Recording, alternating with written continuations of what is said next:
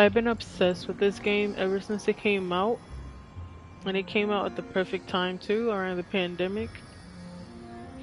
All I did was play this shit. I love this game. Give me 1 second.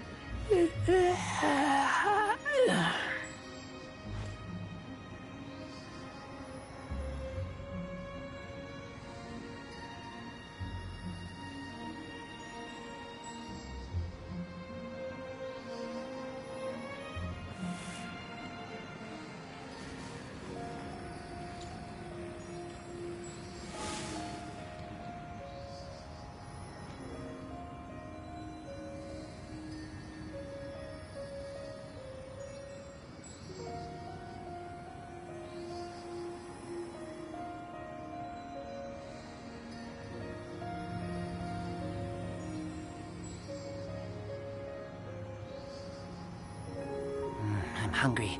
Let's hunt.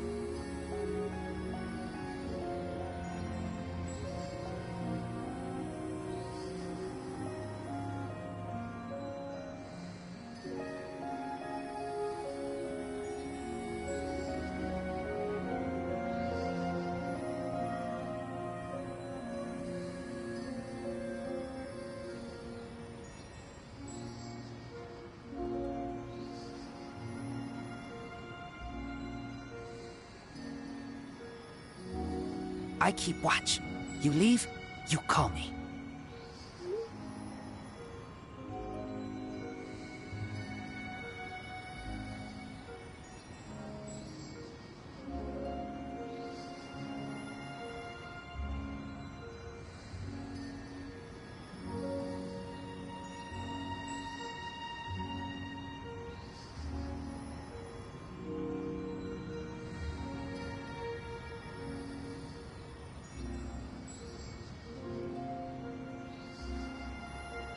I'm hungry.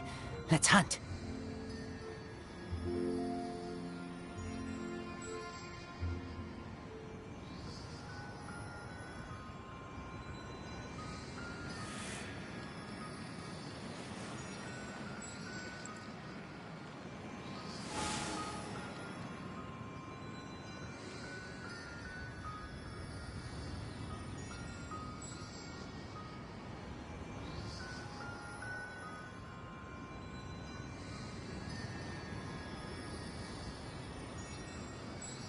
I keep watch. You leave, you call me.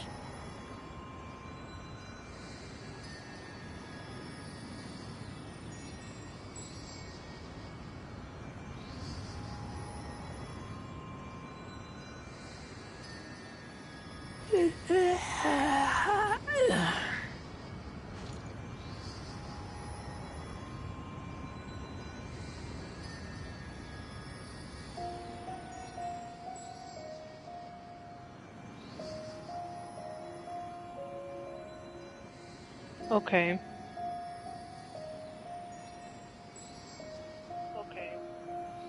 I'm hungry. Let's hunt. Let's hunt.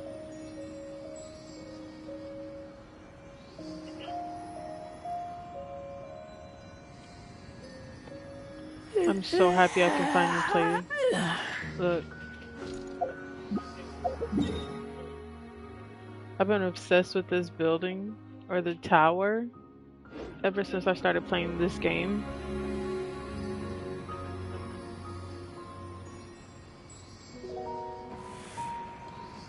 Let me see here. And this game came out at the perfect time too, around the pandemic. The best thing ever. Give me 1 second. I forgot my glasses.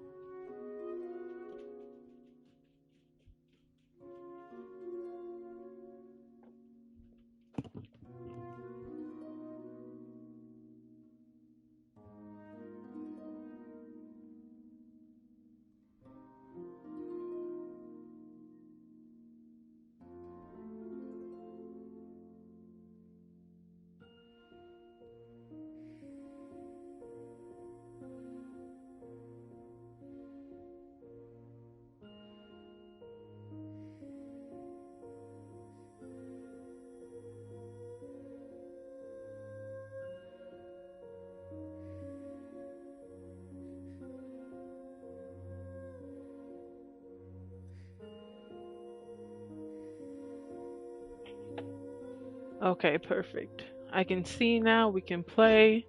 I'm so excited. Here we go. Here we go.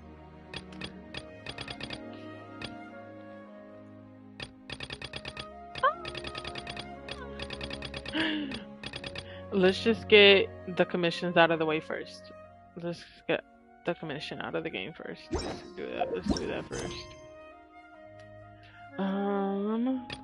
Let's see here.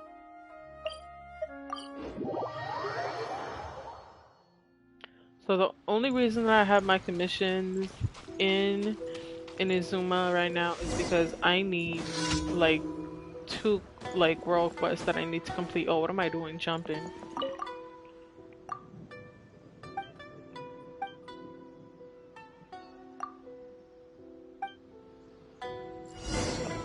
There we go. Look for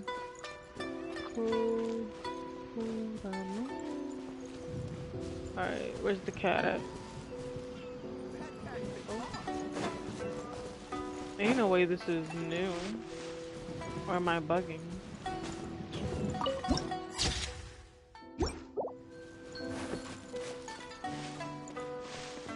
Let me tell you something. That's new. There's no way I missed that in this entire time. Oh, okay. They're over here somewhere. Mm -hmm.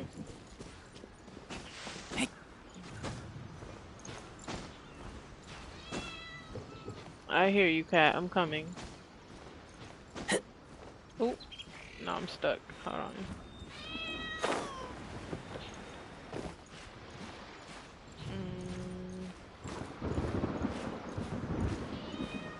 Mm, is it gonna let me get stuck again?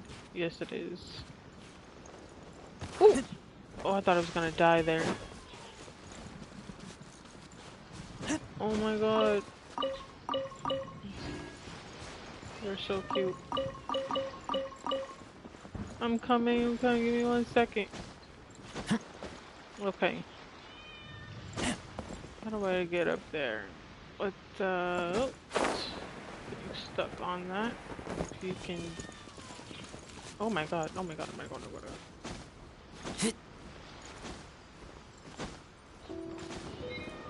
Oh, no, I'm running out of time. Oh, nah. I was playing around too much.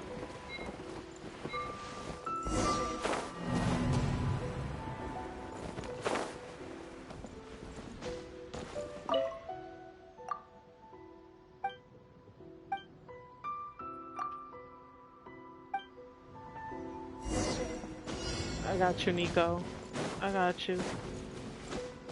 Give me 1 second.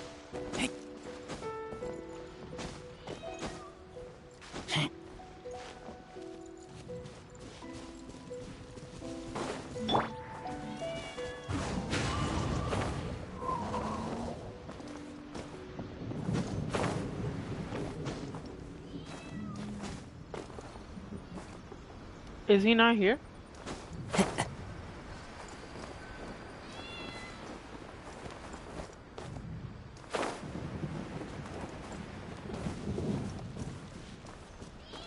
I did all of that.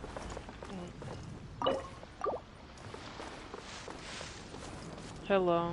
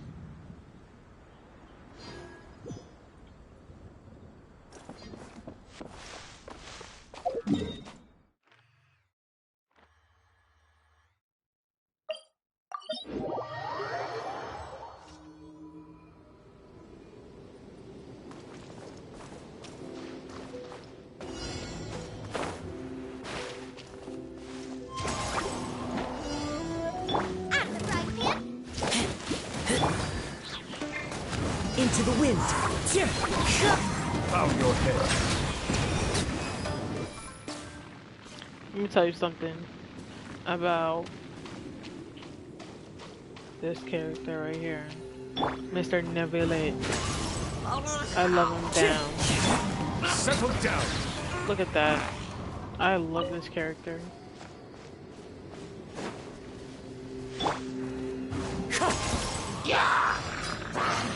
Ooh. Haha. Y'all thought. Do something. Nature.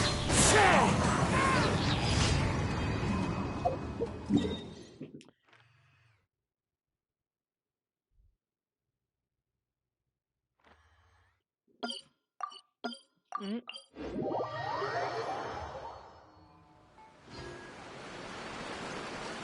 I've been playing Genshin since it first came out.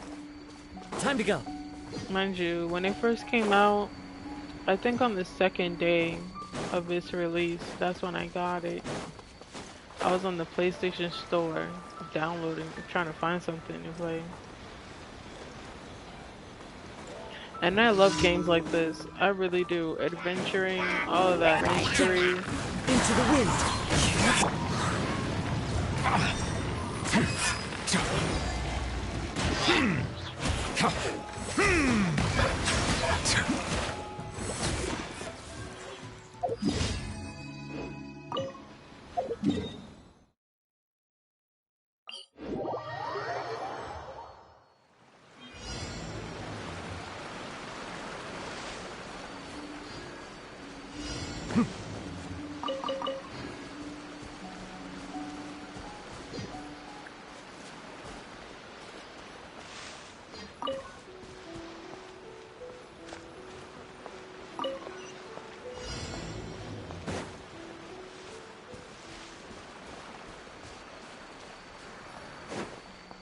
I'm a smooth criminal like that. Alright, now to get to the real thing that we want. Here we go. Finally, bro. Here we go, here we go. And just so you guys can see, hundreds all across the board. You hear me? All across the board. I don't play. Here we go, here we go. Leeway.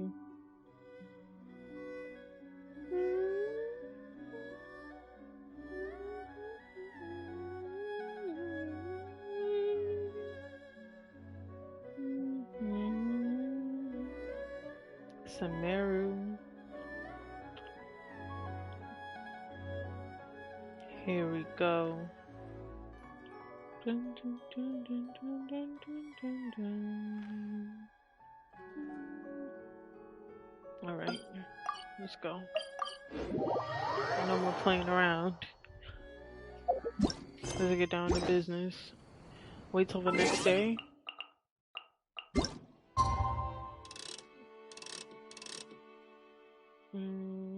8 o'clock.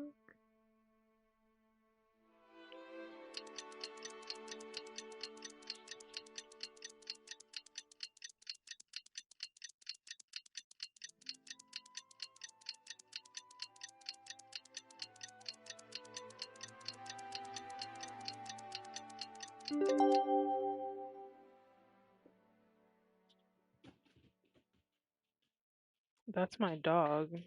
He's very loud.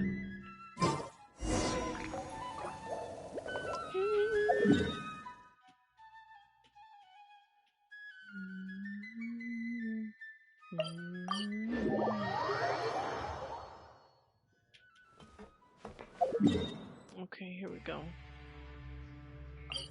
No. Here we go.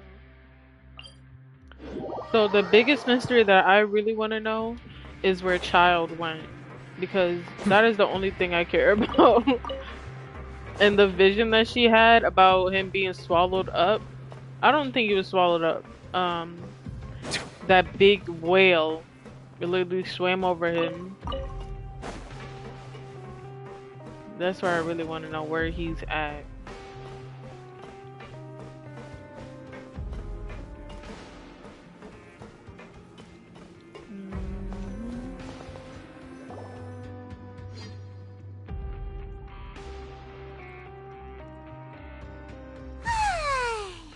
Now, wait a sec.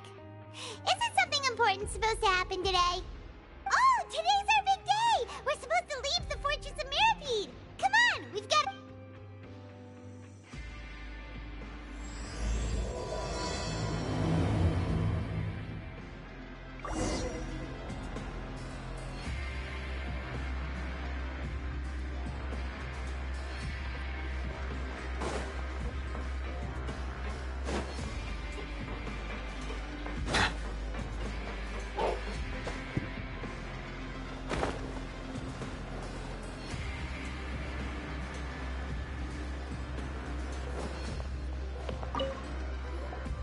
Please, sign here. This document will be effective immediately upon signing, and you two may exit the Fortress of Mirapede via the regular channels. It's been so long since we've been to the surface. Let's hurry up and... Huh? What's happening? Oh.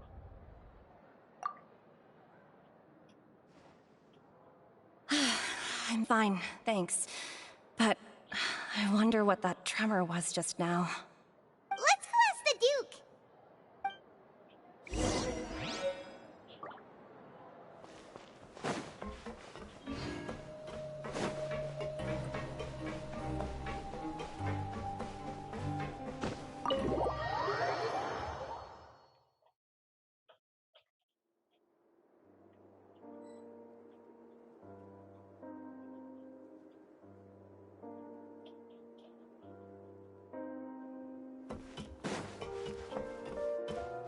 Duke is my husband, low key, you know? He my husband. Your Grace? Ah, good to see you two. Yeah, what was with that earthquake just now? Ah, that. Over the years of serving as the warden here, I have developed a sense for distinguishing between what occurs on the surface and what occurs underwater. Besides, the seal that Monsieur Neuvillette set in place won't fail so easily. So the fortress is okay?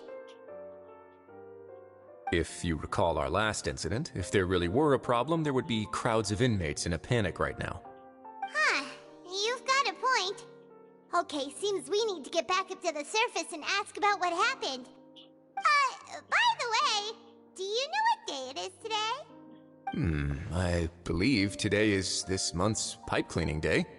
Wait, seriously? Ah, yes. Have you completed your release papers? Yep. It's you two. Are you leaving now? That's right! Today is our last day in prison!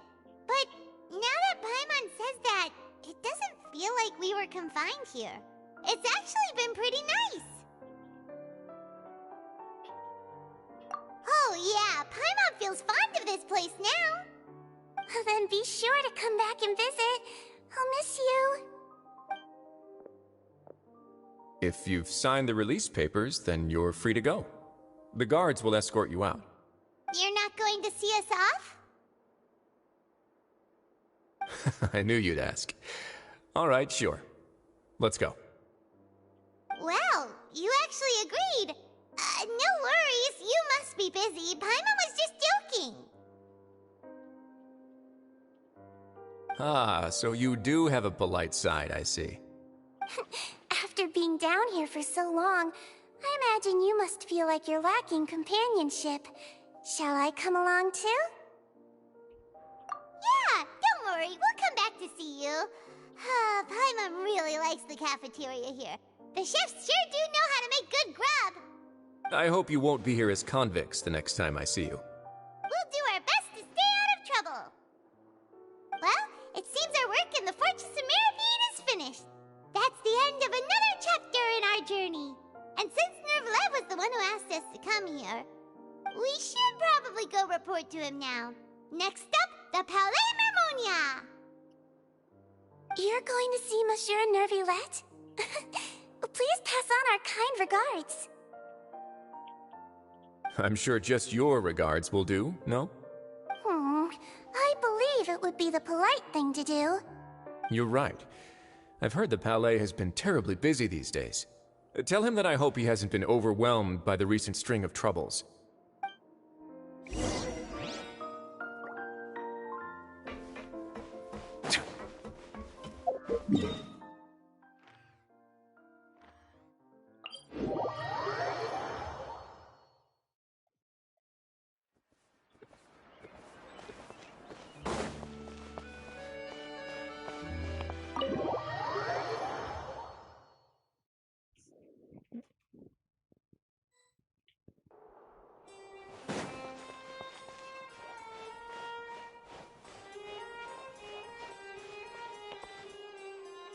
The Palais Mermonia sure is buzzing with activity today. Halt! Huh? Oh, it's you two. Apologies. Monsieur Neuvillette did say you'd be welcome at any time. Excuse me, would you mind helping me take a look at this report? I'll be right there. Sorry, I've got my hands full here. You can see yourselves in.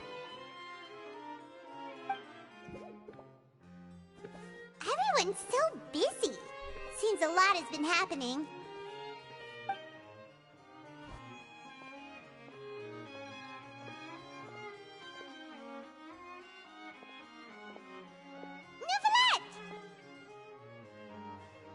Hello. You've come at the right time, but you'll have to wait for just a moment, as there are some urgent matters I must tend to first. In the meantime, please, have a seat. If you'd like to have something to drink, let the Melusine outside know. That's all right. We just ate. Very well, then. Let's take a break over there while we wait for him to finish his work.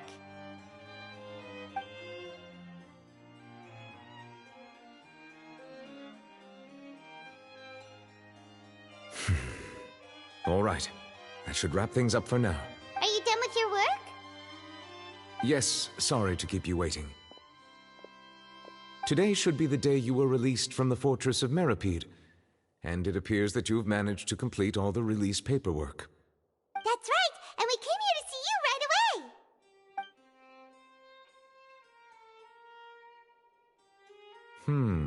A massive whale.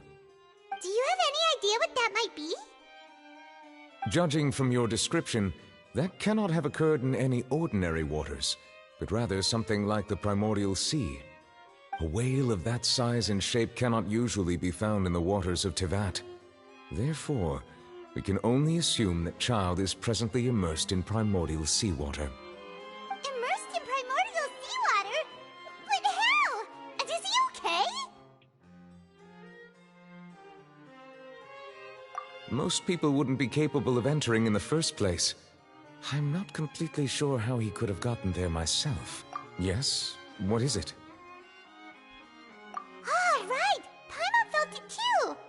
We asked the Duke and he said it wasn't from underwater, so we figured you might know something about it. It turns out that I have just received a report about this particular matter. In fact, that's exactly what I was busy with a moment ago. The source of the tremor was here on the surface near Poisson. After the shaking stopped, the water levels in the Poisson area rose at an alarming rate. The water levels rose? Oh no! What about all the people there? Fortunately, the water levels only rose for a short period of time and have already returned to normal now. However, I still have connected with the leaking primordial seawater, and the situation in Poisson may be much worse than it appears. Navia should be in Poisson, right? We need to go. I would also like to go there as soon as possible, but I'm afraid I can't leave just yet. We must immediately formulate disaster prevention plans for the surrounding coastal areas to avoid potential catastrophes. I'll have to ask you two to go to Poisson first. I'll meet you there to check on the situation once I've finished things here. There's no time to lose! Let's get going! Please be careful.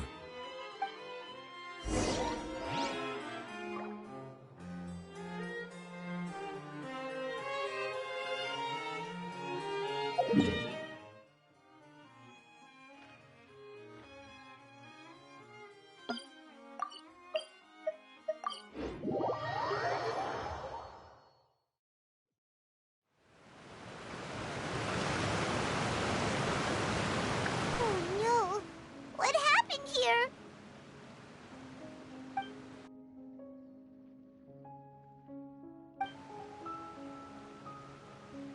Navia should be around here, right?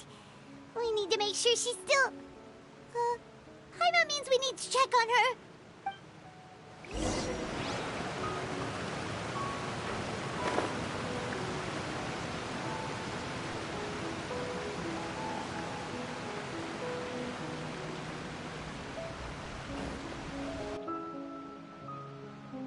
We haven't seen a single soul all the way here. Oh, this is getting scary. What will I ever do now? Look, there's someone on the roof over there.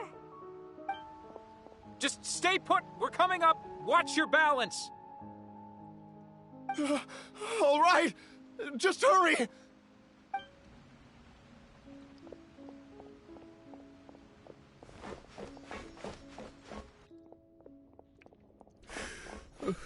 I'm not young anymore. How will I survive on my own? My Desiree! Oh, he looks pretty sad. My leg! My leg! How could this have happened? It hurts! Just hang in there. Help is on the way. You can hold my hand if it makes you feel better.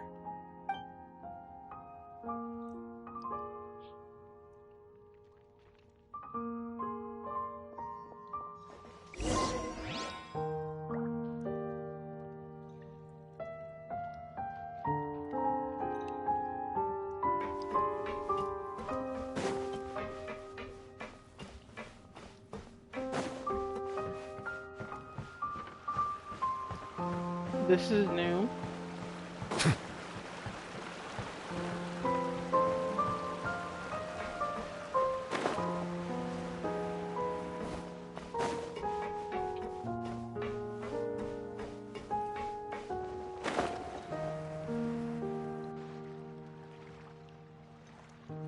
Oh, it's Navia. She's over there. Hey, Navia, are you okay?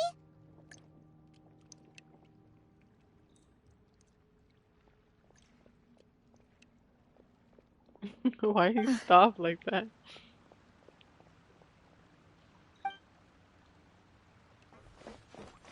You're here. We heard there was a situation in Poisson, so we came as quickly as we could. Yes. As you can see, the water level suddenly rose. It caused quite the disturbance, in fact.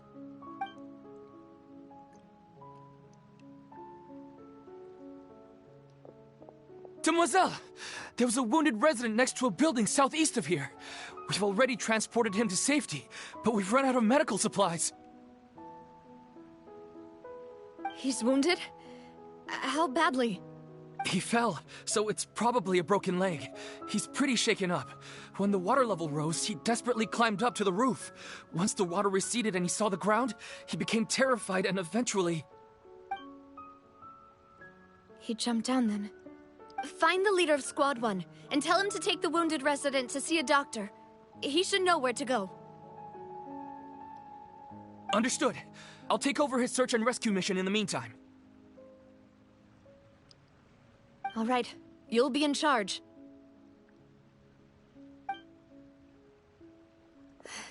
I'm sorry. Where were we? The situation in Poisson? Ah, right. Allow me to explain. A little earlier, we suddenly heard a loud noise. At first, everyone thought that something might have exploded in the waterways. But before we knew it, water started pouring out from everywhere. The rushing water seemed a little odd, almost like the unique color of primordial seawater. Some people didn't realize the danger and thought it was just ordinary water, leaking from somewhere.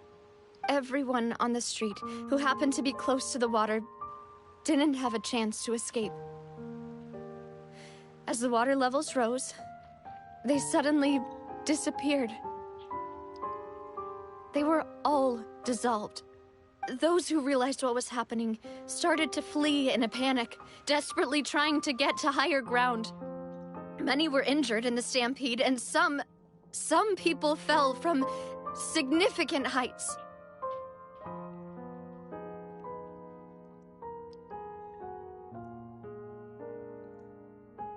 The Spina di Rosula initiated rescue operations as quickly as possible, but there have been a lot of casualties. Fortunately, the water began to recede after some time, and the chaos came to an end. The water that flooded the area contained primordial seawater, so the lower levels of Poisson are still hazardous.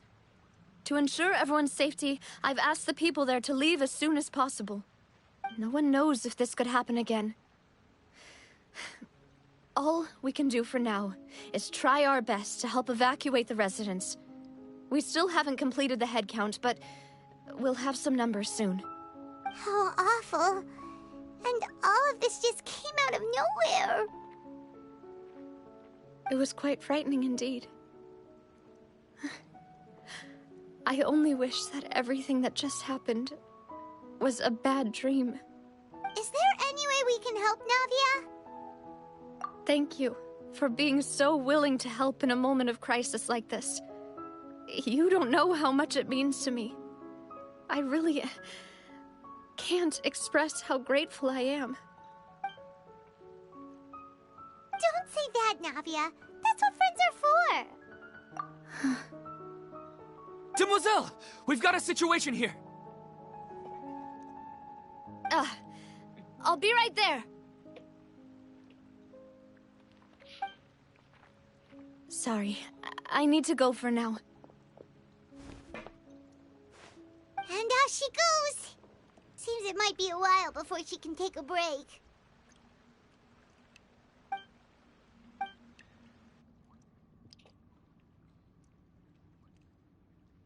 Okay, the wounded are being tended to, and Of course, we should remain ready for anything, and continue doing our best to rescue others. I'll be sure to have everyone at the Spina di Rosula ready to render assistance. Traveler, Paimon, would you two accompany me to my father's grave for a moment? Huh? Right now? Thank you.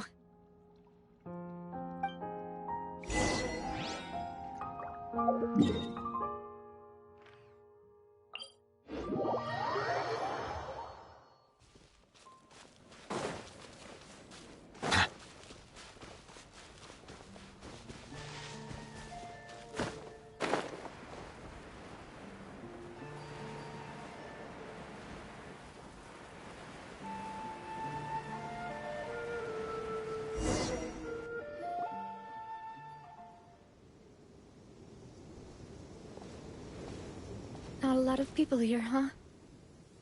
Well, given the time of day and the whole situation in Poisson, Paimon doesn't think there'd be a ton of people here visiting graves. That's how things are now. The living are so exhausted that they've no strength to spare any words for the dead. Navia?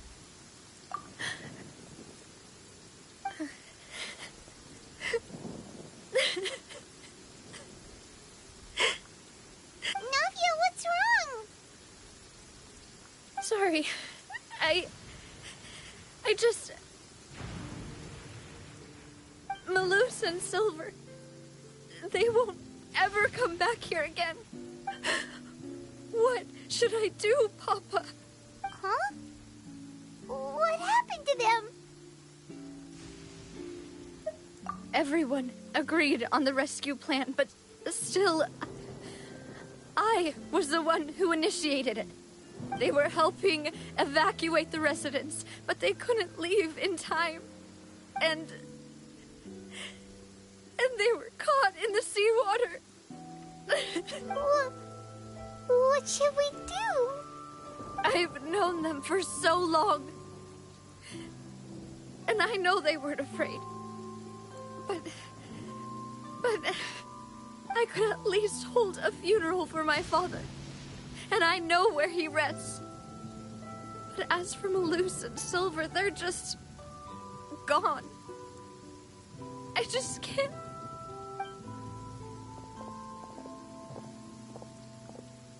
Everything looks so clean after it rains. Even the gravestones. I didn't expect that you'd enjoy a glass of red wine in front of Master Callus's grave. I can understand. Besides, the scenery here isn't half bad.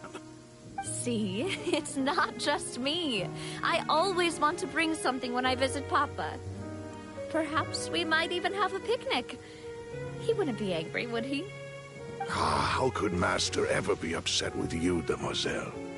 Yet the cemetery is the home of those who have passed, is it not?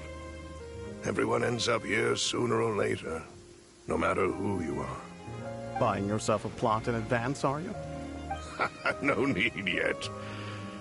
But when I do, I hope you'll let me be buried beside Master Callus, Demoiselle. Hey, stop joking around. I'm quite serious. That way, it will save us both the trip to see each other whenever you visit your father's grave. That makes sense. In that case, could I be buried on his other side? After all, besides you, Demoiselle, the two of us could certainly be considered Master's closest companions, no? Personally, I believe we fill those shoes just fine. Why are you bringing this up all of a sudden? Seriously. All right. I'll remember your requests. But I'd really prefer not to talk about this stuff. And what do you mean by saving me a trip? I'd make the journey even if I had to visit you two somewhere else.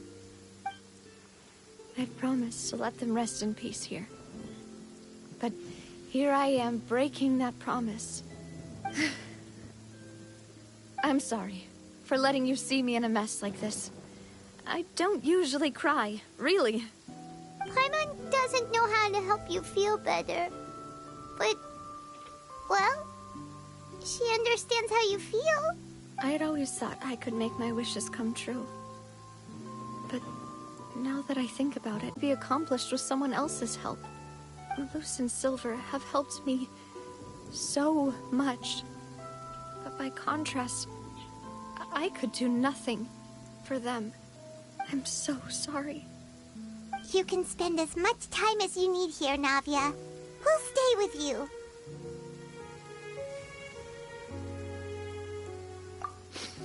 Thank you. Right now, you don't know how much that means. By the way, you can have a look at this. It's a list of victims from the incident that took place here. Obena, Khan, Burnett, Giverny, Francine, Karina, Daisy Ray, Joinville, Julianne, Esson, as well as Malus and Silver. So, everyone else is safe. It's okay. I know what you're thinking. And you're right. We lost Malus and Silver. But we were able to save more than we anticipated. The overall outcome indicates that the cost... Right. Don't think that way, Navia. One person might be saved at the expense of another, sure, but that isn't something we should ever consider a trade. Malus and Silver were not the price for saving anyone. They're heroes. You're right. Thank you. What you said just now was pretty amazing, actually. I'll remember your words. Oh, really? Seems you've become more eloquent in the time since we last met. The knave? What are you doing here? Is everything going well on your side? Yes, my people are carrying out the mission according to your request. All the residents of Poisson have been evacuated, and we're preparing to relocate them to higher ground. As for these supplies, we have everything taken care of. There is no need to worry. Thank you very much. Wait, do you two know each other? We just met recently. Right, Miss Navia? Usually, I would call this a coincidental encounter. That doesn't quite fit this time. Besides, it never even crossed my mind that a Fatui Harbinger would come looking for me. Thanks to the Knave, Spina di Rosula received generous support from the Fatui, which allowed us to complete the rescue and evacuation work so quickly. Mutual aid is essential to fostering positive developments. We were already in the area, in any case, so it was nothing. That said, I must say that you're a lot sharper than you let on. I'm sure you understand what I mean.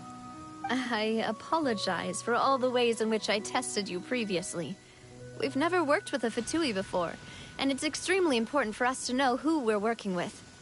My subordinates have reported that Fatui soldiers have been observing water levels and taking head counts in various locations. I hear that they've also prepared a large amount of emergency supplies. I'm quite surprised. This is nothing to brag about, nor do I intend to. It is simply the way of powerful organizations to act forcefully, whether they are doing good or ill.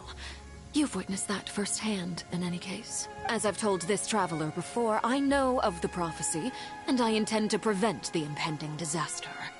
Lending your organization a hand was a natural first step in accomplishing that. As such, do not be troubled by this token of our sincerity. Perhaps one day, you'll also be able to help me in the same way. Without your help, there would have been many more casualties. I won't forget your kindness. Furthermore, I sincerely regret what happened to Malus and Silver. I only wish that my people could have arrived a little earlier to prevent this from happening. Don't say that. You and your subordinates did everything you could. As Paimon said, Malus and Silver didn't choose to sacrifice themselves for any specific person. And they weren't the price paid for other salvation. They chose trying to relieve pain by saying some noble-sounding words. But right now, there's nothing more suitable. They really did become heroes. You're right. I'm sorry for your loss, Miss Navia.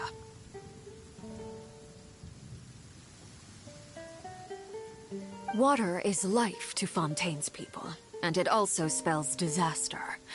It's no wonder that people always say that prophecies represent fate. Fortunately, I've never been one for such opinions. So, you're one who will try to change fate, then? Of course. That is why I'm going to Hotel Bouffe de Thé. I still have some things to take care of, and the children need my attention. By the way, Traveler, Paimon, one more thing. Alright, then we'll just... Huh? This isn't right. Paimon thought you would ask us to walk with you for a moment so you could tell us something in private. That is a clever and useful conversation technique, which I do like to use when necessary. But there's no need today. It would not hurt to have Miss Navia listening in. Traveler, I'm sure you remember that I said we could work together when we had the chance. You and I both know that there may be issues with the Primordial Sea. Previously, it was the Fortress of Meripede's sluice gate, and this time it was the water levels in Poisson. These are both signals. Indeed. Allow me to share the latest intel I've received from the House of the Hearth's intelligence network with you. During some recent investigations, a child claimed to have discovered some ruins near Poisson. The ruins date back to ancient times, and seem to be worth investigating in many ways. Judging by the dating of the ruins, they may be related to the prophecy and the coming crisis. The situation is becoming more urgent, so any pertinent information will prove extremely precious. My people initially came to prepare for ruin exploration. Unexpectedly, this disaster struck, and at present, we're all busy prioritizing the rescue effort. So that's why the Fatui were already in Poisson. I wanted to take the children along, but unfortunately, Linny, Lynette, and Fremine have all been dispatched to higher ground to assist affected residents. Linny told me that outside of the house, the person they trust most is you. Which is why I want to give you this task. The House of the Hearth's members see each other as family, but Linny, Lynette, and Fremine said that they also see you as such, even though you are not from the house. I'm sure you already understand how earnest they consider their friendship with you to be. Oh, that somehow makes Paimon feel kinda happy. The intel I just shared about the ruins could fetch a high price. But since the children consider you family, it's only natural that I freely share it with you. Got it! So all we gotta do is go to some ruins, right? We can handle that. Excuse me, but may I tag along? You wish to join, Miss Navia? But are you sure you're up to exploring some ruins? You need to rest. Well, I'm sad, yes. But I can't just go back and plop myself into a chair by the roadside and do nothing. There's no point in being depressed while we still have a disaster on our hands. As my father's successor, I must live up to the hopes he had in me. Besides, I'm also doing this for myself. I need something, a distraction, to keep my mind off Malus and Silver.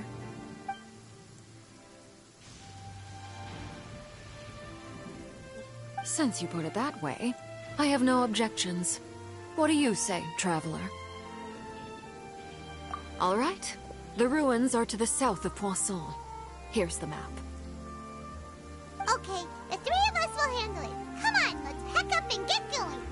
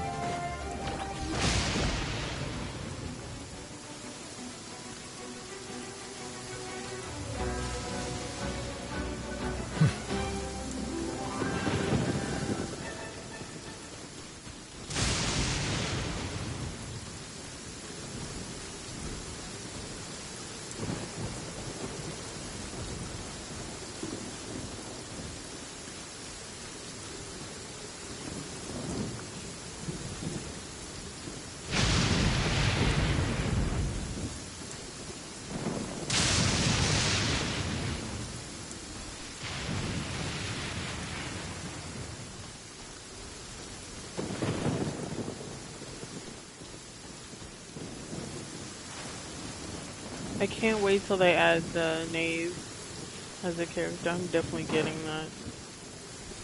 Definitely getting her. I love her.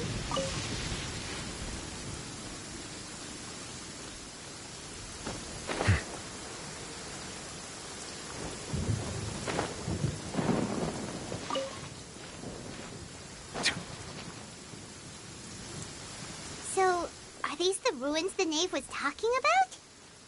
Whoa, talk about old. They seem to be pretty ancient, all right. Let's go in and have a look. Just be careful.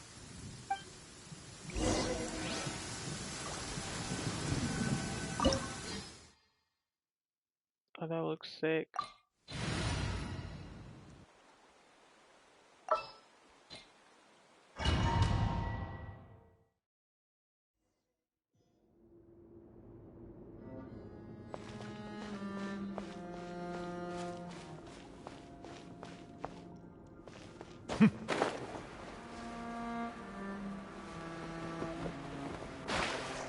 I'd be looking around for treasures.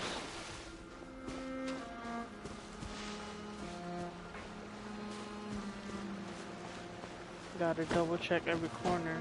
Oh, why can I go up there? Oh, it won't let me. Oh, that's whack.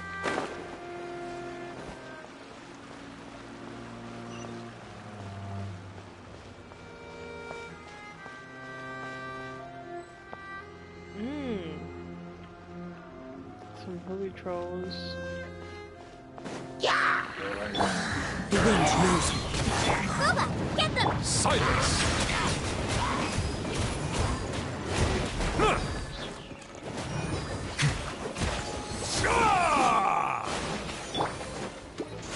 Keep back!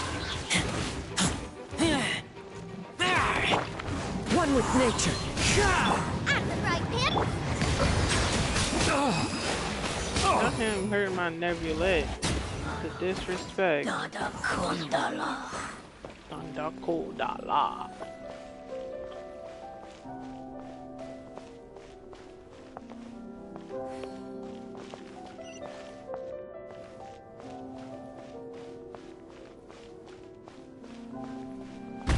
Oh my god. That really just gave me a heart attack. I get scared easily. Oh my god. My damn heart. The wind knows me. Settle down.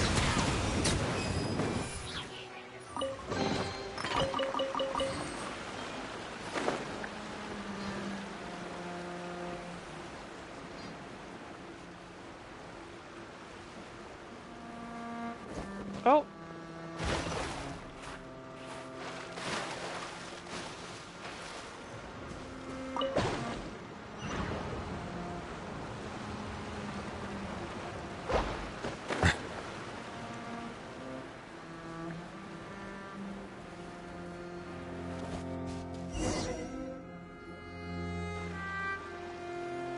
This place has also been contaminated by primordial seawater.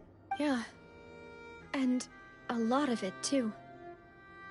A Fontanian would most likely dissolve the moment they fell in. Right! You can't go down if there's primordial seawater. It's too dangerous, and it won't be any help for you to just stay here. Don't get by my wrong. We're not saying you're useless. It's just that... No, you're right. I can't do anything in this situation. I'll leave this to you.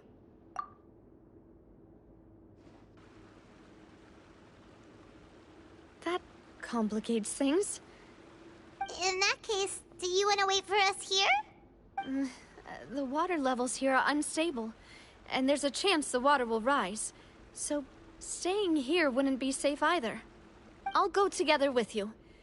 Perhaps we'll find the exit just up ahead. All right.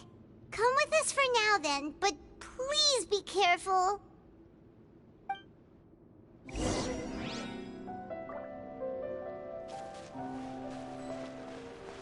Oh no, it's a dead end! Let's try climbing over from the side. It honestly looks so beautiful. A bunch of stars. Like, you might as well look up. Not him trying to go for a dive. Okay.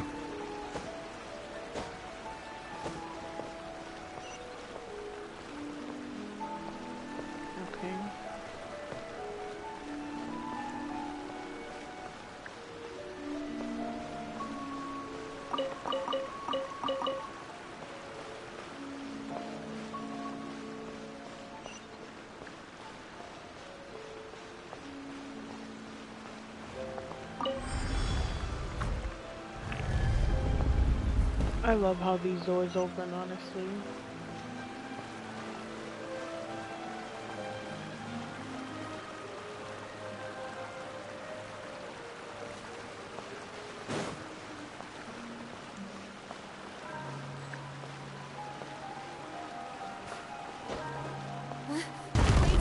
There's something wrong with this bridge! Run!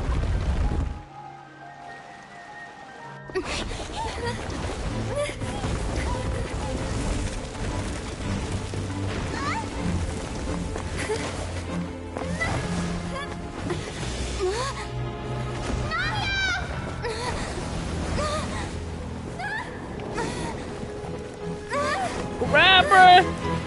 Oh no. Please.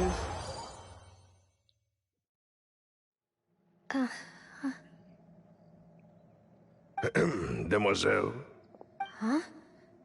Demoiselle, what are you doing here by yourself? Would you be standing here till dark if I hadn't come to get you? Maybe she just wants some time to herself, Malus. Hmm? Oh.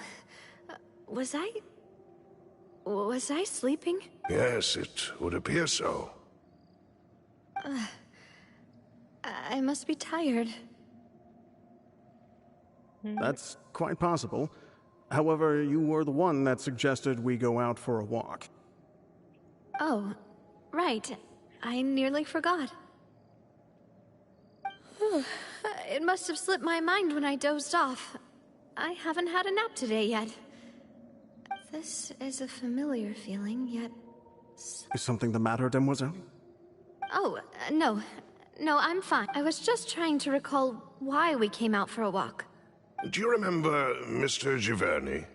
He'd requested our help before with foreign merchants who had a debt dispute with him, and we'd resolved the matter not long ago. We were headed to see how things were going with him at the moment. Ah, right. Yes. I remember now. Oh? Miss Navia. Ah, Mr. Malus. And Mr. Silver, too. It's good to see all of you. How have you been? I've been great. Thanks to your help, those bothersome merchants finally realized that I wasn't the one they were looking for. Why, I wasn't even the guarantor for that person. They were knocking at my door day and night. Even my neighbor, Obina, was getting fed up with them. Sometimes force is required to calm someone down and get them to listen to what you have to say. That's right. Oh, by the way, Burnett, what was it that you wanted to give to Miss Navia again? Oh, yes. One moment, I have it right here. Miss Navia, these are some flower seeds that I prepared. Please take them. They're a very good variety, and they'll become very big and beautiful once they bloom. I don't know what we would have done without your help, so this is a little token of our appreciation. I hope you won't refuse. Ah, did you cultivate them yourself? Thank you so much. I'll certainly take them. Balloose, we do still have some empty flower pots at home, right? Why, we can have as many pots as you'd like, demoiselle. Perfect. In that case, we'll swap out some of the decorative plants for some of Mrs. Burnett's flowers. Very well. Wait. Something seems to be off here. Excuse me, madam. If I'm not mistaken, your name is Burnett, correct? That's right. Is something wrong? No, it's nothing. This is the first time we've ever met, but your name seemed familiar to me. I must have heard it when I was discussing things with your husband previously. I've heard this name before. Sometime recently, I'm sure of it. And why are there so few people around here? Where did everyone go? We must mind the time, demoiselle. We still have important things to attend to today. Huh? We do? Well, now, did you forget? Miss Navia, here you are. I've been looking for you. Please, come to the Opera House. Your trial is about to begin. My trial? Trial? Wait, why would I need to go to the Opera House? Yes, she's right, demoiselle. It's just about time now, so... All right then.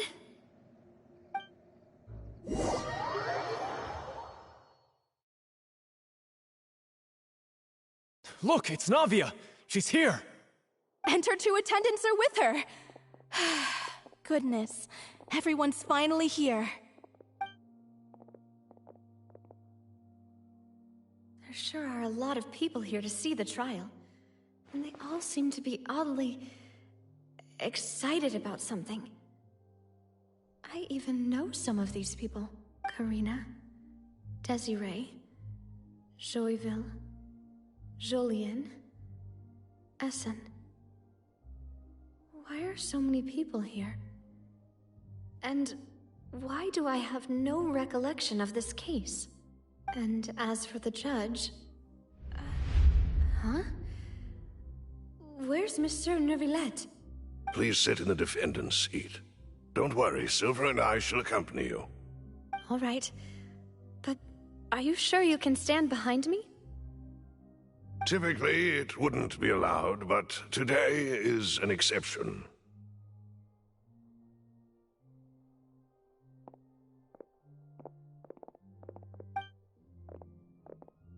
Hey, what kind of place do they think this is? Come on, do they have any idea what they're doing? Seriously.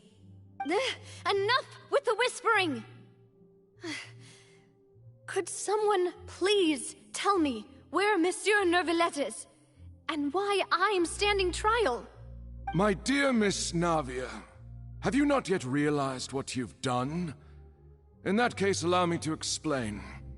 As all here know, you are Master Callus's successor, the head of the Spina di Rosula, someone held in high regard by every soul in Poisson. After you took over the Spina, you treated all of us just like the late Master Callus had. If anyone in need reached out to you for help, you responded. Not only you, but your butler, your subordinates, nearly everyone in the Spina di Rosula fought for the well-being of those in Poisson. Wait a moment. Aren't you just proving that I'm a good person? Yes, correct. Absolutely right. And that is why you stand accused. You have helped so many people get through so many difficulties. You are one with us. We are inseparable. We are one big family, all of us who are from Poisson, inextricably linked. And with you being so important, we couldn't possibly do without you. Therefore, this fair and honorable court shall declare you guilty, and you shall stay here. You will be together with us forever. Huh? What are you saying? Everything you have said is correct. I have indeed done a lot for my hometown, and I would be willing to be with you all, but what is the purpose of having me stand here like this? What is there to discuss? Ah, well, if that's what you think, then I have no further comments. How wonderful, Miss Navia!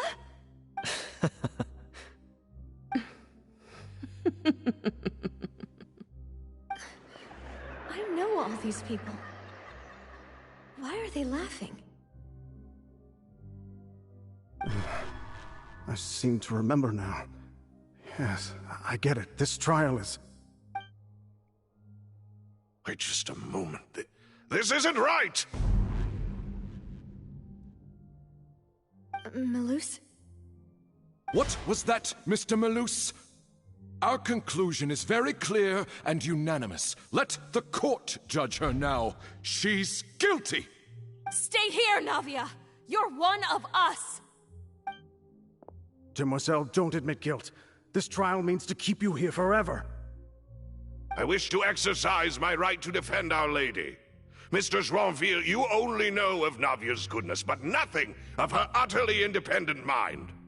She was born a free and independent spirit. She has never been tied down by anything. Indeed, even the death of Master Callus couldn't stop her. Her actions cannot serve as proof that she identifies herself as part of any group. She merely acted as an individual, extending her hand to help others. Please do not mistake her actions as being otherwise.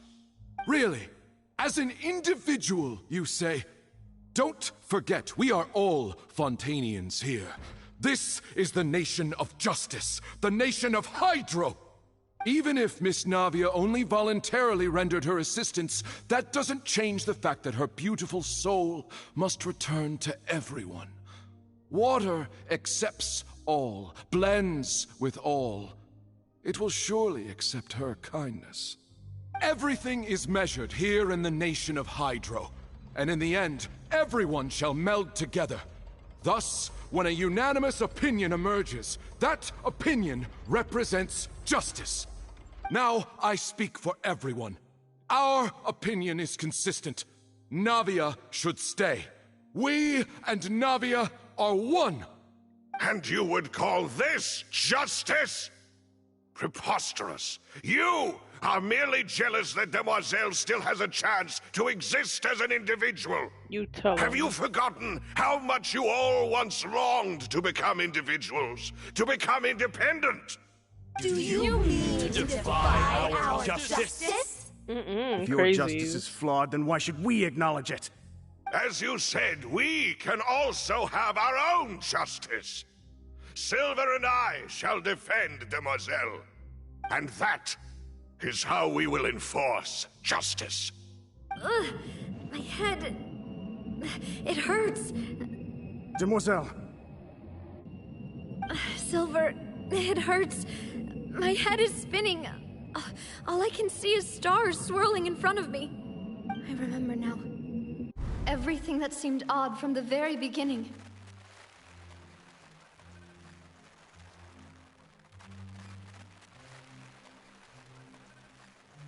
Karina, Desiree, Joyville, Jolien, Essen, and Mr. Giverny and Mrs. Burnett, who we met earlier.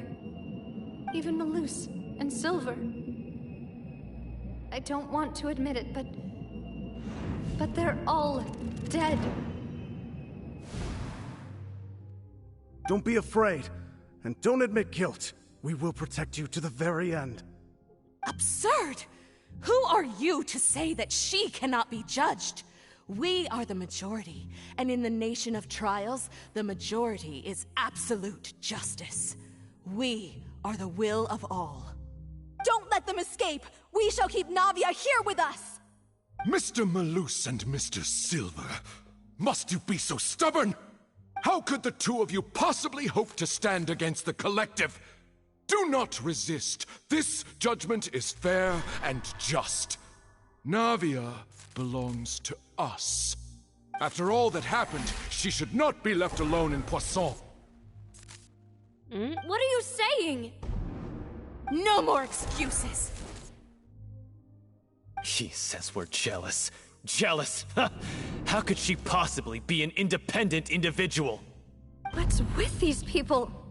Who's jealous of her? She belongs to us! Miss Navia, she... Silence! Oh! That's... My man has arrived. Monsieur Neuvillette! Such commotion is prohibited in the court. The accusations you just presented are nonsense and cannot constitute a proper trial. I'll be right back. The court will adjourn for the rest of the day. In this, I shall hear no objections from any unauthorized party.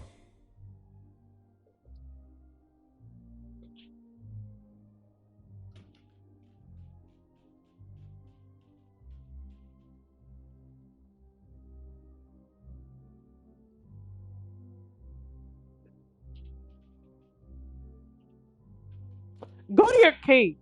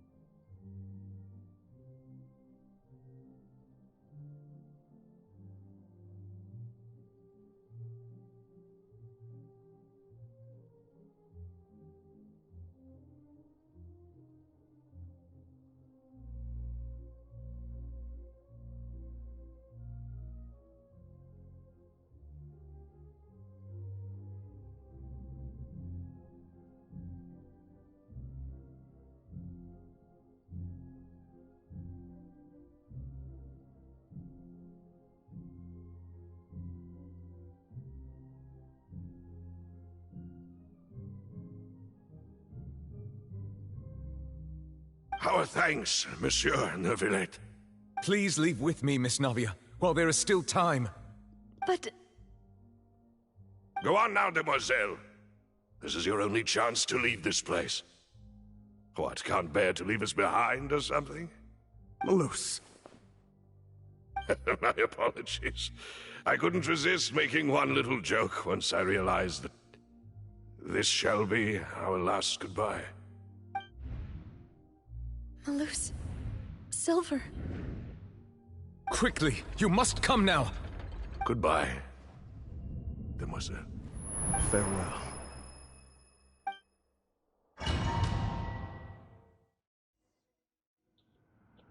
No, wait! Just a second! Navia? You're awake. Good. I must have been dreaming. Malus and Silver were still alive, and they were defending me at some insane trial. It looks like you're all right. Did all the sad feelings cause you to have a nightmare? Paimon could give you a hug. The ruins you were exploring suffered a cave-in. When I arrived, I found you falling toward the water. You were just about to be dissolved within, but I...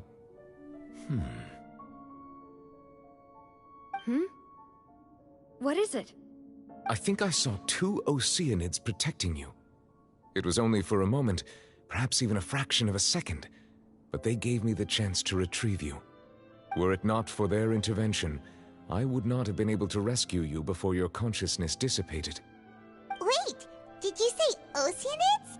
You mean like what happened with Vache? Perhaps those 2 Oceanids were the people you saw in your dream.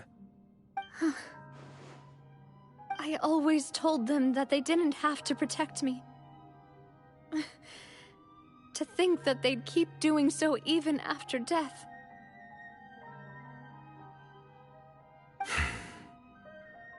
Please come with me.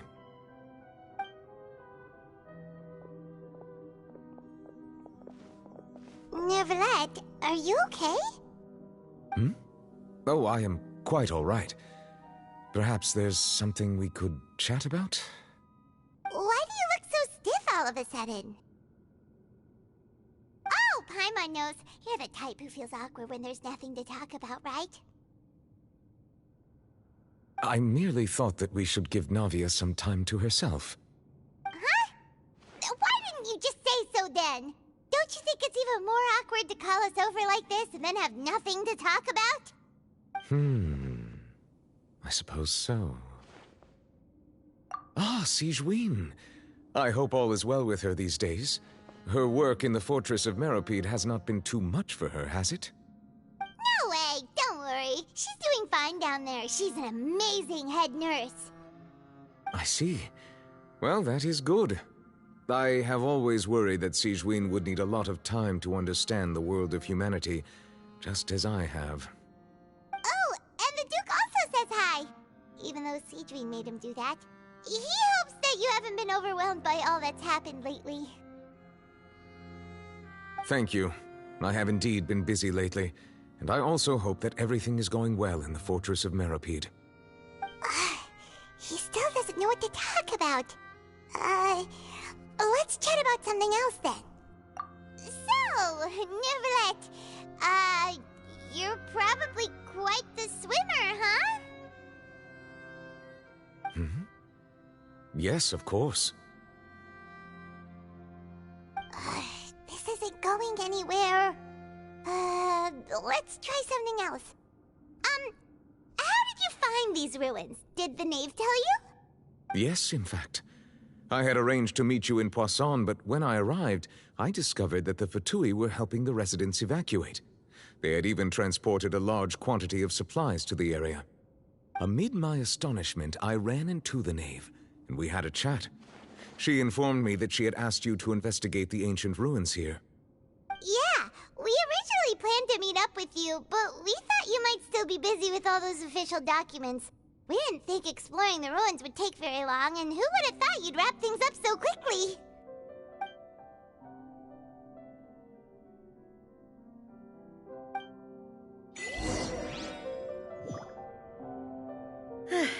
I'm sorry to have kept you all waiting like that. I'm feeling much better now. I guess we should get going again. Will you come with us, Monsieur Neuvillette? Yes, if you wouldn't mind my company. All right! Another one joins the party! Let's get going then!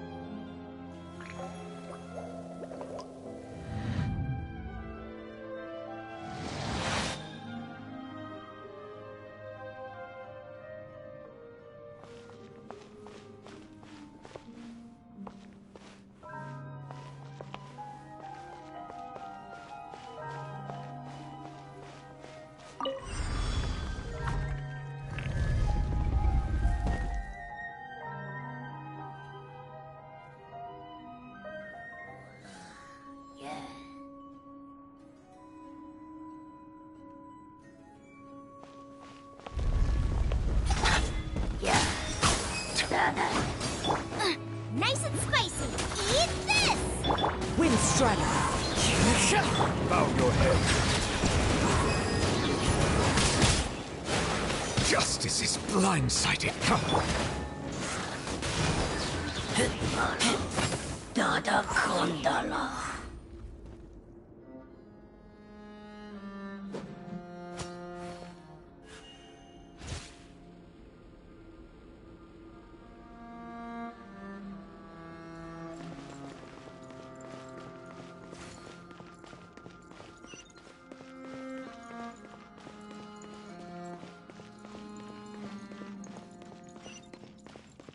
Oh no, another unstable path. Watch your step.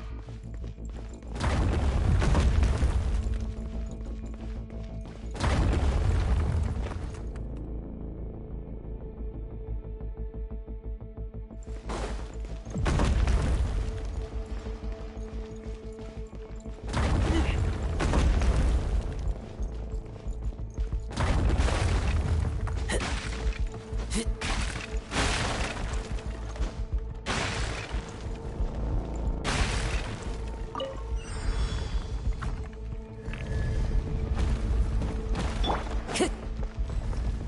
out! There are rocks falling over here!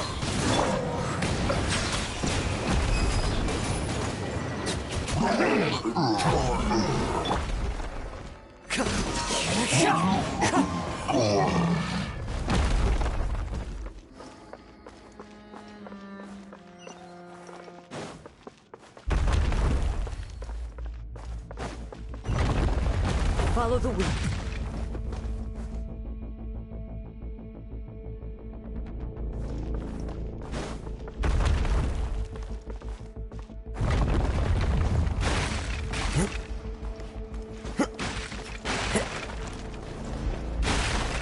Seems we're almost at the top. Keep it up!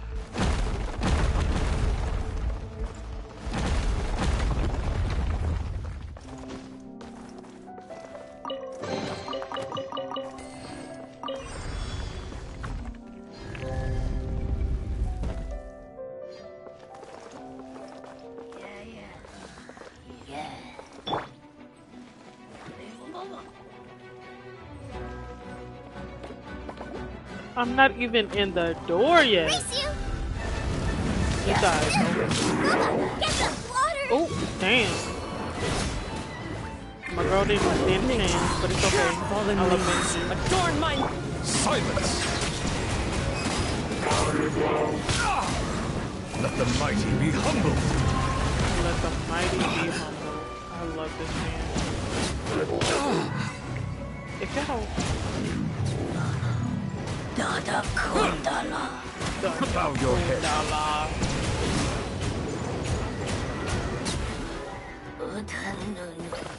Hold on, I'm gonna take a bite out of my sandwich because I'm hungry.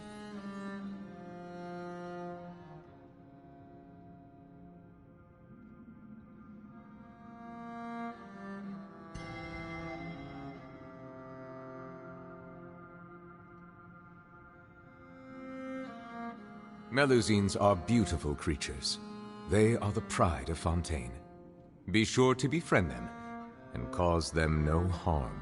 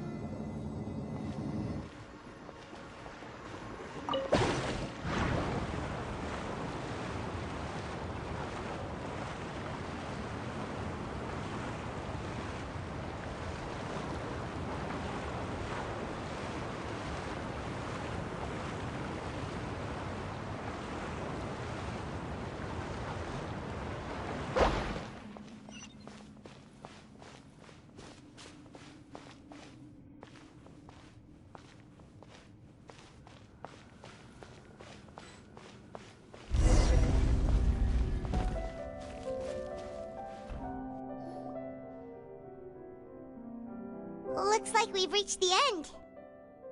This is the place. There should not be any other hidden spaces in the vicinity. The path sure had some twists and turns, but it turns out that this place isn't actually that big.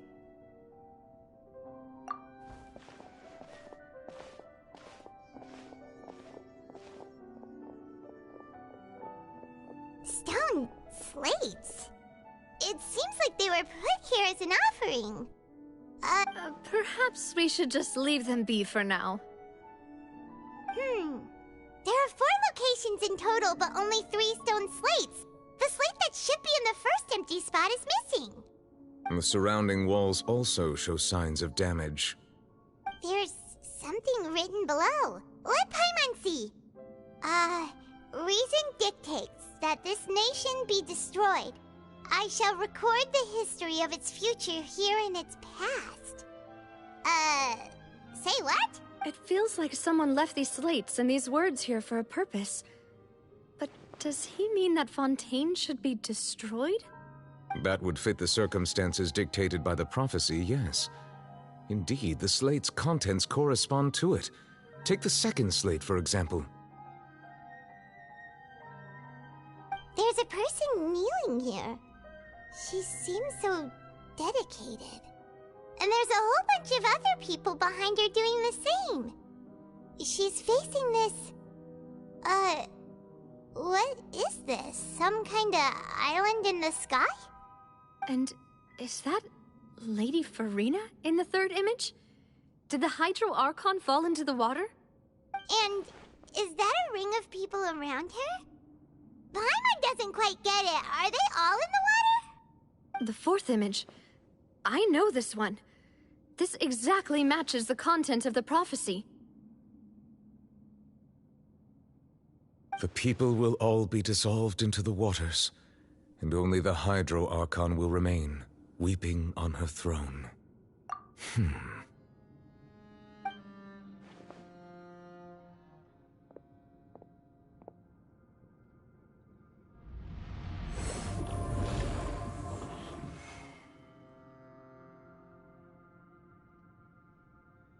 More information should be hidden in these slates, but I fear I cannot easily uncover it, most likely due to us missing the first slate. I am very sorry. Don't blame yourself, Monsieur Neuvillette. Deciphering ancient stone slates isn't one of your duties. Ooh, Paimon's getting the chills just looking at these slates. This says that it's the history of the future, right? That means the prophecy's sure to come true. I really hope it doesn't mean that. Still, Paimon feels like these images are kind of weird when you look at them together.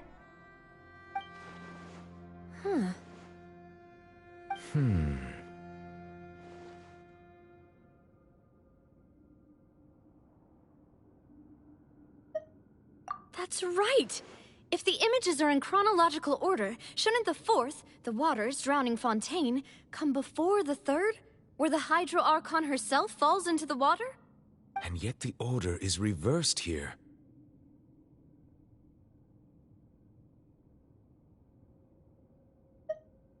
If we go by timing, Lady Farina only emerges in the third image. That means that the person in the second image might be the previous Hydro Archon. Egeria, then. I had never met her, but her appearance here does match the records. The previous Archon kneeling before the floating island in the skies, as if confessing a sin. Did she herself commit that sin? And if not, why would she be in such a posture? Also, I'm still wondering why these ancient stone slates are here at all. Judging from their contents, could this place be the origin of the prophecy? Does that mean that someone, or some people, once saw these slates? But who would have created these slates and left these words here?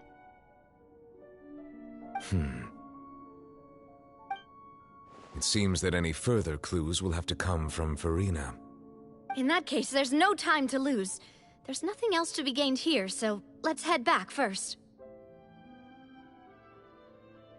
Yeah, we better get somewhere safe for now.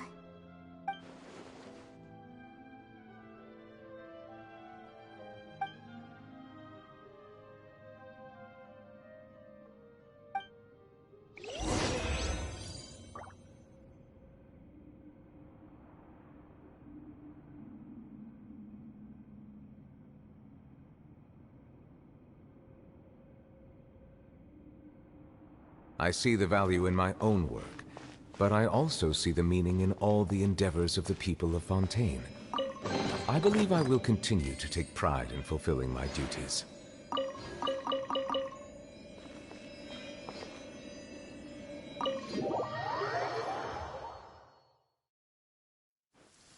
Let's split up here. I'm going to check on what's happening with the Spina. You know how it is. There's some things you just need to be there for yourself. You still have energy for that, Navia? pretty beat.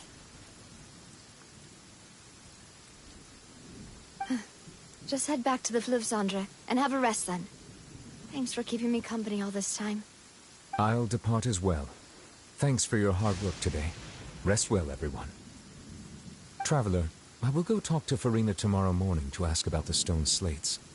I'm sure that you're concerned about this matter as well. If you have time, drop by my office.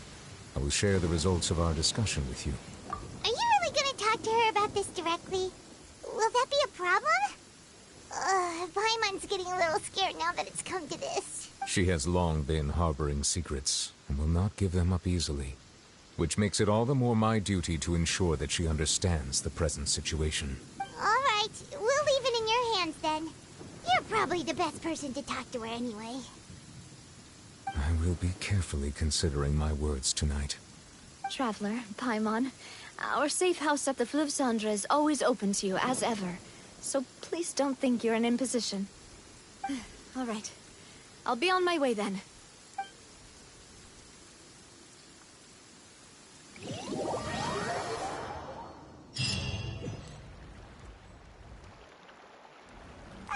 We're finally back! Welcome back. We've got a special menu prepared for you two tonight. Yay! And there's good food too! Navi, no, the bot. Ooh, desserts! Nice, these are all Paimon's! Paimon's already starting to forget what happened today. Oh, that voice. Is that who I think it is? Huh? It's you two. What are you doing in Fontaine?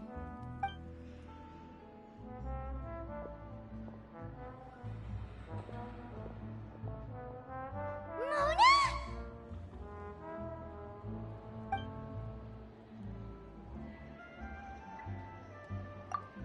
Seriously, nobody just uses a scry glass whenever they've got time to just see who they'll meet on the road.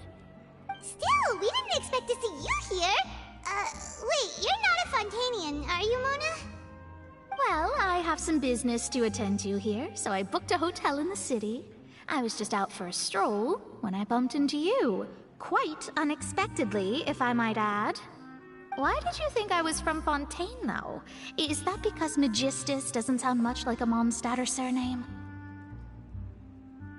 Yeah, let's go with that. Well, I used to have my own surname, which was, well, some other thing. Either way, the old hag told me when she took me as her disciple that the first step to being a great astrologist's pupil was to change that name. There was nothing for it, really. She really is amazing at astrology, so I changed my name to what it is now according to her wishes.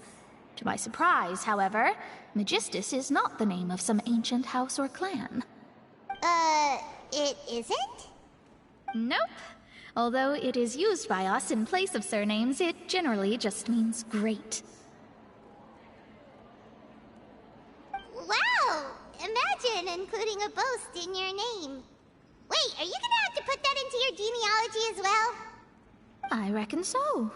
In any case, I'd give my disciple a name like this as well, if I were to take one.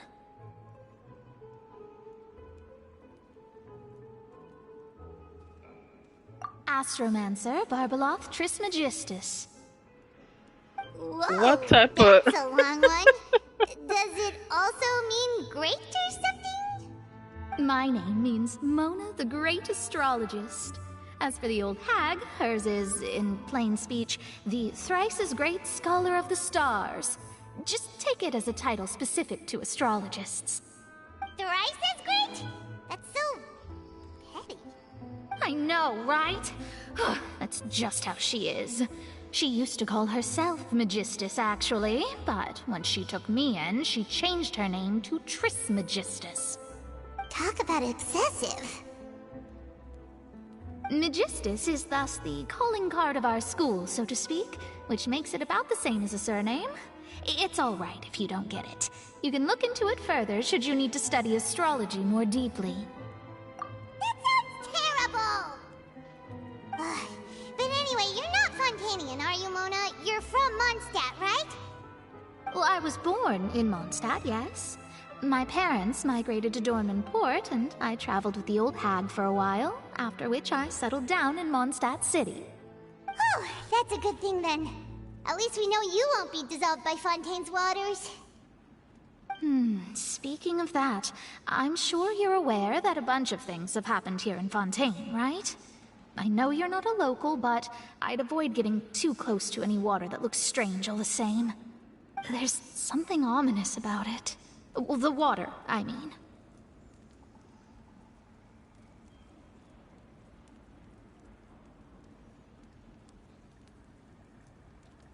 That was the main reason, yes. Just a while back, the Steambird invited me to take part in a panel and speak about the circulation of the prophecy as an astrologist. The invitation was sent quite early on. I don't think anyone expected Fontaine to be in this much trouble. What do you make of that prophecy, Mona? Just tell us what you think as an astrologist. Your word would go a long way to make things more certain and less scary. What I can tell you is that I'm an astrologist, and that this prophecy concerns the fate of Fontaine, even that of all Tevat. Ascertaining this is akin to reading the fortune of the whole world. I'm afraid that this is not something that just anyone can do. If I could do it, you would no longer call me an astrologist, but a visionary. But on the flip side, the prophecy is so huge and powerful that it must surely come from a powerful visionary. Its contents involve the fate of the world. Disregarding it would be a mistake. A visionary? Sounds really powerful and all, but does such a person really exist? Of course. The old hag could do it, and I'd bet there are others amongst those Hexenzirkel colleagues of hers who could do something similar.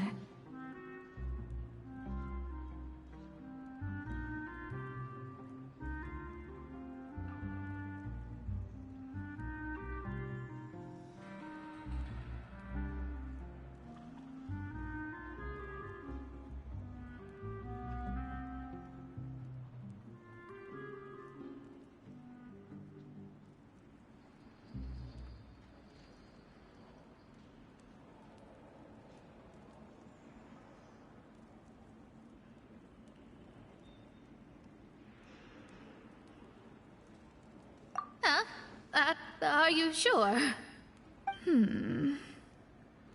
All right, I'll help you. It isn't often that I see you with such a serious look on your face. I'll tell you once I hear back from her. Thanks, Mona! You're amazing as always! Oh, well, this is something only I can do after all. So yes, your praises are quite welcome. That's the greatest of astrologists for you! Of all the people we know, you know the star's the best! Indeed. That's the spirit. Oh, sorry.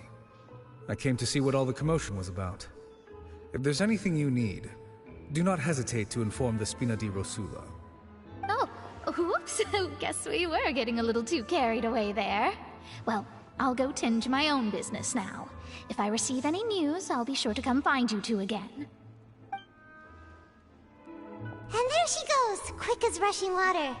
And here we are with the Spina guy giving us suspicious looks. If Paimon hadn't spoken for you, it'd be you! That's more like it.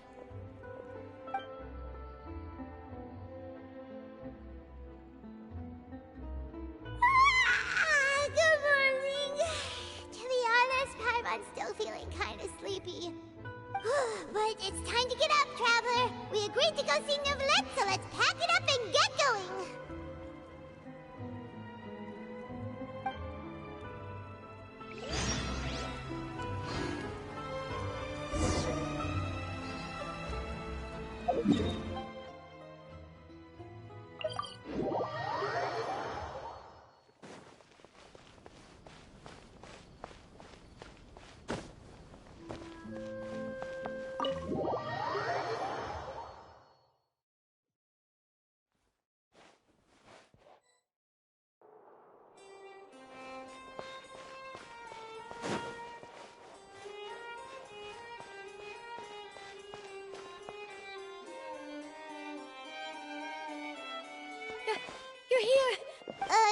Is something wrong?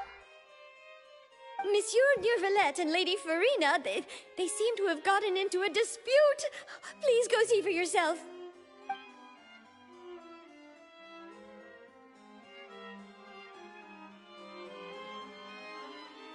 Like I said, I've already explained everything. And yet the problem has not been properly solved. There is little space for excuses between us. It is not my intention to offend you, but please, tell me where you stand. You are the Hydro Archon Focalor, are you not? Look at this. This is a list of the victims from the recent Poisson incident.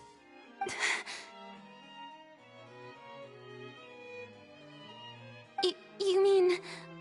We did not arrive in time to avert this disaster, and I will not have it happen again. I will say this once more. You must tell me everything you know. Yesterday, I found 3 stone slates in some ancient ruins near Poisson. Do you know anything about those? Seriously? You're questioning me like this is a court case now. I don't know anything about that. But you found them in some ancient ruins, you say? That's correct, which is why I came to ask you some questions. There should have been 4 slates, but one of them was missing. The other 3 feature different images that seem to correlate to the prophecy. The prophecy? The second of these slates depicts the previous Hydro Archon Egeria kneeling before a floating island in the sky, as if confessing something. Do you know nothing of this either? I don't. I've never seen such slates. I'll ask you again. Do you really have no information regarding the previous Archon? My deciphering of the slates indicates that the Hydro Archon Egeria once had to confess to, or apologize for, a certain sin. If anyone would know about it, it should be you. All gods don't have the same secrets, you know. She was herself and I'm me. Is it really so strange that I know nothing? I understand your concerns, but I'm sorry. I just don't have anything to tell you. Forgive me for saying this now, Lady Farina, but I have long known of your various secret investigations into certain matters. There are several indications that you have been investigating the prophecy on the sly. This is not strange in itself, considering that you are the Hydro Archon. But it is strange that you should also claim to not know any of Egeria's secrets, as well as do nothing following your inquiries. You have never been as superficial as you have presented yourself to be, nor are you a fool. And yet, your behavior is very inconsistent.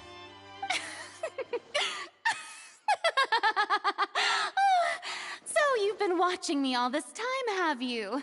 I didn't think you were that type. You... Well, since you know about my secret investigations, then you should know I'm actually working to take care of it.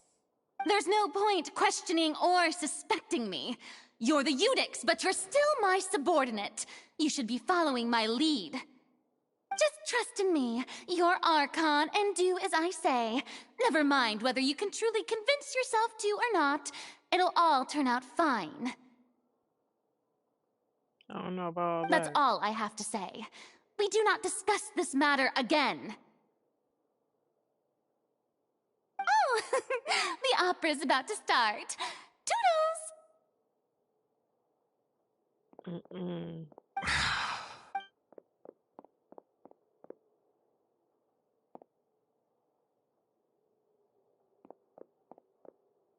I love that Did slow-mo Farina right there. not notice us standing by the door? Wonder what's up with her. She was smiling. I assume you've been outside for a while? Oh! You noticed! Seems Farina didn't even realize we were here. She was in a great panic, though I cannot discern the reason. Our discussion reached impasses time and again, a state of affairs that we cannot allow to continue. Still, I do not understand. Dialogue is the basis for understanding, so why did she keep refusing to engage? Everyone in her inner circle has noticed that she is hiding some secret. The issue is her attitude. I fear that she will not reveal anything unless absolutely forced to. We may have to create a situation in which she will have no choice but to speak. Oh? Like... Normally, people will only reveal the truth when standing trial. Perhaps we must have the Hydro Archon experience just such a scenario. Yes, sir. But Farina's seen so many trials, and she's really good at dodging questions. How do we make sure that she won't just slip away at the first chance she gets? We will need to consider this thoroughly, join forces with various parties, and then do what we can. Get the knave, get the knave. If at all possible, I would prefer to recuse myself from this affair, but we must prevent the prophecy from coming to pass. This may be cruel to her, but all Fontaine is in crisis. The information a god possesses is too precious, and so we must take a chance on this. But who will lend us their aid to do such a thing?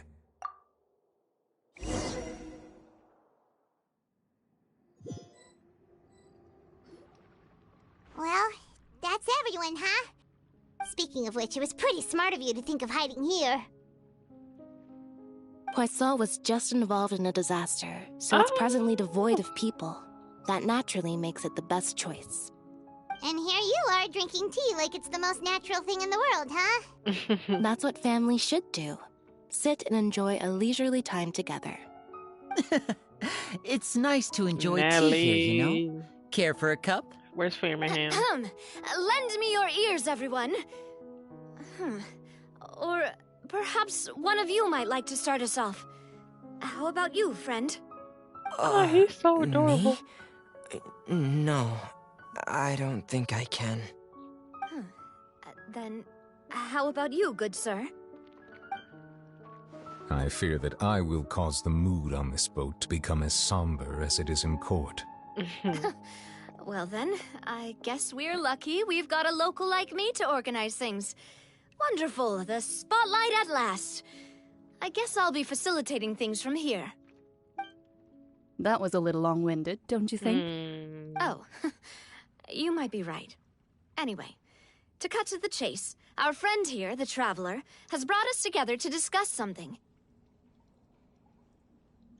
As for what that is, well, let's start by saying that we'll be pooling our efforts together to create a series of traps. Oh, how intriguing.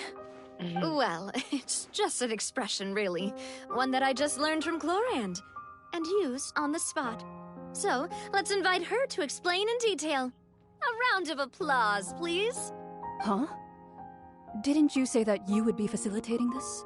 Oh, come now. Your work doesn't involve much public speaking, right? This is a good chance to practice. You might even pick up some fancy oratory tricks to impress your boss with in the future. I see. And what does my boss say? He is glad that you consider him your boss. Do go on.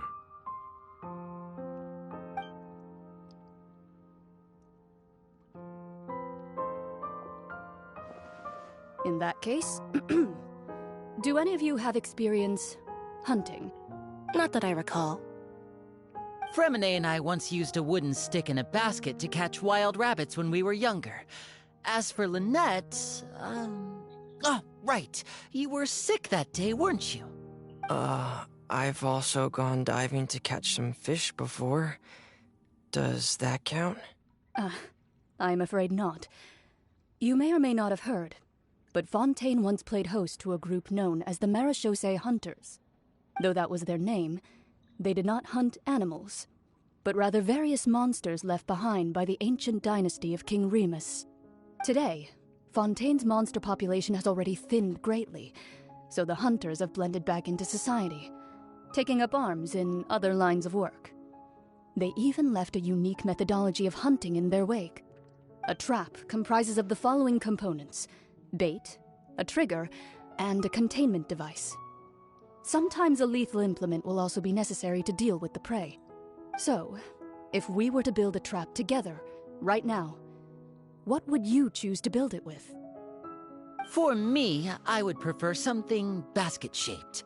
Pigeons and rabbits will see the bait and naturally enter the snare.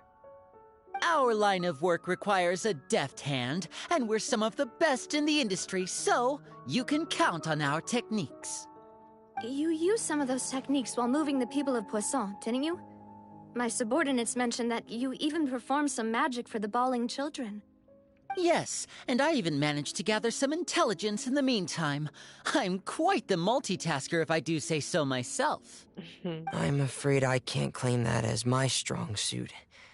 I prefer more stable methods, like placing bait in the water and waiting for the fish to come within reach. That's the kind of method I would count on. Calm and steady. Exactly the kind of person who would catch loads of fish. And I can be their assistant. With discretion, I'm sure. I'd probably use some sort of mechanical animal. Papa once bought me some small clockwork squirrels, mice, and such. When placed in the forest, they can attract others of their kind. I remember that you liked those too, didn't you? I did. And that would be a good way to go about it. If they're realistic enough, animals of the same kind will follow them all the way to the trap. What about you, Monsieur Neuvillette? I fear I do not have any related experience. That makes sense. You usually solve problems directly, without the use of any such tricks. But I do have one more question for you, Monsieur. If we were to create a trap now, how would you design it? I would like for it to be effective, but bring no harm to the prey. A more gentle trap would be ideal. Kind, as always. However, our intention doesn't necessarily change the containment device and the type of implement we need. If we wanted to kill the prey in one strike, we would need a powerful implement. However, that also goes for prey that must be captured and safely contained. Wait, why's that?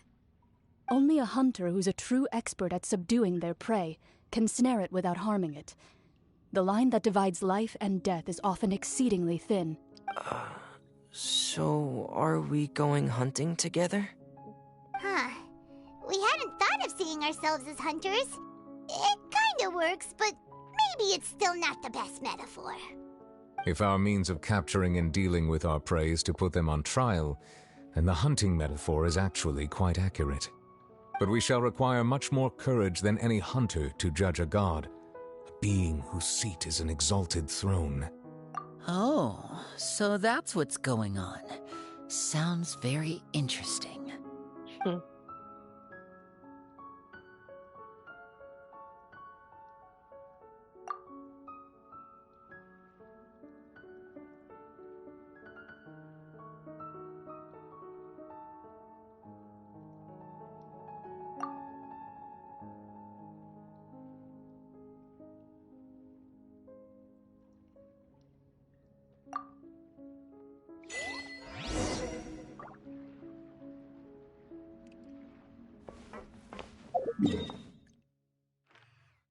Spina de la Rosa.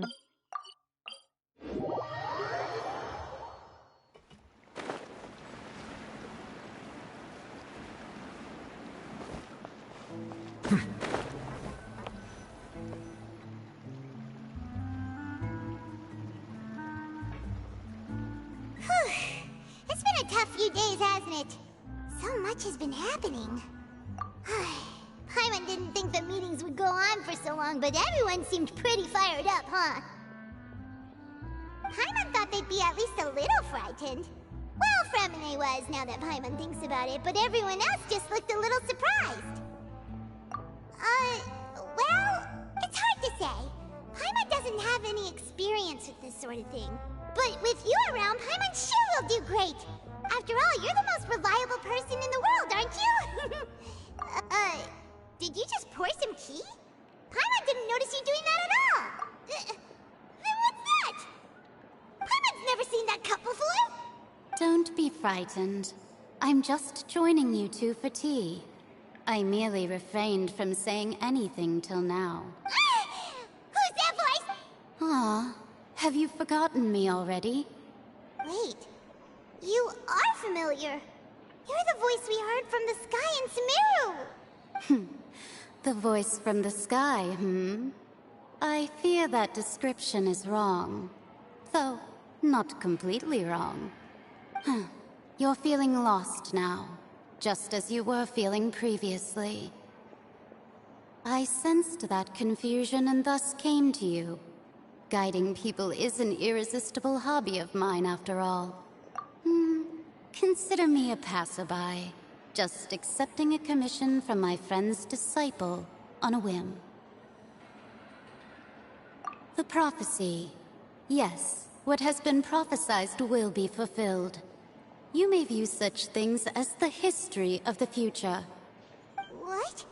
Then is there any way we can stop it? I believe you have witnessed a failed attempt with your own eyes. Can everything in Teyvat so easily be changed? Ah, so you've caught on. Just as prophecies are usually only the future as seen from the perspectives of the gods, could things be happening in hidden corners where the gods' gaze does not fall? Are the things that you shall see different from the fate that the gods perceive? What is she talking about? I believe that you understand, right? Some things are insignificant, but others you must reach out to change. Ultimately, fate shall serve as your only guide, no matter what will happen in Teyvat's future. All you need to do is to play your part. This was good tea, by the way. Thank you for your hospitality. Well, that'll be all for today. The voice. It's gone.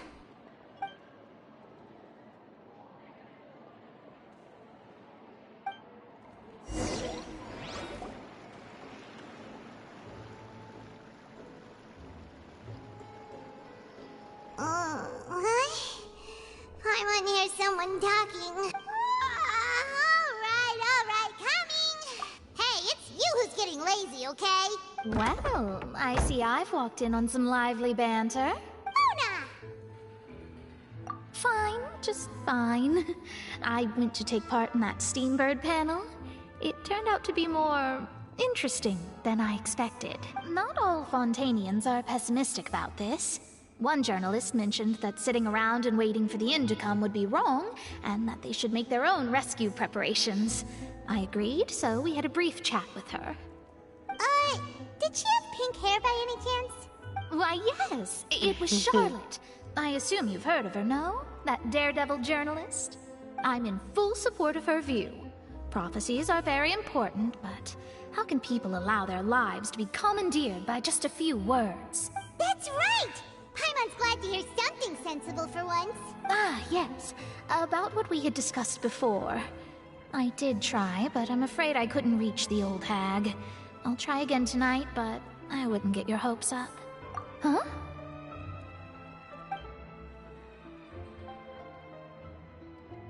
Goodness gracious. Are you serious? She said that even the god's gaze has blind spots. Pretty bold if you ask Paimon. Most people would believe the gods to be all-knowing, right? The Hexen Circle members are certainly anything but ordinary. As for the mage named N, the old hag has mentioned her a few times. She said that N's sense of direction is incredible, and that she loves guiding those who are lost. But I've never met her, and if she were still alive, she'd be... Well, suffice it to say that the hag's at least a few hundred now, and N's been around for longer than that. Whoa. The Hexen Circle sounds like a scary group. But they must really stay in shape to live so long. Their abilities alone are pretty terrifying. If she came to see you personally, then the problem you're facing must truly be of great importance. Well, it's not like Paimon could understand anything she said. Yes, she was quite cryptic, but I suspect she means that there is still a way to turn things around. She didn't say when or what that would be, though, so... Perhaps it is something that you cannot know right now.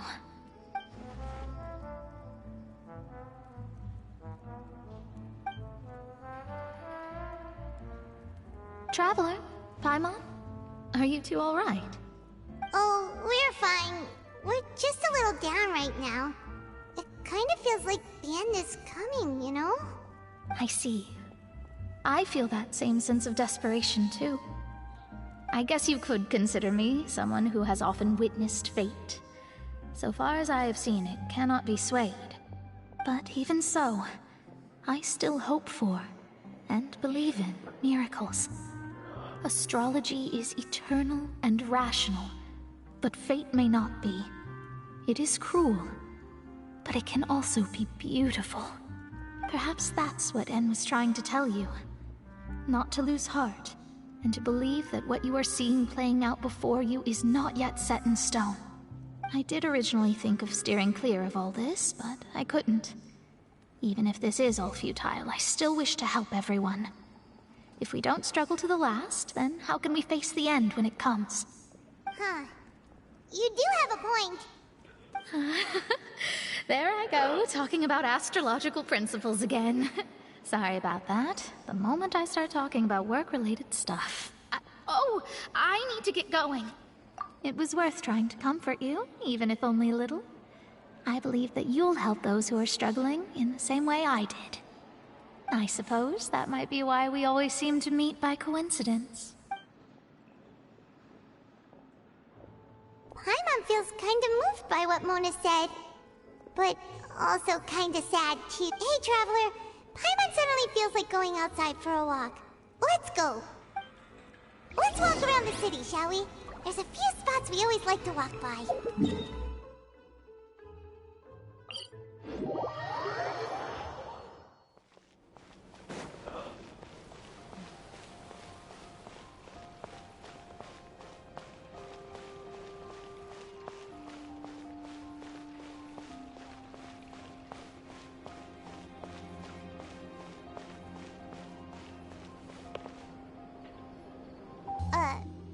Huh?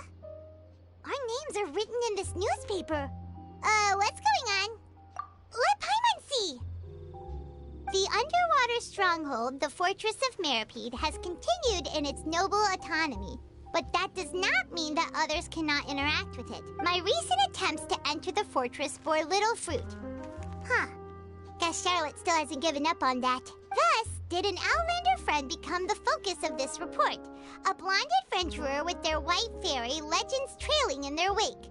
It is said that this mysterious traveler once visited the underwater fortress. So while the fortress's interior remains a mystery behind closed doors, do not fear, for the tales of the traveler contain surprises in spades. Journalist Charlotte's biggest scoop yet, the Traveler's Trail, World Walker. Huh. Charlotte took so many awesome photos of us and we never even noticed her. She hasn't been able to get a hold of anything at the fortress, so since we're easier to find, she's using us as the subject matter instead? Ugh, seriously? Well, fine.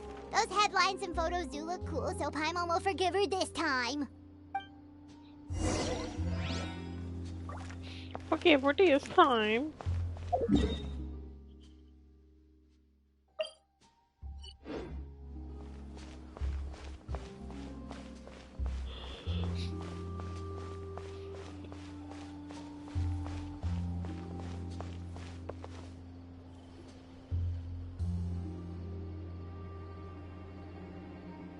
We're here! Paimon's hungry. Should we go in and get something to eat?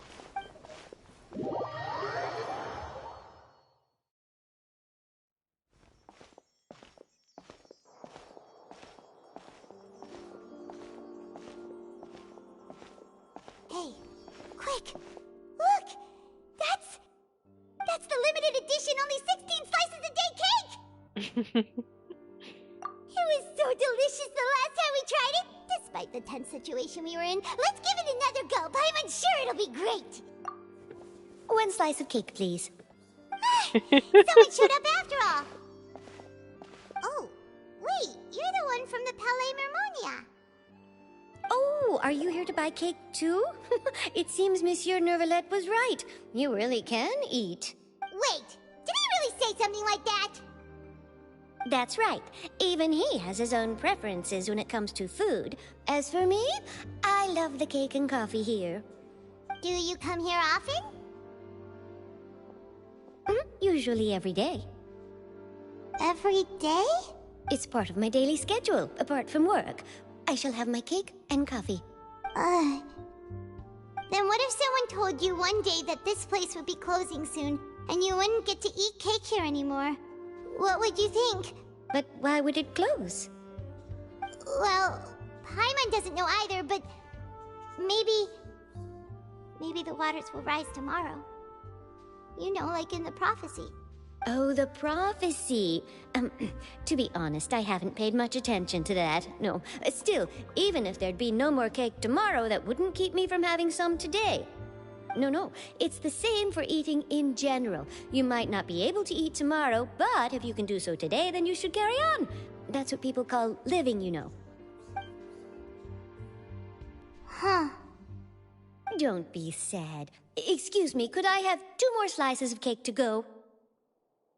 These 2 slices are for you. Sijuin said that this kind of expression you're making is what humans call being sad. Oh, you know Sijuin? I sure do. She was born before me, and she sometimes comes to the surface to teach us things about humans. She said that humans are creatures that are saddened easily, yes, and you can only lift their spirits by feeding them delicious food. So please try the cakes here. I've got something else to do, so I'll be going now. You two try to stay in a good mood after eating, all right? Bye.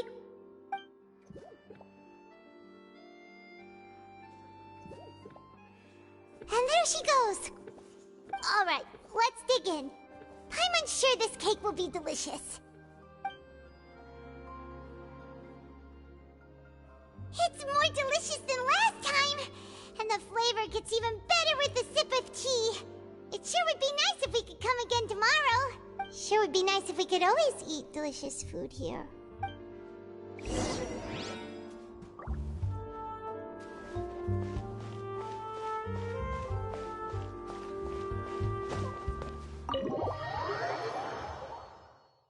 Oh, we're near the Seabird office. Let's go look for Charlotte and have a chat.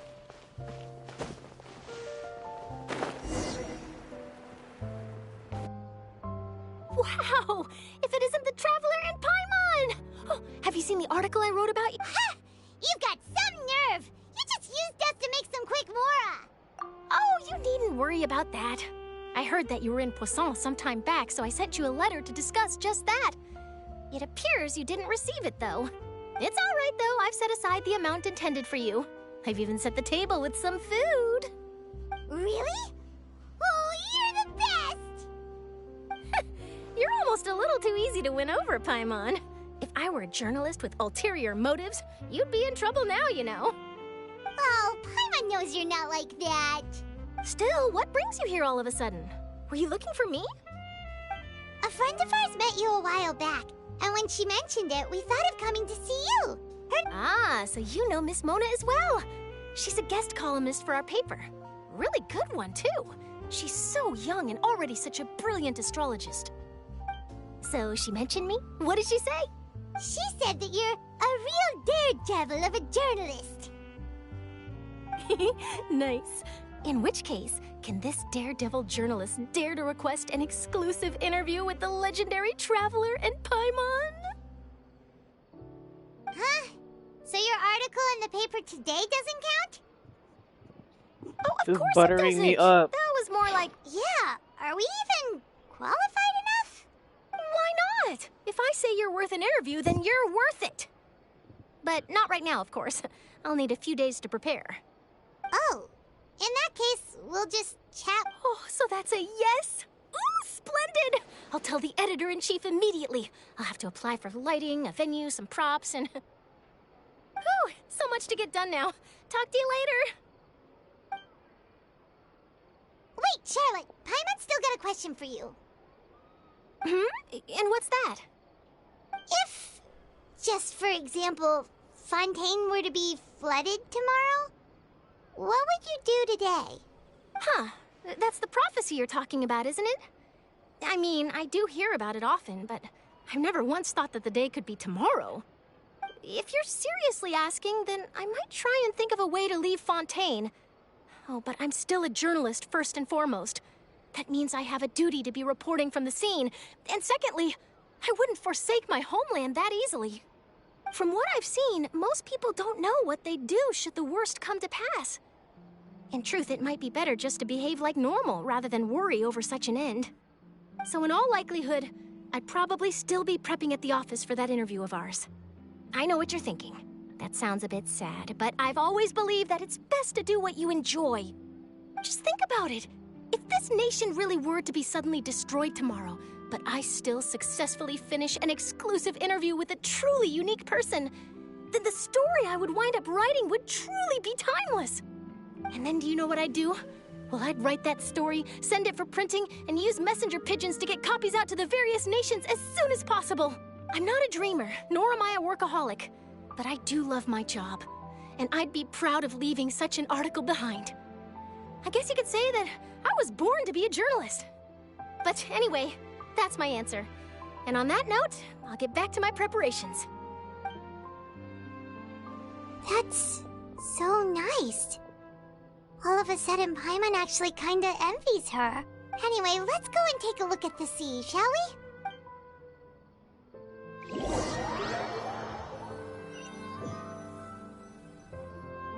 The sea breeze and scenery can be a pretty soothing combo, huh? Paimon's been thinking. If it wasn't Fontaine, but all of Tevat that would be destroyed tomorrow, where would we go and what would we do? No, Paimon should ask, if you could choose, what would you like to do?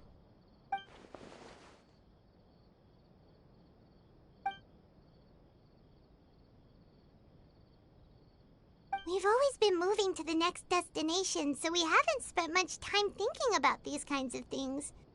We didn't have to either, with us always being on the road and whatnot. You mean, still traveling? Huh. Wait, isn't that what we've always been doing?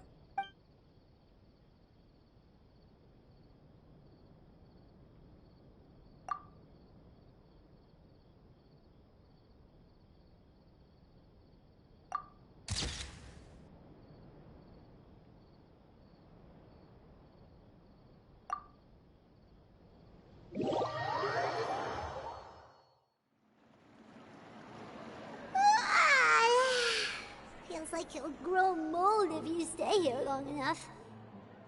But it's still better than the Fortress of Mirapede, that's for sure. It's not only damp there, but salty too. Ah, so the two of you are still here. Wonderful. Oh, you're from the Palais Mermonia, aren't you? Yes, I'm Isadora. Monsieur Nervillet sent me to look for you two before. I heard that afterward you went to the Fortress of Meropide. Not at all. I'm well aware that you're friends of his. Actually, I'm here to pass along a message from him. Yes, inside the Opera House. The Maréchaussée Phantom has declared the incident a small-scale riot. A riot? Well, that said, I don't personally think it was that serious. Lady Farina was watching a performance at the Opera House, and while she was resting during an intermission, some other audience members suddenly started harassing her, loudly accusing her of doing nothing about the prophecy crisis. And before she could respond, others started to join in.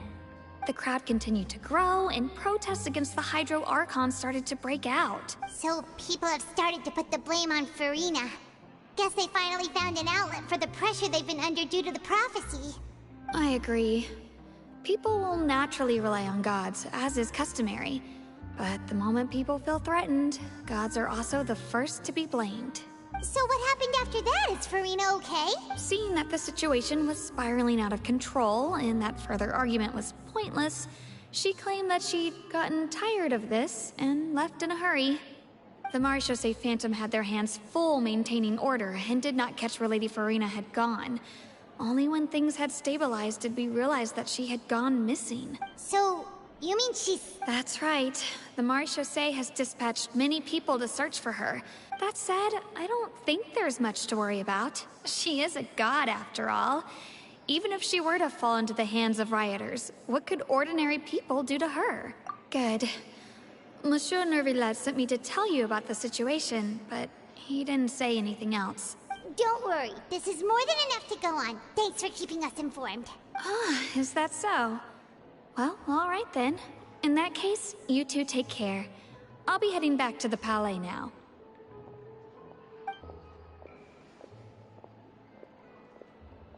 Well, sounds like we should hurry over to Poisson then. If we know Farina, she won't try to fix things in this situation.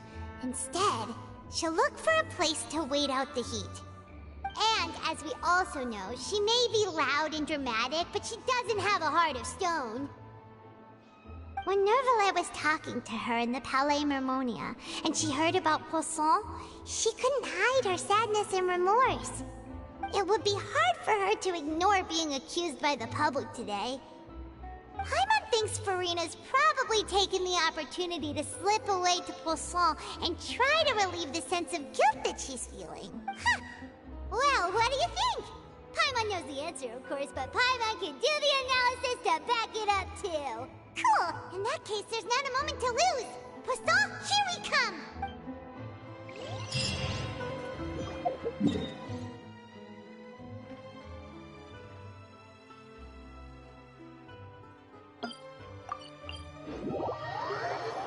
This place looks... Could Farina really be here? Let's try to find her as soon as possible.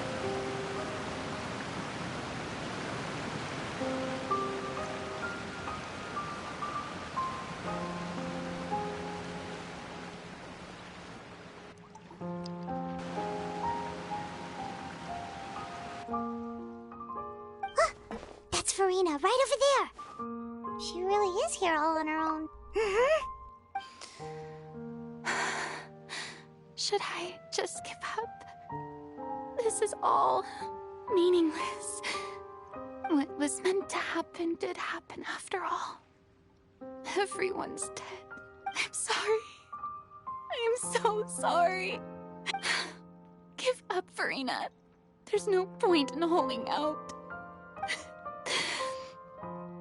I'm sorry, but what can I even do other than to repeat meaningless apologies over and over? Who's that? Don't worry, Farina, it's just us.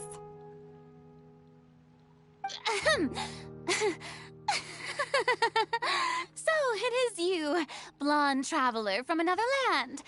Why, I almost thought you were someone from that mob of my ignorant subjects. Come to kneel and beg for my forgiveness. Farina, you were crying just now, weren't you? The tear stains on your face are obvious. What do you mean, tear stains? Oh, I remember.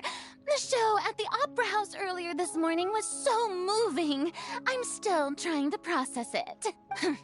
Who did that uncivilized rabble think they were? Disturbing my enjoyment of the arts. They even dared to tout their Archon.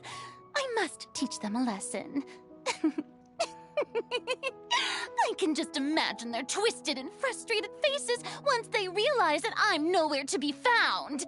Oh, and I'm sure Nouvellette and those people from the Maréchaussée Phantom are freaking out right next to them, too. Hey, there she is! The Hydro Archon's over there! Quick, after her! Farina, those people seem to be after you. They are? They're just some rabid fans who want to cut the line because they haven't been able to meet me in person, aren't they? That's against the rules. I can't let them get their way. Farina just ran off! Quick, we have to catch up with...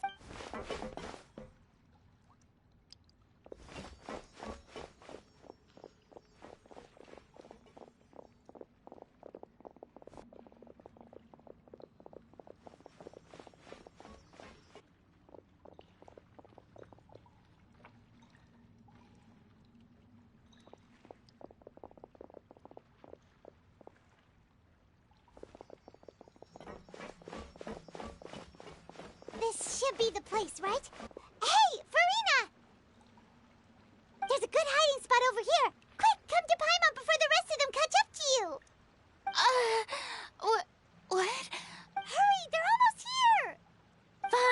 fine. I suppose haste is warranted.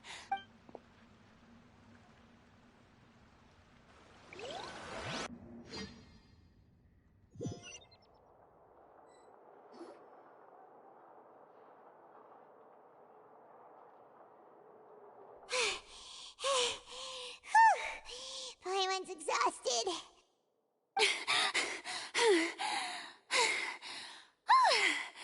I'm so tired.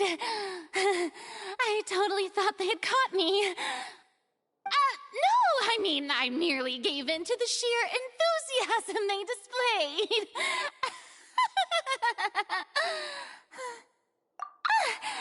You're right. Yep, that's a good girl. What's happening? Yeah, a quake of this kind preceded the flooding in Poisson, didn't it? It can't be. Well, there's no need to worry too much about that. Neverlette's made some emergency plans, so the evacuation should go a lot smoother this time. Yeah, but the people of Poisson, they've all...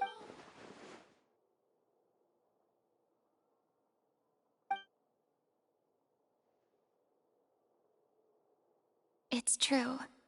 I've been investigating the prophecy for hundreds of years. I once had informants all over Tevat, searching for clues and feeding information back to me. I've tried all kinds of ways, too, to hold back the sea. Anything to keep the coastline from advancing. But all my efforts proved to be futile in the end. Really, the truth has been clear to me for a very long time. We cannot make an enemy of the divine. No matter what we do, the will of the heavenly principles will have its way, and the prophecy shall be fulfilled. Give up. I do love the sound of that phrase. It would mean finally coming to terms with fate, but also for me to finally be free. Indeed, I've thought about giving up so many times, especially after we almost lost Poisson. Fate is really unreasonable, isn't it? It has no heart and obeys no rules. The prophecy has only just started to come true, and so many people have already lost their lives. But just now, it all became clear to me. I still don't have the right to come to terms with fate on behalf of everyone else. As long as the final moment hasn't come, it's still not too late. Don't worry. I will keep hope alive for everyone until the very end. Well, that's enough for now.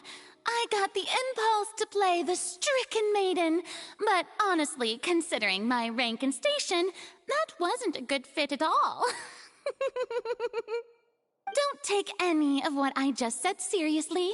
How could I possibly let Fontaine fall to the whims of trivial prophecy? Come on! Paimon could have sworn you were actually being honest just now.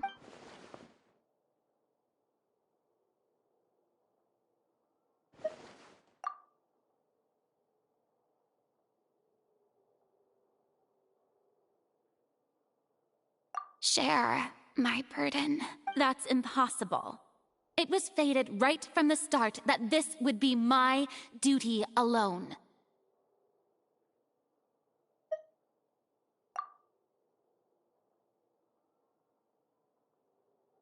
A witness.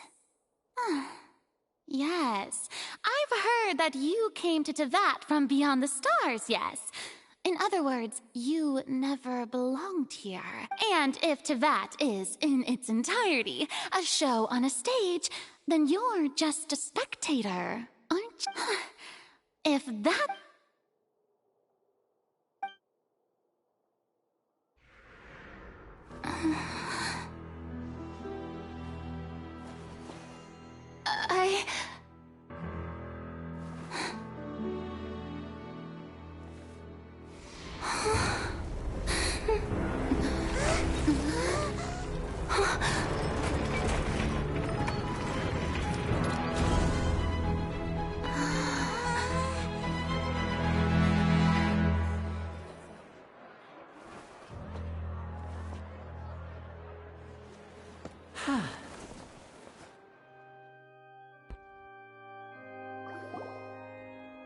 Ladies and gentlemen, this concludes my opening performance. Now, without further ado, we may proceed to the trial of our god.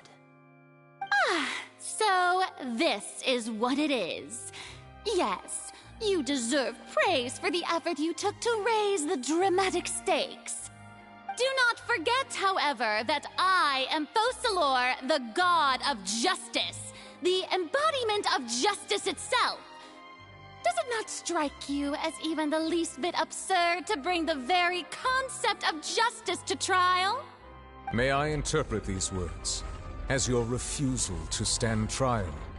In that case, you will have the opportunity to defend your honor through a duel. You would draw your blade against a god?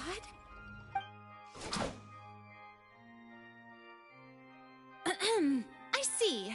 It seems like you have made up your mind. They could have waited just a little bit until she says something. Paimon can't believe it. She just surrendered. What the heck is going on? Did I just see an Archon surrender to a human? Wow, how utterly humiliating. Lady Farina, what is the meaning of this? Shh! It would seem that there has been a misunderstanding. To be clear, the raising of both hands is not always an indication of surrender. Looking for excuses again, huh? I raised my hands just now to indicate my acceptance of the trial. No duel shall be necessary. I will admit that I've been running away for a long time. I'm sorry, everyone. I was unable to protect the people of Poisson. It is my duty to stand trial for my crimes. You are not the only ones to be disappointed in me. I, too, am exceedingly disappointed in myself.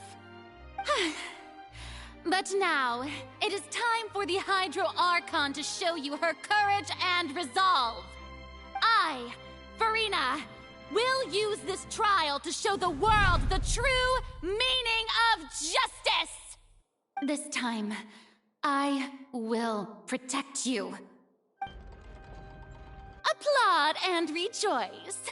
One of the most outrageous and fantastical arcs known to the opera epiclese is now unfolding before your eyes. Mark my words, this shall be one of the most exhilarating and brilliant shows ever to grace the stage of Fontaine! The trial of the Hydro Archon, Focalor, will now begin! Woohoo! Oh, now we're making history! Why does it feel like Farina just took over the whole thing? Like, come on! Didn't she just get forced to stand trial for her crime? Also, even though she's still acting super dramatic, she is taking this seriously this time, right? All right, then. Who will be my opponent in this trial? The court asks the prosecutor to please take the stand. Let it be Knave. Let it be the Knave. Is What? that so? Me? Very well. Alright, let's get this going.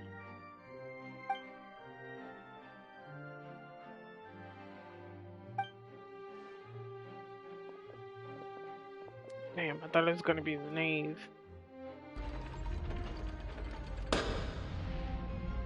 Also, please allow me to ask, as a final question before the trial begins. Just how much work did you do to force me onto this stage? Well, we did do a lot of prep after the meeting that day. I can go over the tasks assigned to the Spina di Rosula, since they were rather straightforward and easy. Navia, the president of the Spina di Rosula. Most of the people who participated in the disturbance this morning were my subordinates. They changed into plain clothes and came to the Opera House as regular audience members, waiting for the perfect opportunity to incite insurrection against you. The people's resentment against their Archon has been building as more and more of the prophecy is fulfilled. A spark was all we needed to turn smoldering anger into a flame. Moreover, According to our understanding and analysis of you, when something like that occurred, you would likely flee the scene and head to Poisson by yourself. So, we arranged for a second group to lie in wait there. So, you mean... the ones who scoured the settlement for me were also from the Spina? And their goal was to force you to step into the giant magic box so you may personally participate in the greatest magic performance in all of Fontanian history. That's right. That house was a magic box, rather than someone's residence. As the super ultimate version of the setup that I used when I first performed at the Opera Epiclese, the volume of the box was increased by a whole order of magnitude, and the distance it traversed was the entire gap between Poisson and Aranias. Its cargo, of course, was an Archon instead of a human. My thanks, Farina. Without your help, we could never have pulled off such an extraordinary performance. You're welcome? Of course, this performance was only made possible with Father's support. The House of the Hearth spent a massive amount of labor in Mora to pull this off. We had to select a location, construct the giant magic box, dig a tunnel, and open up a path through the water. It was a lot of work for all of us. So, in other words, the earthquake that we felt within the giant magic box was just a normal tremor from the transportation of the whole house? That's right. It wasn't a sign of another disaster to come. Then, I can guess Nervillette and Cloran's parts. You gathered a crowd, prepared a stage, and made sure that the champion duelist would be immediately ready for a fight. Also that as soon as I appeared on the stage, the trial may commence without a hitch. Am I right? Yes, that is correct. Well, Clorand, I must commend you for your courage. Only the most outstanding champion duelist in all of Fontaine would accept a duel with an Archon without flinching. Thank you. As for you, Traveler, I suppose your role was to keep me distracted with conversation once you found me in Poisson. You'd make sure that I didn't notice anything amiss before revealing yourself as my prosecutor once we'd arrived onto the stage. Oh?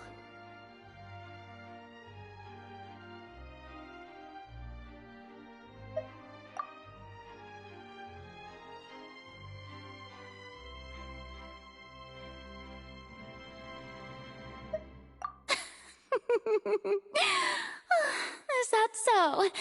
Then I suppose I must have missed my final chance. It's fine. It matters not.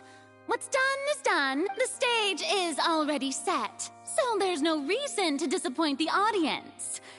Let's see this trial through to the very end.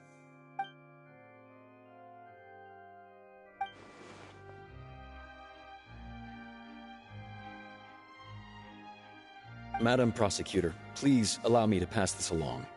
This is a document that Miss Charlotte applied for and received permission to share with you during the trial. According to her, it should speed up the proceedings. Huh? Charlotte wanted to give us something? Oh, so she's here too! Hey, Charlotte!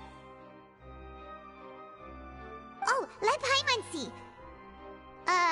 Isn't this the exclusive interview that she did with us before? So she's already finished it, huh?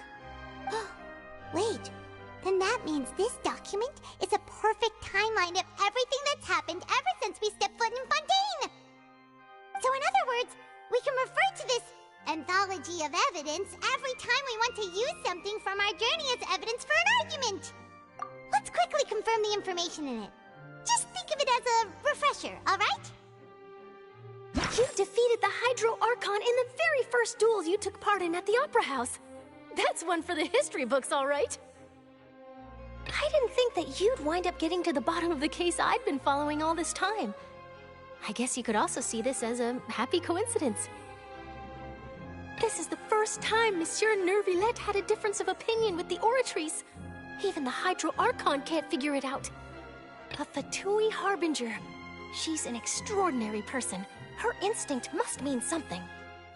The fortress of Meripede was almost destroyed in a single day. That I didn't witness that scene personally will always be a source of professional regret, I think. According to Monsieur Neuvillette, both Child and that whale should have been in the primordial sea at that time. I nearly lost my awesome friend Navia. To be honest, that still gives me shivers.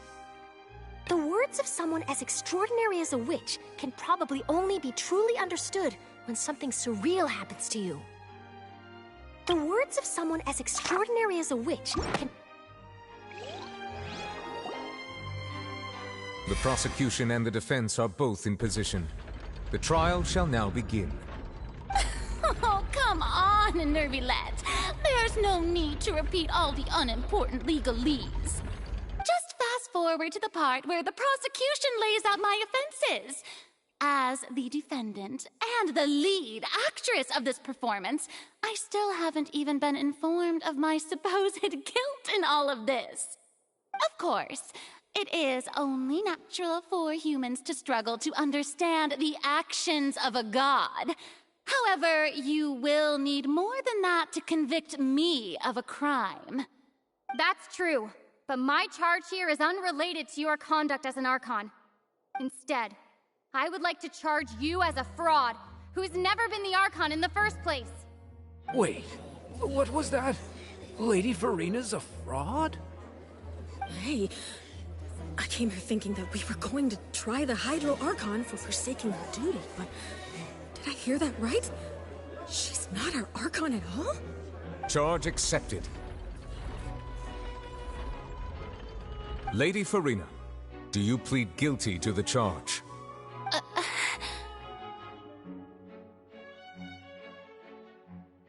Lady Farina. I plead not guilty.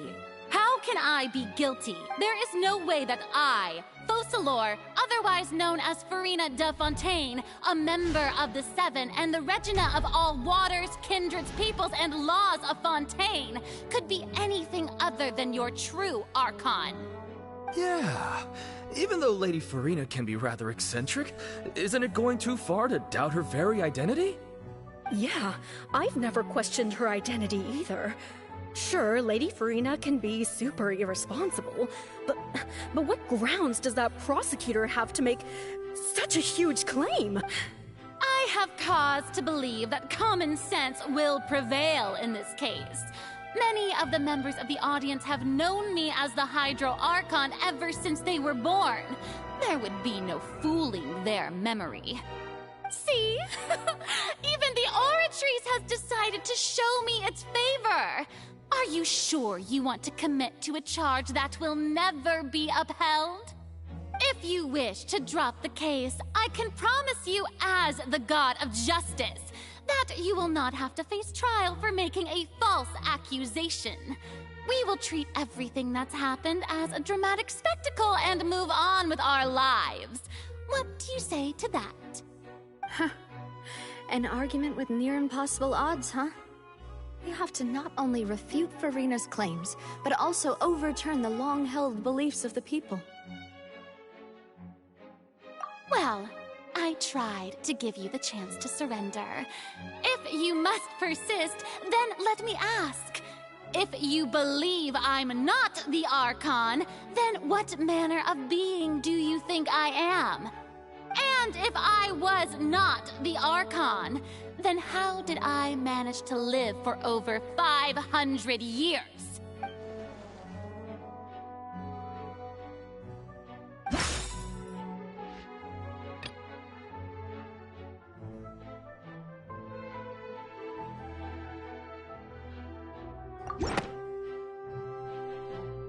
First of all, you may be a member of another long-lived race, which would allow you to naturally possess an extended lifespan.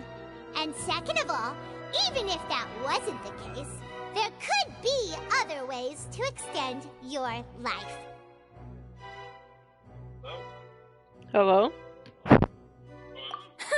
Who gave you that idea? Was it the name? Oh wow, I got a phone You'd call sink from so Mr. low Sean as to himself. use a harbinger's words against me. I miss you.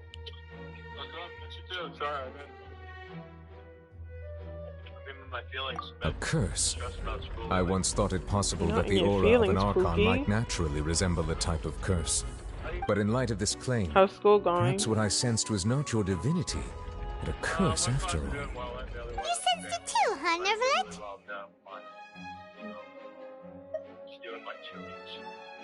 That's good. Lady Farina is actually a human? Well, it is true that it's extremely difficult to tell humans and gods apart just by looking at them. It's not impossible. What the fuck? Well, don't start celebrating too early now. Even if I have been carrying a curse like you said, how does that prove that I am merely a human being? Nothing. I just leave on Friday Everyone knows that the morning main at difference like 6 between a a.m. for human my and a trip. god is the possession of authority. Gods can do what Tokyo, humans Japan. cannot. That's why they're worshipped as gods. For centuries, manifestations of my authority have served the nation of dream. Fontaine. 2 One weeks. need only to turn their eyes towards the Oratrice Mécanique d'Analyse Cardinal in this very opera house. Tokyo Tower. Or I'm going consider to the this endemitium anime that is used in every part, aspect of life. Naruto part. Hell yeah. Solo track or you? No, solo. Airbnb, hotel, give me everything. Nah, hotel. I don't. right. I don't. They do Airbnbs, but it's just Evidence weird. to build our case. Unfortunately, I'll be. It looks like I'll be. What do you want to call it? You tried to reference the Bunking with other people. You as confused But it's as just all the like rest of us when it's the like Oratrice declared only girls though. I think there's only proof. one other person in my Otherwise, room, so you it's should not a have come lot. up with a good explanation for that by now. They reduce the price, but you have to live with people and cook your own food. It's for like people like to travel alone. No. They have Didn't have I like make a myself clear at the restaurant time? downstairs and stuff like The that. decisions so I'll of the just gods order are food. naturally difficult for humans to comprehend. Lady Farina, I believe a reminder while the court is in session that you will prove yourself For my unable to defend birthday? against the prosecution's charges if you I continue to always withhold wanted to vital go, so information that's against my the birthday rules of the present to court. myself. Yeah, very I never thought you'd use that kind of rhetoric against me. Alright. Are you just staying in Tokyo or you back? That was no trick of rhetoric, Lady Farina. No, I'm going I've elsewhere. merely since I've been reiterated the around rules 2 of the weeks. court. I think I'll be in Rules that Tokyo all where I'm should staying respect and follow. in Shibuya for like 4 days, and then I'm moving around and stuff like that. Going to other places and staying in other hotels. So, you neither knew why Child was declared guilty, nor did you understand Yeah, the kind of. structure and It's like one of the operations most popular ones. Yeah, just show the things there too. That's funny you mentioned that. Instead of having been created by you, the manifestations of authority Mm-hmm. mentioned have been made by the real Hydro Archon, haven't they? The metro has like 38 million people or some shit. It's fucking absurd. It's like 5 or 5 times bigger than New York City. So that'd be fucking cool. Ooh. Do you have like a guide with you that translates or? No. Google Translate will work. It works out. A lot of people said that it works out like great there. If that doesn't work, I have like this other app that's recommended by the locals or whatever. Yeah, you get really good at what's the game where you use your hands and you have to like non-verbal. Is it Pictionary? You'll be fucking unbelievable in Pictionary. Non-verbal cues. Yeah, okay. What's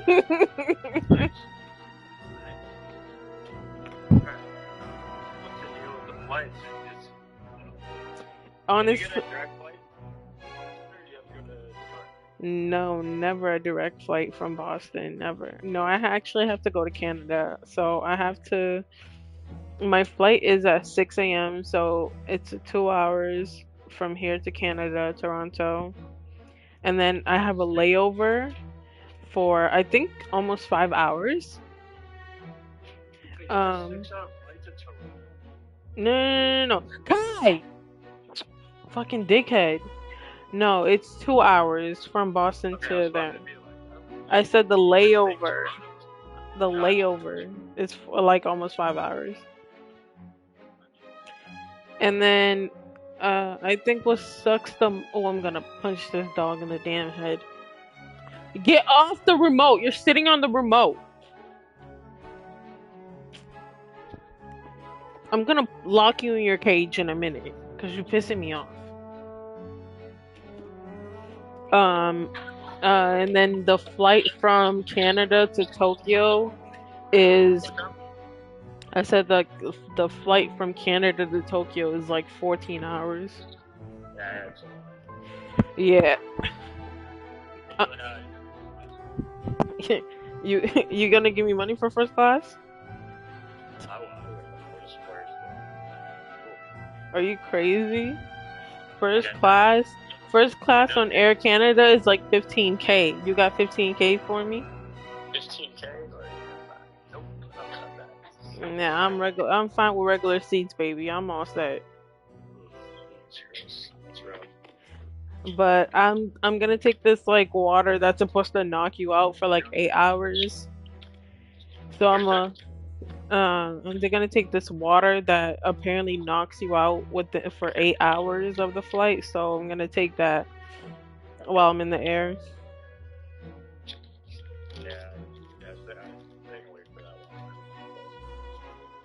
Yeah, but the flight coming back, same thing, but the layover is what's gonna kill me. The layover is 15 hours. I have to see if they'll allow me to leave the airport. I'm like, I can't just sit in this airport for 15 hours. I gotta do something. On the way back? Yeah, when I come back, because when I land in Canada, I have to wait 15 hours before my flight from Canada to Boston. I'm pretty sure if you call the airline and get permission, or you're like, oh no, but you're going to customs, that's the problem. Ugh, I'm gonna cry.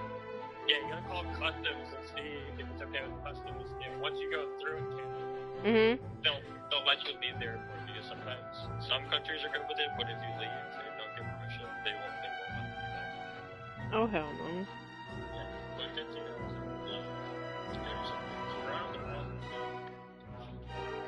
Oh yeah, so you got recommendations for me?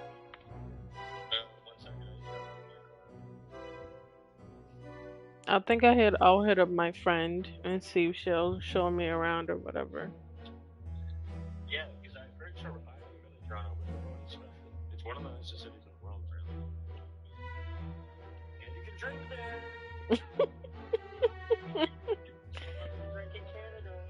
I'm not in the mood for drinking. I'm honestly gonna probably drink a lot in Tokyo. I think I don't want to drink if I drink some sake. Get some good sushi. It's apparently not anything like American sushi, so. Of course not. Hydro Archon. Well, of now course you're not. Everything really there is losing fucking me. amazing. I can't wait. I like my heart's just beating out of my fucking chest. It is true that I did not know why the Oratrice gave out a guilty verdict that day. Not just Tokyo. But the Oratrice handed out that verdict unilaterally, and it has been operating independently ever since it was first created. She do it like twice a week, and then the rest of the time just stay in Tokyo and just live off the airlines. You can't argue that just because a divine creation is flawed, that the god behind it must also be no god at all.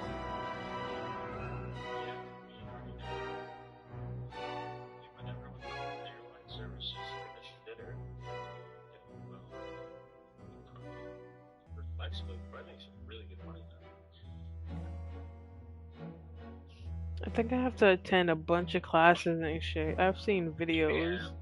Yeah, you gotta be over 5'3". 5 what? You gotta be at least 5'3". One more time? Your minimum, absolute minimum height is I'm 5'6". I'm all set. Because, you know, some stewardess can't get, if she's under 5'3", can't get the bag out. So,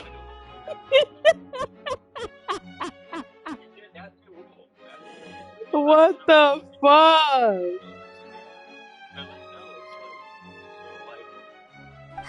She's still throwing out all kinds of excuses. Oh my Seems god. like she's confident that we won't be able to produce proof that she has no power over the Oratrice.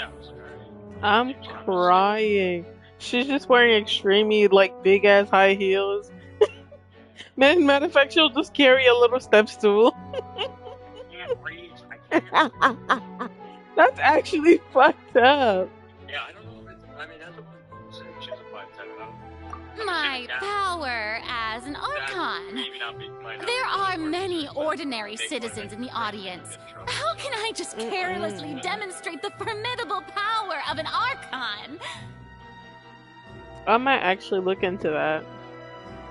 If that poses a concern, I'm prepared to extend my protection to the audience. Mm-hmm. Their hours kind of suck sometimes, but you like traveling. It doesn't seem like that bad. No, for real. I have one of my cousins. You don't need to go that Her far. best friend is a flight attendant, and she absolutely loves it. I think I'm at.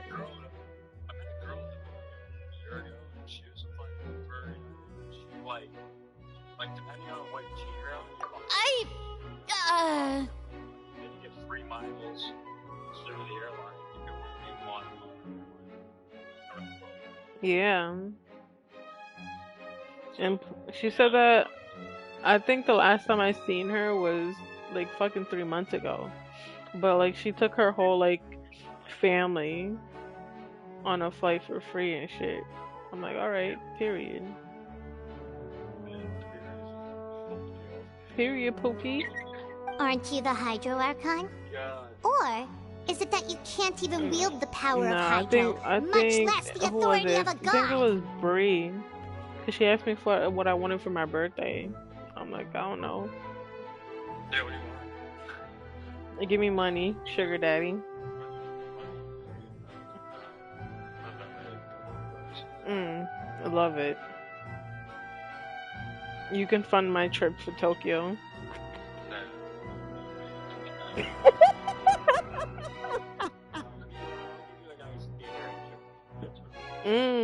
I love that.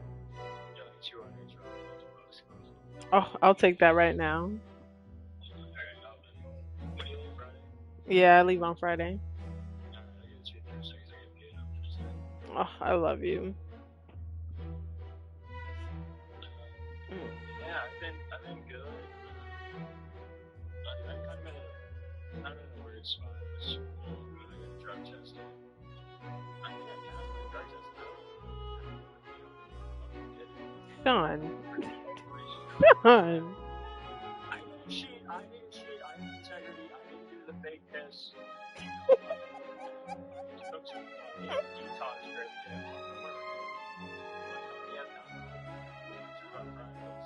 Oh God. Yeah, no, it's like you did a fake test. You keep cheating the system, and the system one day is really going to fuck you over. Indemnitium! Yes! It's all because of Indemnitium! All Archons derive their power from the faith of the people, and I've converted the people's faith in justice into Indemnitium! Thus did I give up all of my divine power to provide everyone with energy for their daily lives. Have you ever seen a more magnanimous god? Yeah. You're like supposed to dilute the THC concentration and shit stuff, but yeah, I'm gonna call back so I can be clear. Fine. I was kind of stressed about that. Oh yeah, before I went to New Orleans, I was going to shit. I really do want to go there. Now, there's no, if you don't like drink, there's no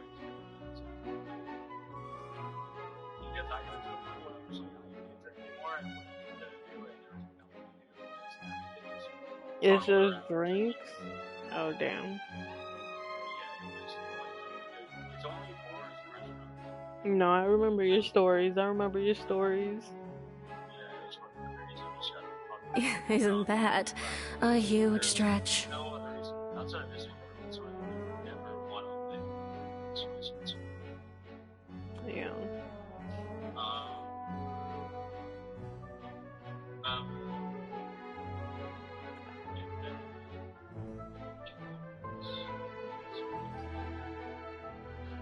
I think I might go to Cali when I come back.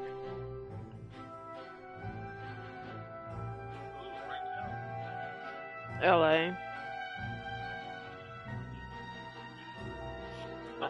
I just need to have a good trip this time. No matter how My generous an 18th Archon can birthday was be, how could they give up all disappointing. their I didn't power? really get to see Can a the god with city no as much power as I even wanted. still be called a god?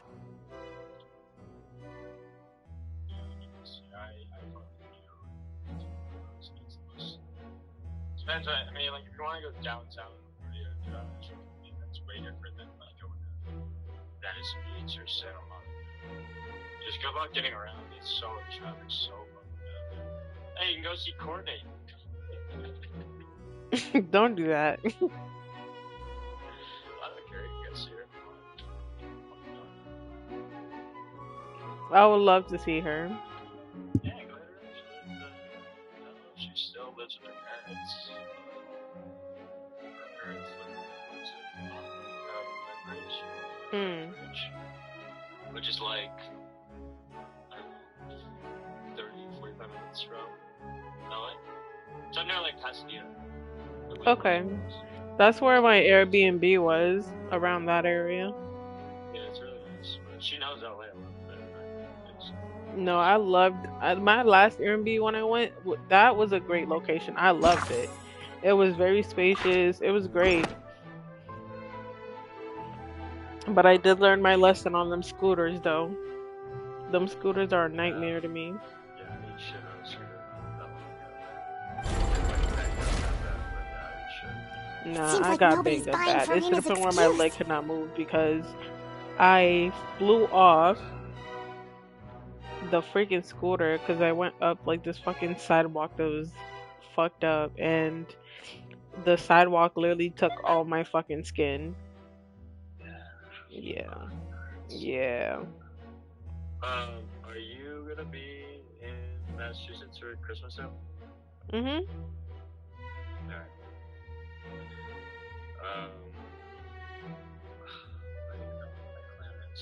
I think I'm doing Vermont with my family because we're selling our Vermont house, so we're doing one last trip all together. For Christmas? It's from like the 22nd.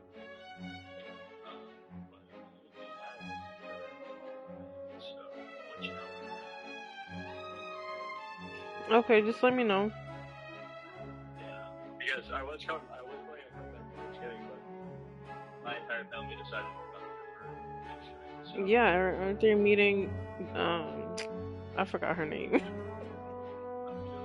Yeah, Julie's parents.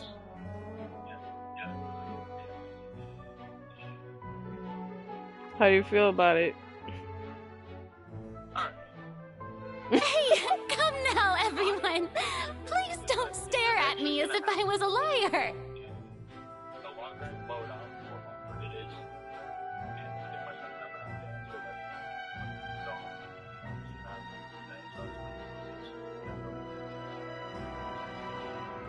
so I told, like we should all get together. Well, recreation for Thanksgiving. And I'm like, are you her? She's like, yeah. I'm like, alright. Like, I'll call my parents. She's like busting my balls because I didn't call my parents about it. But I'm like, this will take 30 seconds to figure out.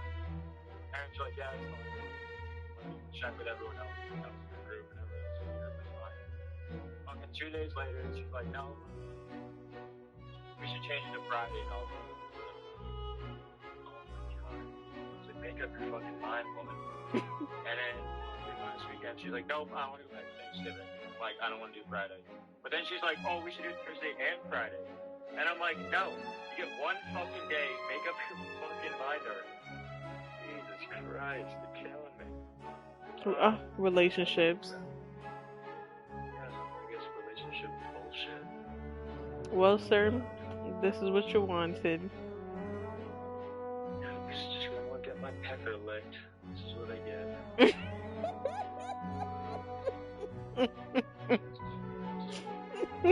I'm still the same Where's Farina the you shame, knew, right? Sean? The one that you loved. Shouldn't you want to believe in me?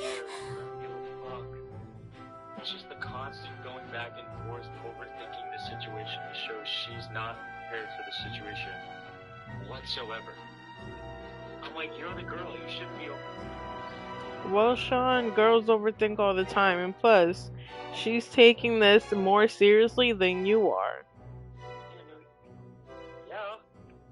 It's just families meeting. It's not like it's not like I'm proposing or anything in front of everyone. You know, it's just we're having Thanksgiving, drinking beer, watching football, eating some turkey. If you propose and you're not telling me about it, I swear to God. No, I'm not. There's no need to. I know you're not, because I'm like, that's way too fucking early. You know, then it's just awkward and I'm just getting really drunk and be obnoxious. No, I'm just breaking the mood because you guys... Please, you've got to believe me. I'm sure they'll get along. I got that. I'm trying to think what else I've got. I think it's...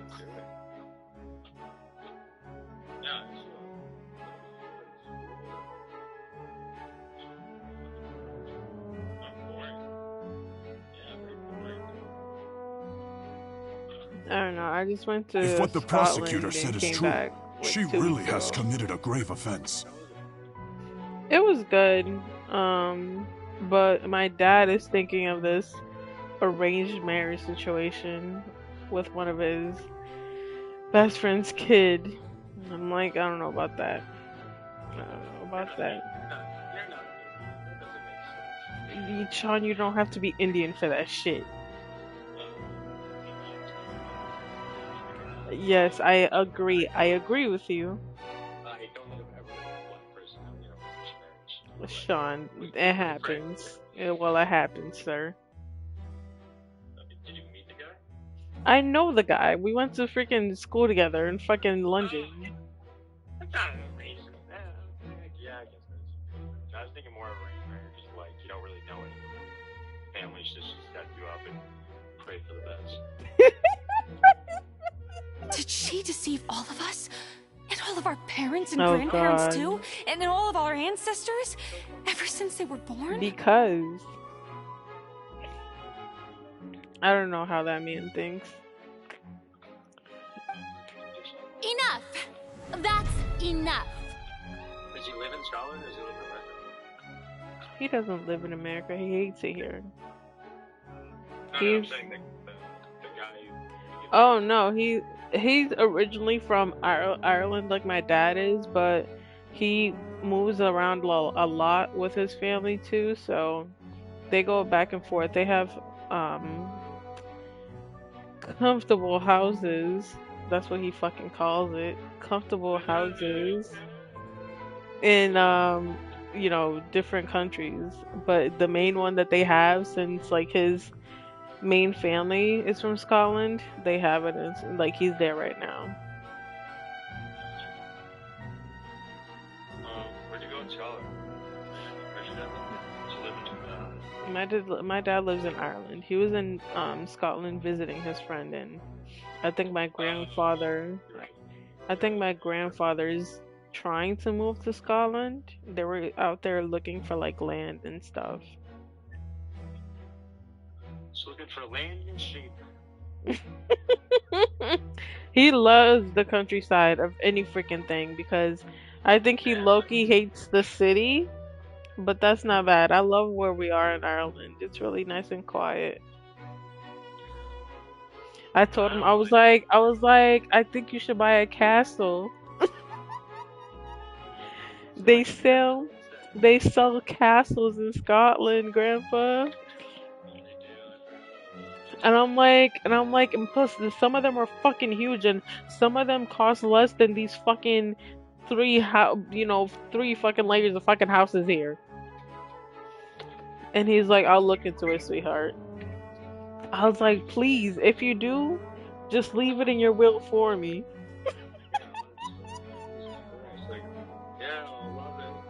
Tell me then, if I'm not the Come real on, Sean, Hydro come visit me in Archon, Scotland. then who is?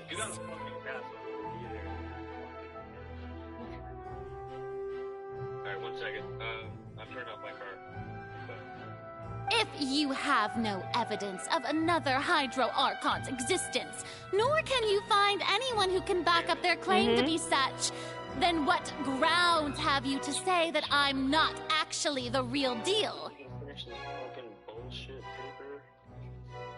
Wow, she came up with yet another argument. How can we refute her now? Seems Your like she son, really your doesn't son's want to been give pissing up. me off. Your son. Oh, yeah, what are you doing with him? I'll have someone watching him for me.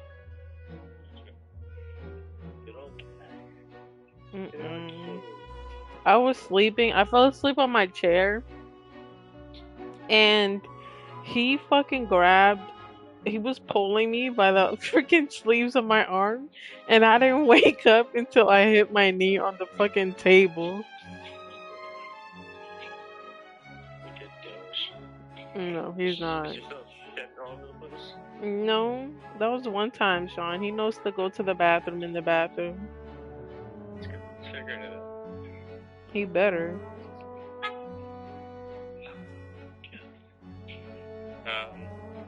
So you going back to work once you come back from or is it Japan?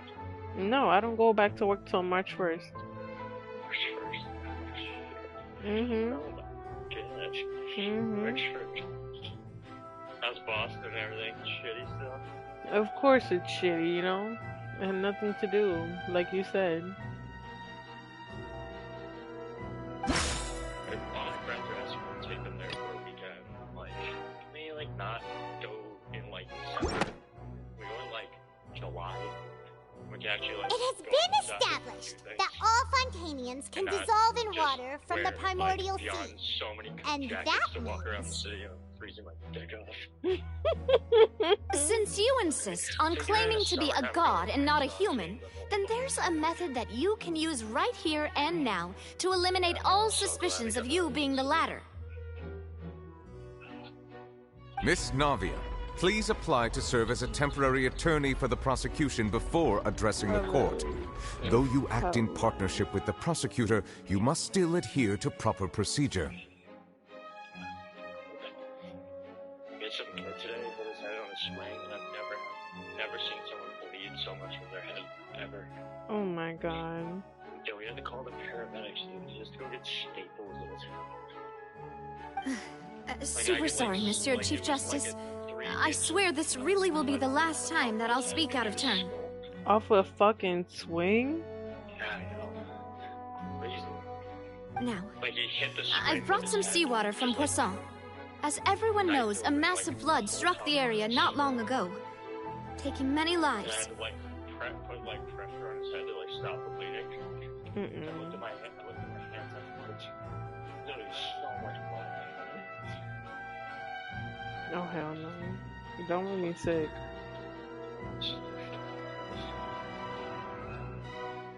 I feel like when I got to Scotland, I wanted to text your mom. I'm like, hey, any recommendations? Including those of some of my closest friends. So, Miss Farina, would you dare to touch some of this seawater? If we are to Honestly, believe I that don't you know are where I indeed the was. real Hydro Archon, touching this seawater would have no effect on you. I was staying. All it should do is strengthen your case. I was staying with my so-called future husband. I was staying with them. I mean, we all were, but that's where I was staying.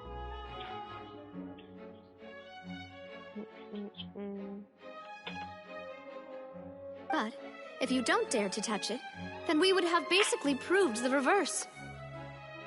Oh, and I must remind you that after the disaster at Poisson, nobody wants to see any more people dissolve.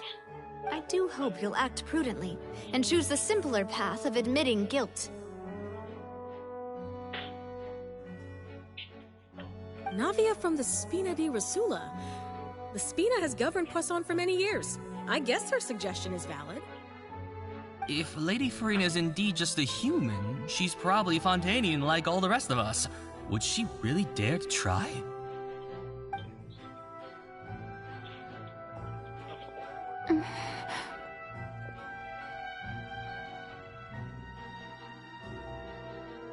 Lady Farina, this test has been unilaterally proposed by the prosecution.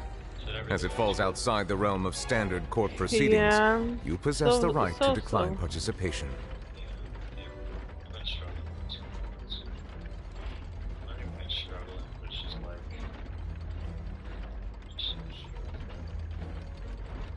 I just don't know what to do.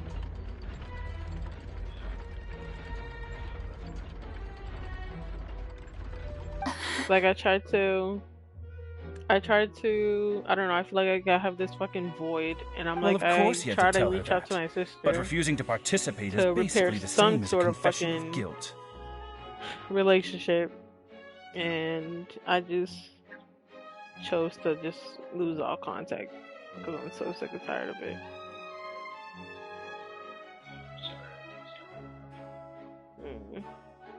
It's alright. But I have Tokyo to look for. My happy place. She's just staring at the water without saying Like I a single would. word. It really Like does my. seem like she's quite terrified of it. I think my That could sister's only boyfriend was mean- there, and he was sending photos and stuff. And oh my god, they literally have child pornography, Sean. In like, what do you want to call it? Like you would just walk into a regular fucking store. Hey. Sean. Not child No, it'd be majorly and mainly fucking child porn. And then he said that if you walk around certain areas or alleyways, you will literally see children selling off themselves. And I'm like, I love Tokyo, but Tokyo is a very dark place. People don't realize that. And I'm like, Jesus fucking Christ. Oh, it's very bad. It's very bad. You have, like, he was saying that when he was on the train, there was 3 guys that all knew each other, sitting next to each other, watching a hentai of a what is it? They were all watching this shit like it was normal, Sean. Like it was some, I don't know, fucking Batman. They were watching fucking hentai of a 5th grader. And this dude is walking into the mom, like they're cousins. They're cousins, Sean. He's in his 30s, Sean. The dude was in his 30s, and then he's literally fucking this girl that's in 5th grade. That's literally 10, 11 years old. And that's 10 and 11. I almost barfed as he was telling me this. Is it like almost like the red light district in What's going on? Amsterdam for like? Is she really planning to? Basically. But how could you be sitting there with 2 of your other friends just watching this shit in a fucking train? Because if it's socially acceptable and other people don't. Cause Jesus Christ. No, yeah, I agree, but it's just like if it's a part of their culture, which is Due to the inherent That's risk not of the what you test, call Lady Farina, culture, Sean. you may. Because that right there is just just a straight up crime. And I'm like, he's seen like women only get into freaking women carts, like the only the trains, what they only have for women and stuff. Majority because he's literally seen like dudes, old men, young men just harass this girl, this schoolgirl, this other woman. Like, no one is fucking safe if you're a fucking woman. Like, they will literally harass you and nobody will say nothing. Literally saw him. He saw this dude literally rush his fucking hand up the girl's skirt, and no one said nothing. And she's like freaking out. She's crying. She's moving away. She literally moved to the other side of the train, and he followed her. And no one would get up to give her a seat. I'm like, oh my god, I'll literally have to fight that dude.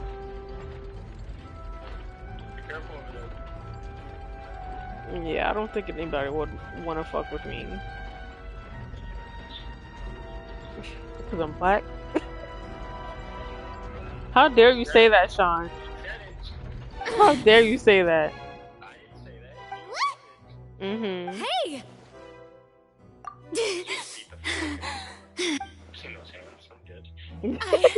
I'm fine! Look at me, everyone! Will you believe me now? Oh my god. I really am your Archon! I'm nothing like a normal human who would fall apart I'm all as soon as set. they touch I this don't water. need to be harassed Really? by Was no this not the most boy who obvious weighs thing in the freaking world? 100 pounds less than me. Miss Siegewing? If you're present, Miss Siegewing, please come forward and attend to the defendant. Alright, so I love you, but I gotta take her. I love you too. Good luck.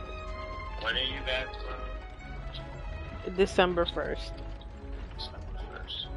So leave on Friday. I feel like I'll be back December 2nd because the 15-hour layover. We'll send you money soon. Please send me Snapchats of that city. I definitely will. Good luck on your essay. Talk soon. Love you too. Bye. Thank you, babes. Siege, Win? Don't be nervous. It'll just take a few seconds. Let me see. That should be enough. Please announce the results of your evaluation to the court, Miss Siegewing. As everyone doubtlessly saw, Miss Farina was displaying symptoms of hyperventilation and flushed skin. These indicate that she was experiencing the adverse effects of exposure to primordial seawater. The extent to which she was affected is the same as other humans when exposed to primordial seawater of a similar concentration. Thank you, Miss Siegewing. Lady Farina, you may return to the defendant's stand. Oh, wait. What did she just say? I didn't get dissolved. Shouldn't that be enough to prove my innocence? Well, considering your tendency to run from your problems, we did originally prepare a direct sample of the seawater around Poisson. However, after extensive discussion, we exchanged it for a sample that is not concentrated enough to dissolve an actual human. After all, on the off chance that something entirely unexpected might occur, we don't want anyone else to lose their life to the sea. Yeah, so out of regard for Farina's life, you secured a low-concentration sample and asked the head nurse to serve as an expert witness. It's a great thing that the direct sample wasn't actually used. Farina could have... I can't believe... You...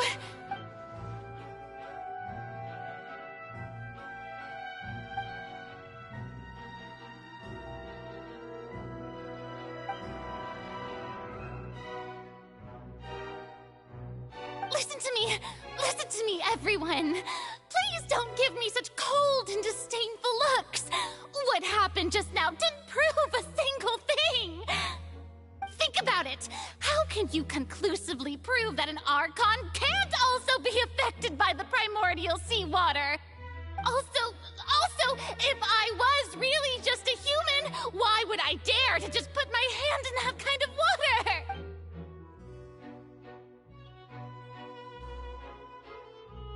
Please, everyone, anyone, just listen to me!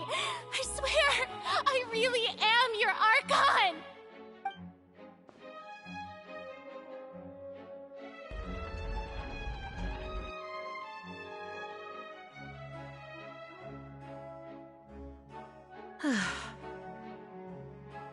I don't think anything she says at this point will sway anyone. The odds are just too stacked against her now. With all the things that have been said, Paimon doesn't think there's any way left for Farina to win. I believe the time for arguments and presentation of evidence has come to an end. If there are no objections, we will move on to the final judgment.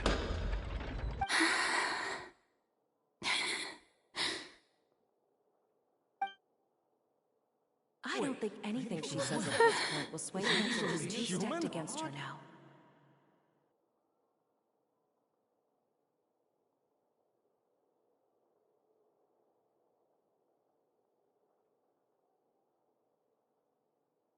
In my capacity as Chief Justice, I shall now render judgment on Farina's misrepresentation of herself as the Archon of Fontaine. As a human who knowingly deceived her fellow citizens, Farina is guilty.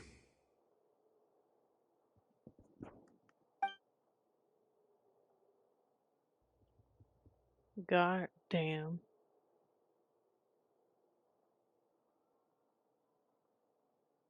We shall now turn to the Oratrice Mécanique d'Analyse Cardinale to render the final verdict on the charges.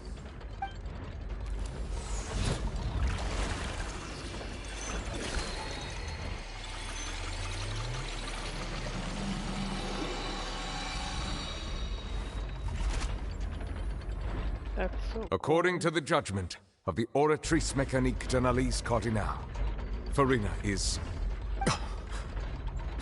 not guilty. Well, what's wrong? What's the Oratrice's verdict? No. The Oratrice also displays a guilty verdict. Isn't that correct then? However, the exact wording of the verdict is thus: the Hydro Archon, guilty to be punished via the death sentence. Oh, hell no. The death sentence? That's actually one of the available sentences? I've always thought that it was just a myth. The one and only time the death sentence has been handed out at the court, and it's been given to the very person we've worshipped as the god of justice? What an unexpected twist. Farina's been sentenced to death by the Oratrice? We just wanted to use the trial to show her the seriousness of things so she'd tell us the truth. How did things escalate this quickly? This outcome is indeed quite strange. According to Fontaine's current definitions of justice, as well as its recommendations for criminal sentences, is this sentence really appropriate for the crimes that have been committed? Yeah! Even Vacher wasn't sentenced to death by the Oratrice. You know, the real evil mastermind behind the serial disappearances case. Indeed.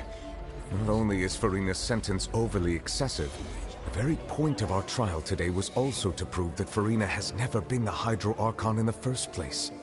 But now, the Oratrice seems to have deliberately invoked the title of the Hydro Archon. What does this mean?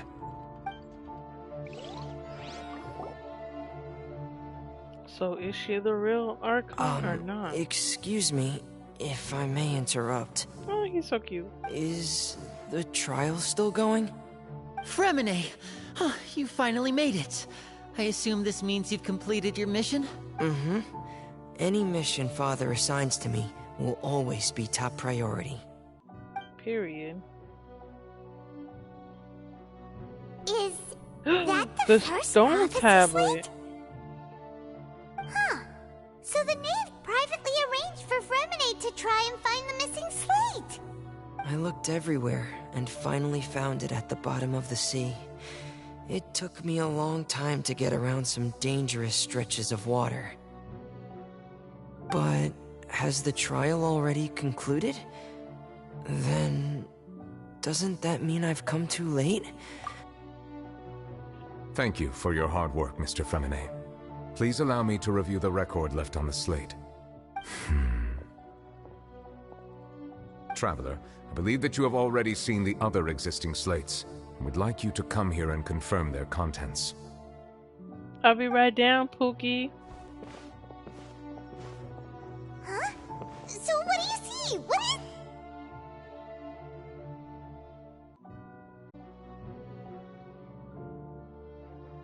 I believe I've now made sense of the Hydro Archon's crime. It has to do with Fontaine's lost history. Huh? Isn't the Archon just guilty of deceiving her people? Oh, wait, no, that's Farina, and we've already proven that she's not the Hydro Archon. Damn. So when you say Hydro Archon, do you mean the real Hydro Archon we've been kinda talking about? In truth, everything that you've encountered in Fontaine up until this point can be traced back to the contents of these stone slates. However, I'm uncertain as to how much sense they currently make to you. Okay, let's try to recall the contents of the other 3 stone slates. Paimon will do her best to help you remember.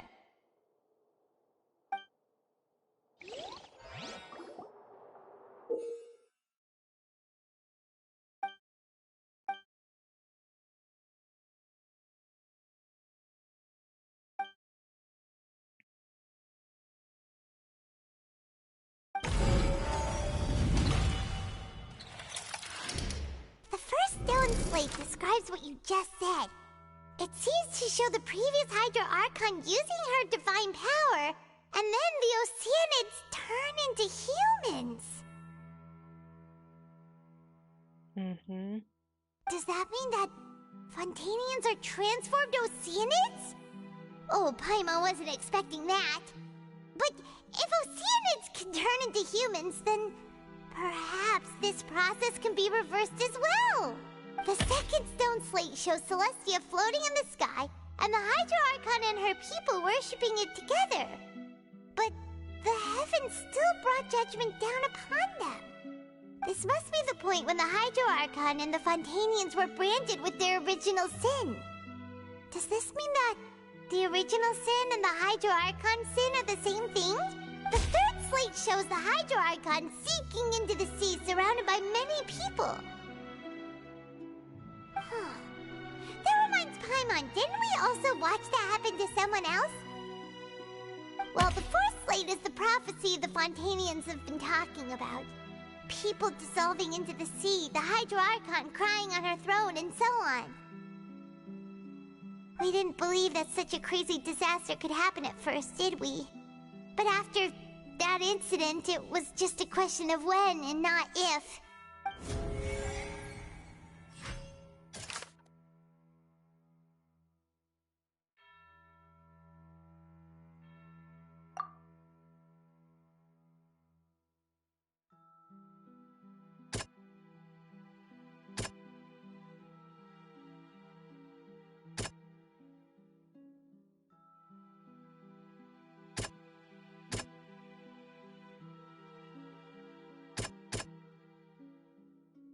That doesn't sound quite right.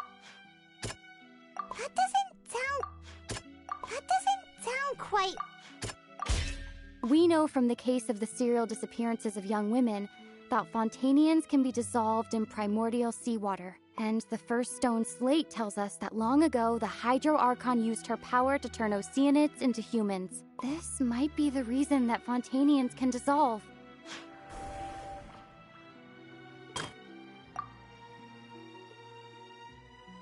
That doesn't sound quite right.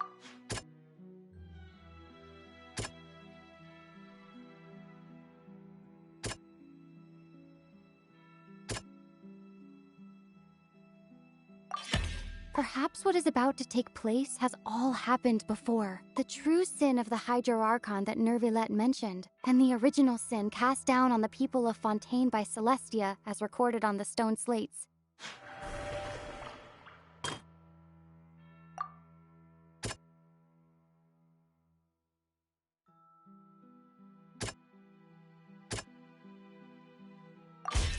It's not as simple as falling into the sea. When Navia fell into the sea, her consciousness was subjected to judgment. The stone slates show the people gathered around the Hydro Archon in the sea.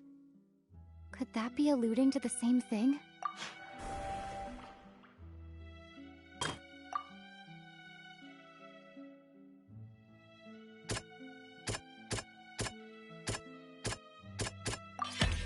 Prophecy from the stone slates found its way into society, but not many people believed it at first. The fortress of Meropide was nearly flooded with primordial seawater, which we know can cause Fontanians to dissolve.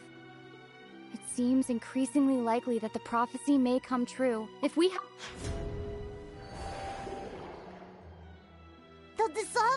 primordial sea but won't cease to exist, their essence will flow in the seawater, converge, and take the form of an Oceanid. The Hydro Archon was sentenced to death in court, shocking everyone present. Perhaps this means that her sin was actually Fontaine's original sin. Navia fell into the water inside those ruins, and she nearly dissolved. She was surrounded by the people of Poisson in a court within her consciousness, and was forced to take part in a trial meant to make her stay. The eruption of the primordial sea at the fortress of Meripede was the surest sign that the prophecy was about to come to pass no matter what. The prophecy's contents can all be verified by recent events. If we combine what we know together, loads of truth should come to light.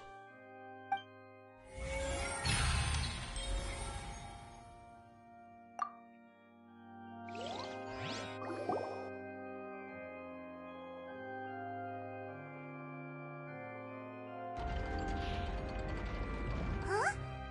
Oh, Paimon gets it now! So that's how you can make sense of it. But then it feels like we're going to have to share some truly shocking revelations. Let's hear them.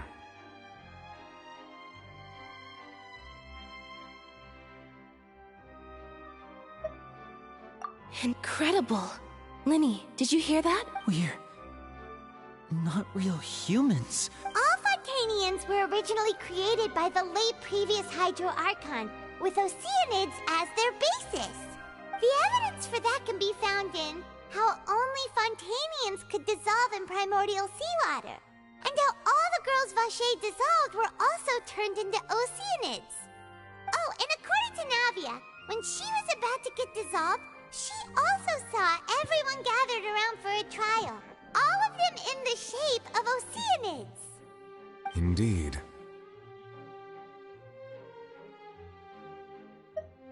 Yeah, and it follows from the content of the first slate that she probably angered Celestia by creating humans without prior permission. That could also explain why the Oratrice judged the Hydro Archon to be guilty. It's to account for that ancient sin. The Hydro Archon's true sin was creating us? And yet, after many hundreds of years, the Hydro Archon's creations have turned around to try to judge the Archon within the Opera Epiclese. The twists of history are often the most unexpected of all. Yeah, isn't the image here just like when Navia fell into the sea?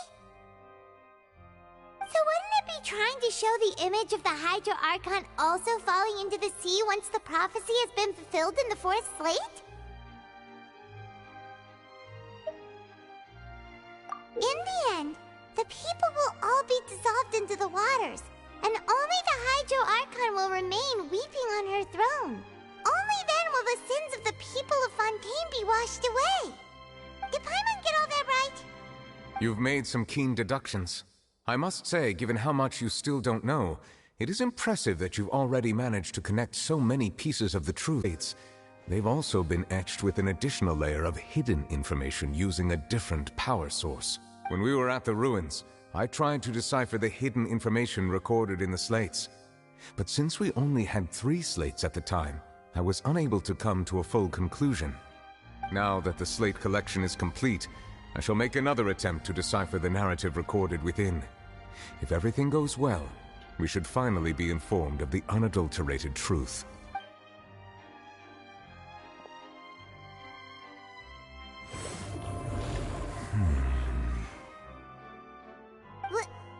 Well? Did you get it? I believe I should share this truth not only with you, but with all the people of Fontaine as well.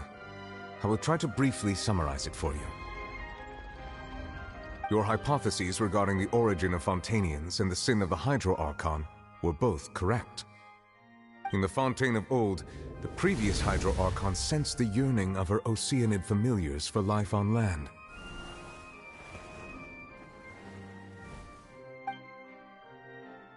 The Oceanids were enamored with the beauty and romanticism of human beings, and wishing to have those experiences for themselves, expressed to the Hydro Archon their desire to become of a similar kind. However, even though water as an element is intricately linked with the power of life, the Hydro Archon, as one of the seven, did not possess the authority to create a new form of human life. Not one to give in, she eventually found a way to create permanent humanoid bodies for her familiars by appropriating the power of this planet's primordial sea. She poured primordial seawater into the Oceanids' blood vessels, creating humanoid mimics in the process. But if Fontanians were to ever come into direct contact with water from the primordial sea, the power within their bodies would escape these artificial restraints and return to the sea. As a result, their forms would collapse, and they would be reverted to their original forms as Oceanids. Of course, the Hydro Archon never received permission from the heavenly principles to create a new human race. And thus, the Hydro Archon and all of her creations came to shoulder the original sin of appropriating the power of the primordial sea. That is the true history of how the people of Fontaine first came into being. So we were all Oceanids before we turned into human beings? That's way too much information for me. I think I'm just going to pretend that I never heard a single thing. Wait, but if that's the truth, we can't let the Hydro Archon be sentenced to death. After all, her only sin was creating us. This really might be too much information for your regular Fontanian, but it does answer a lot of our questions. Alas, your hypothesis regarding the third and fourth stone slates was inaccurate. The slates' respective positions are, in fact, correct.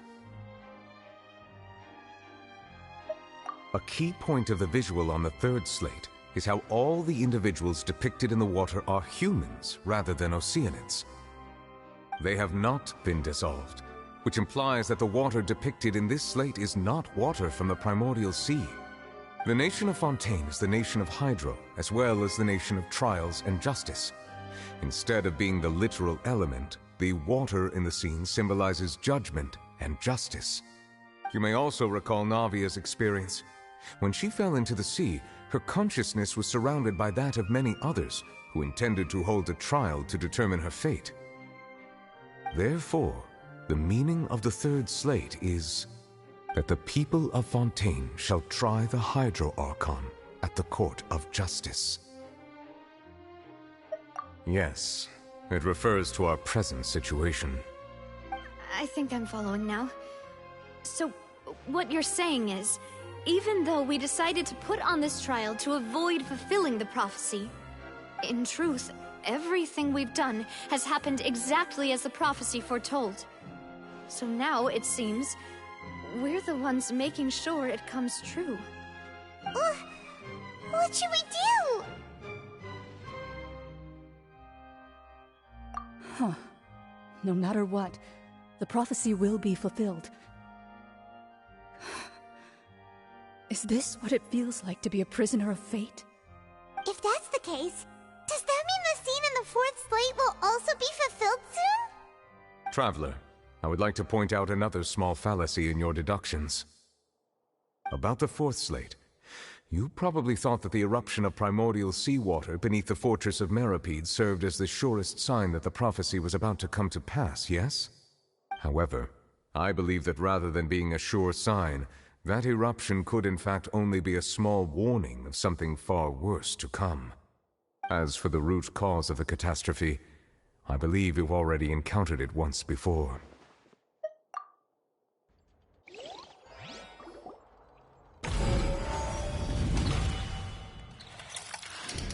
This eruption was just a small warning of the things to come. We must find the root cause of the disaster.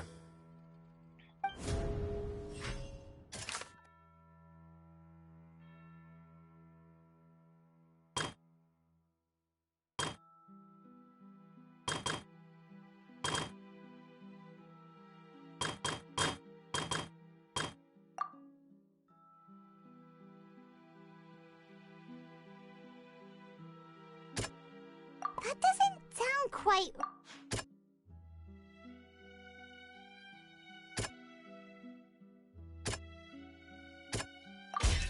It was both dream and reality. If we're talking about a true culprit, that could only be that thing inside the primordial sea, right? The truth, the original sin, the trial, and the root cause of the disaster.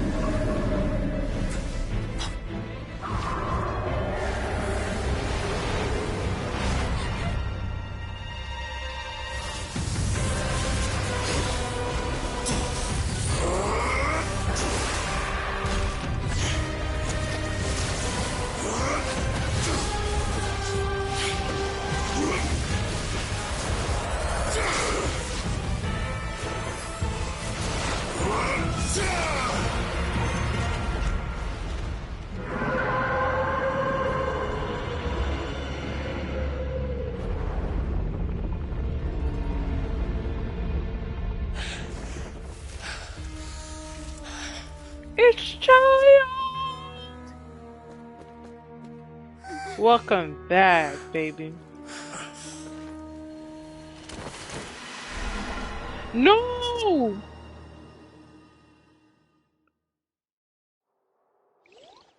Jump in, go get him! That was way too close! How did that thing just burst into the Opera House? Wait, was that the huge whale you saw in your dream? So we've met it at last. I understand very well why it has chosen to make an appearance here. That whale does not belong to Tevat. It is a monster that has traversed the stars, weeping all the while. It has been greedily consuming the energy from the planet's primordial sea, using it to grow. That is the main cause for the rising sea levels.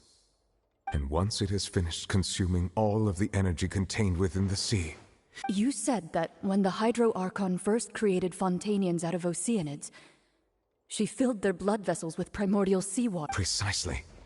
That whale finds the blood of Fontanians nigh impossible to resist. Therefore, when it left the primordial sea, it decided to make its next stop a packed opera house full of food. Food in the form of Fontanians. We just barely managed to push it back, right? In that case, won't it come back to target the people again once it's managed to recover its strength? That is correct. Indeed, it is more accurate to say that we should thank that Harbinger for buying us some time. Without him, the whale would have likely come onto land far sooner. From the way he looked, he must have been fighting the creature for quite a long time. Are we gonna go save him? That battle maniac.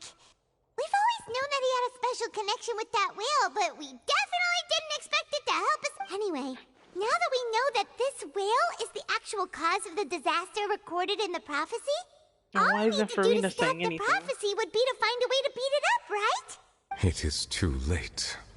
It had already absorbed too much of the primordial sea's energy before we could notice it. At this point, it has become practically integrated with the sea itself. Even if the entirety of Tevat were to be destroyed, it could still survive and swim off towards some other world. That's not something I will accept. We've already done everything we can, and we even found the true culprit. We've come so far. You can't just tell me that the last hurdle is some impossible foe.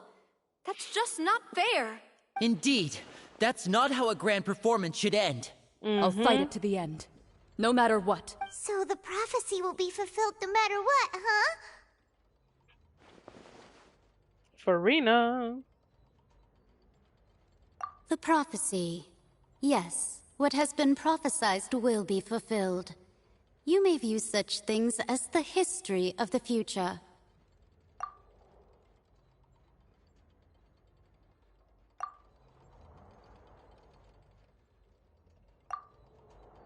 Justice prophecies are usually only the future as seen from the perspectives of the gods. Could things be happening in hidden corners where the gods' gaze does not fall? Ultimately, fate shall serve as your only guide, no matter what will happen in Tevat's future.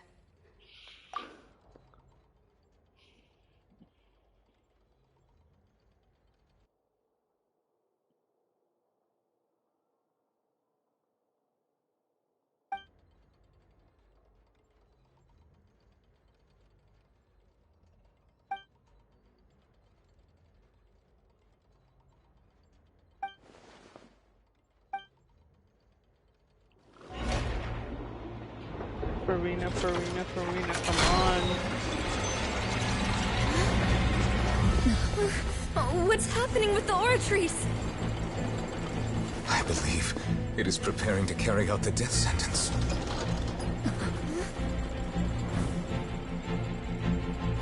Farina!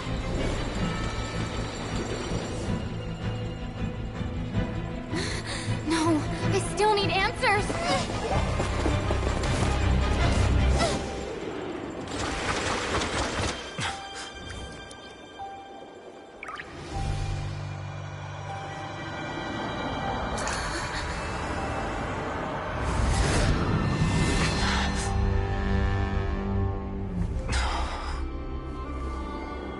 What just happened? Is that the real Archon? Who was that?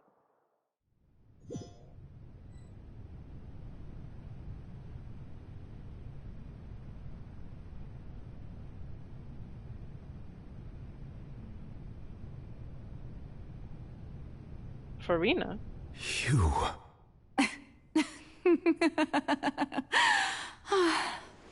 Sorry. That shocked expression on your face is just too amusing. I couldn't help myself. You are not Farina. Who are you? The sweet sound of bewilderment. Marvelous. The real Archon. A sure sign that my attempt to deceive everyone was a resounding success. But to answer your question, I am Focalor. You know, the god. Focalor. Why did you deceive us? Oh, that wasn't my goal, of course. Goodness, no. But I had to fool everyone else too, if I was to stand any chance of deceiving the heavenly principles. Deceiving the heavenly principles? It's all because of that pernicious prophecy. Dreadful, wasn't it? Everyone doomed to dissolve. Fontaine condemned to be flooded. One was not amused. In fact, one was positively bemused when that problem was thrust upon me by my dearest predecessor. That's the former Hydro Archon Egeria for the uninitiated. It hardly gets more disastrous than a preordained national catastrophe, now does it? She knew full well that the prophecy would surely come to pass. And as one of the seven, she also knew full well that one defies the heavenly principles at one's peril. So yes, as you have no doubt surmised, it was a rather impossible situation that I found myself in. I spent a terribly long time mulling it over, alone on the ocean floor. And I was almost growing barnacles by the time I finally realized there was only one possible solution to this confounding conundrum. I had to outwit the heavenly principles, allow the prophecy to be fulfilled, ostensibly at least, while saving everyone at the same time. I'm a genius, I know. I can only assume that's why Egeria chose me as her successor. Although, looking back now, it was hardly the inheritance one dreams of. Between the task of saving the nation, the quotidian duties of the Hydro Archon, and not to mention the original sin of creating a new race of humans, I dare say she left me quite a colossal mess to clean up. But one can only play the hand one is dealt. I did not choose this. any more than I chose to be one of her Oceanid familiars. So you were also once one of the Oceanids, transformed into a human by Egeria's hand. Yes, I was. I always dreamed of becoming human. And I still do, even now. In my eyes, to be human is to be part of the greatest opera ever known. After becoming a god, I separated my divinity from my body and spirit, leaving behind only a self that was as naive and bewildered as my past self on her first day as a human being. The me you see before you now is that divinity. And the human counterpart I left behind, I named Farina. She could feel joy, sorrow, and everything in between. She could be as vain and conceited, or as meek and vulnerable as she wished. Her strengths were of a kind only a human could possess, as were her shortcomings. But in my eyes, Farina's humanity was what made her perfect. She was perfectly human in every way. The person I always wanted to be. Anyway, so then I cursed her. All part of the plan, of course. The plan to deceive the heavenly principles. Do you still remember the final scene of the prophecy? The Hydra Archon alone, weeping on her throne. In order that the prophecy might appear fulfilled, I invited Farina to be an actress, to play the part of the Hydro Archon in the prophecy. Under the curse I placed on her, so long as I, Focalor's divinity, continued to exist, she could not die. But nor was she free to live her life in the pursuit of happiness. Instead, she was forced to take the stage in the opera house, to embrace the role of leading lady, to forever play the part of the god from the prophecy, all to create a deceitful appearance of that prophecy coming to pass. I suppose now you probably understand why your court is called the Opera Epiclese. But Farina is only human, isn't she? Even though she has had a long life, her mind is no stronger than that of any other ordinary human being. I cannot begin to fathom what she has had to endure. It must have been torture for her. It has indeed. And although she is, in a sense, me in human form, I most definitely owe her an apology for it. It's been 500 years, and all along, she's been playing her part in the most unimaginably long, unbearably lonely, and agonizingly painful opera of all time.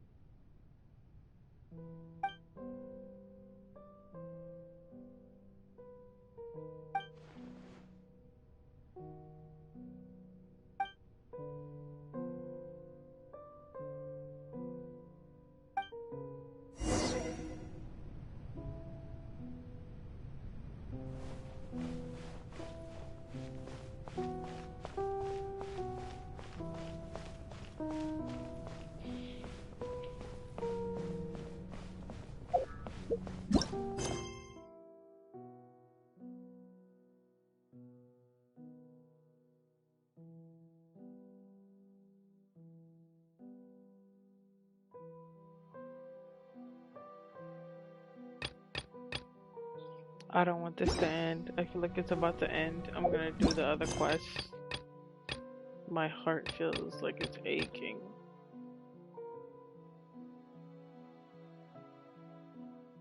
Let's do this one first.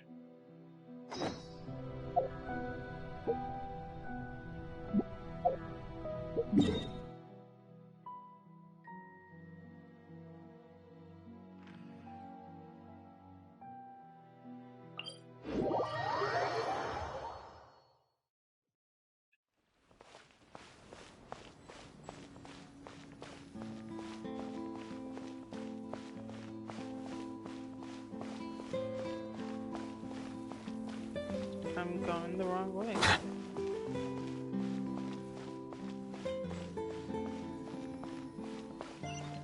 There it is. I'm coming back for you later.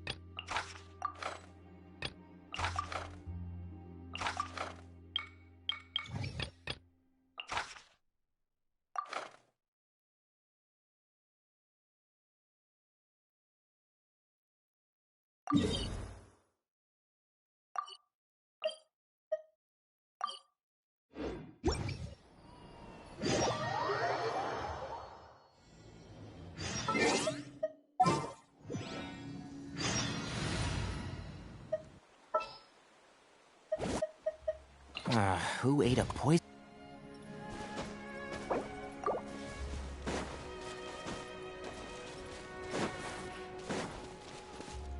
Time to go.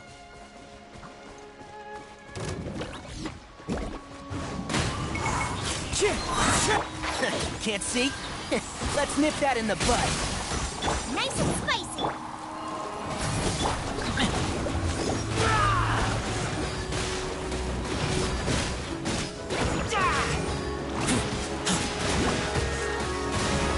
I kill you.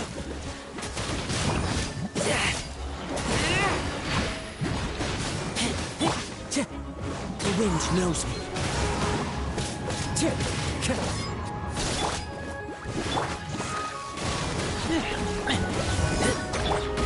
Into the wind.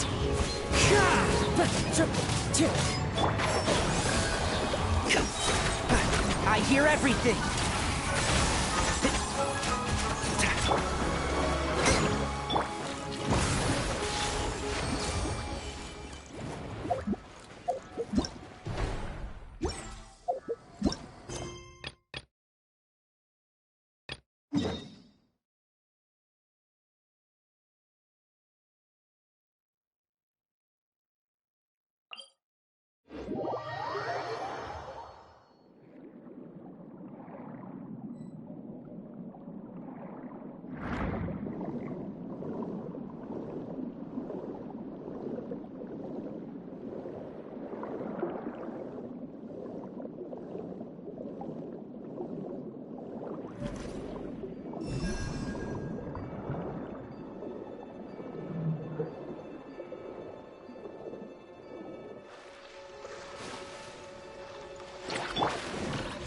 The wind knows me.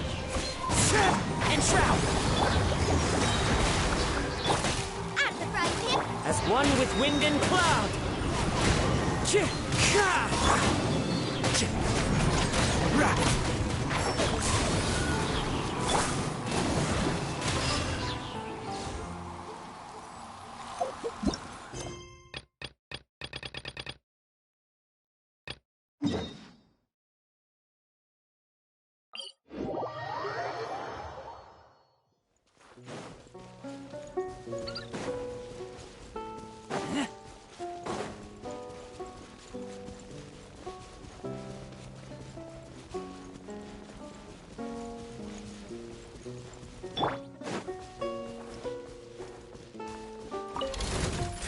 One with nature.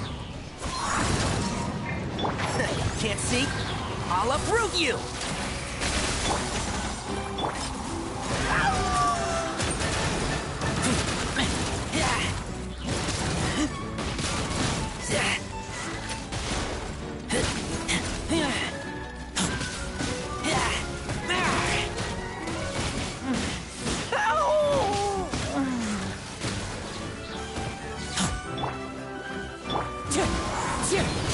One with the forest.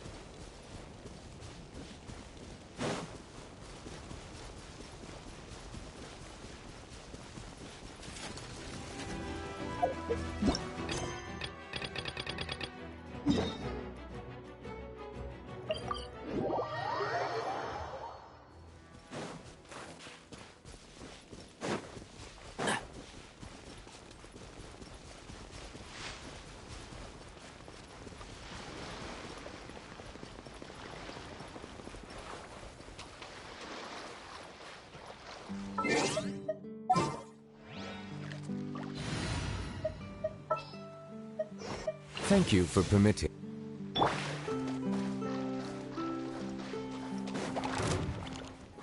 Into the wind. Can't see?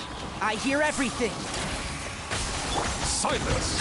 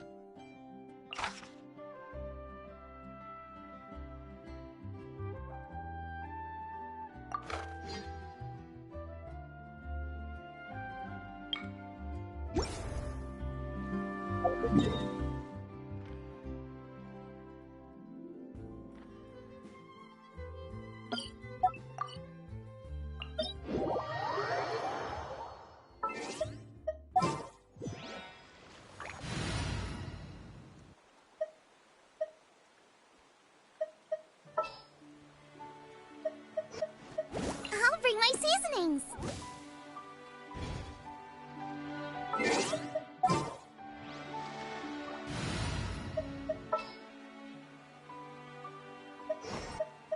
You got a side job for me?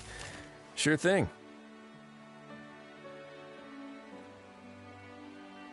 I'm so mad I didn't get his freaking weapon. Not his, like... How do I... Yes, his weapon. I really wanted to get it and I couldn't. I tried, I really did. At least I got him though. I'm happy. Come here, crab.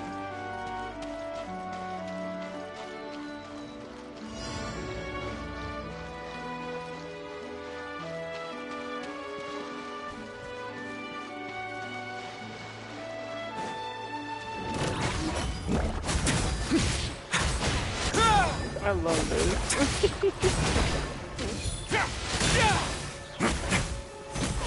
Oh, look at the little wolf right there.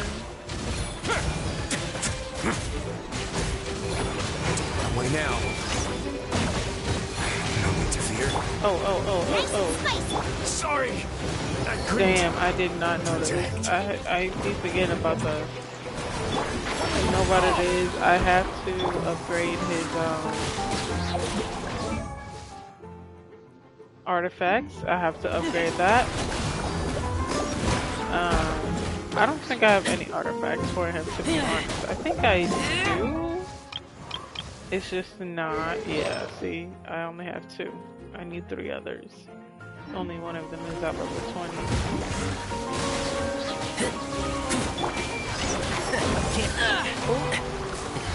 Let's nip that in the bud. You're toast! Bubba, get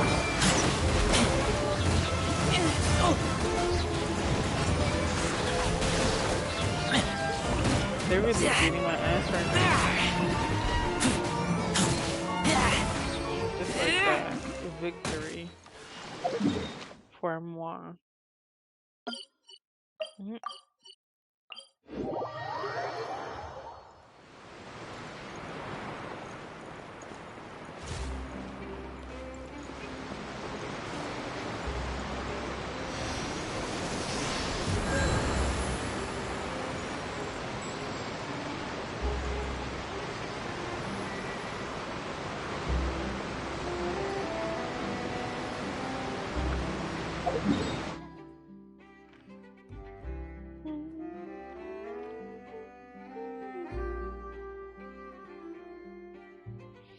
I wonder where.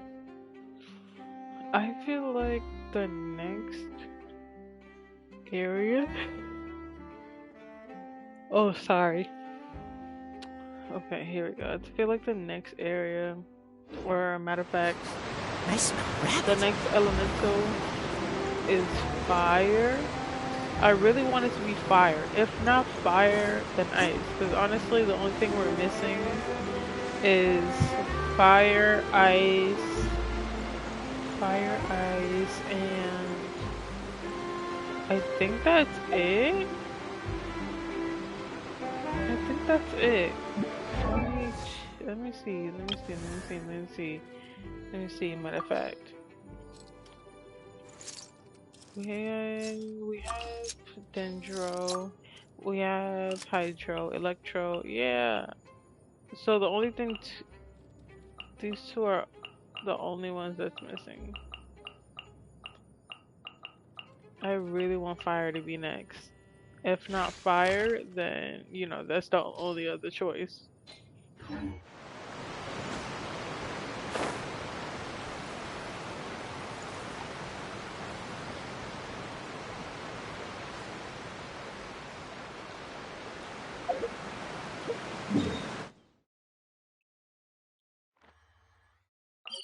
Sorry, I'm sidetracking. I'm really just trying to complete and get the most out of it, honestly.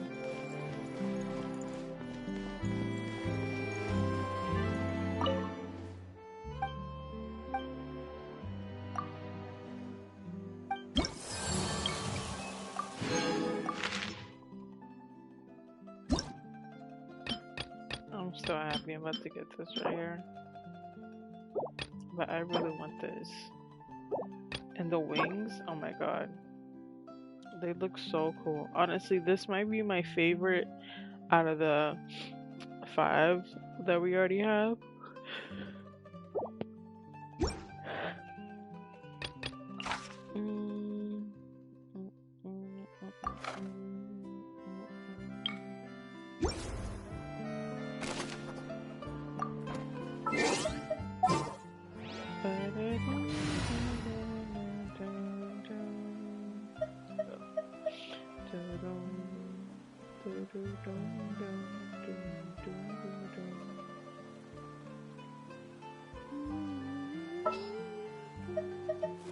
Want me to come along? I can't wait any longer.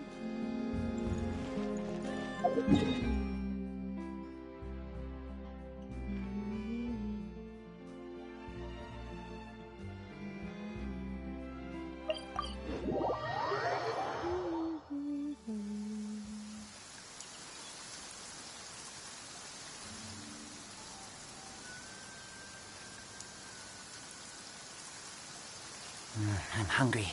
Let's hunt.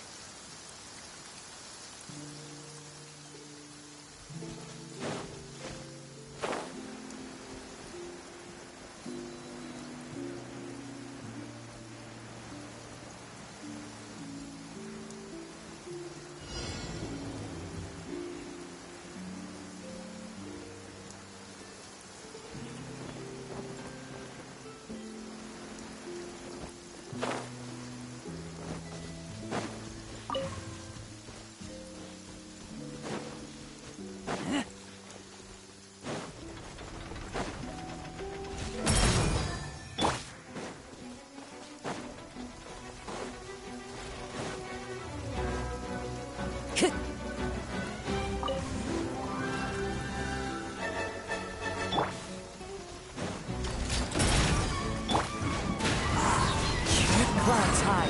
The bird, one with the force.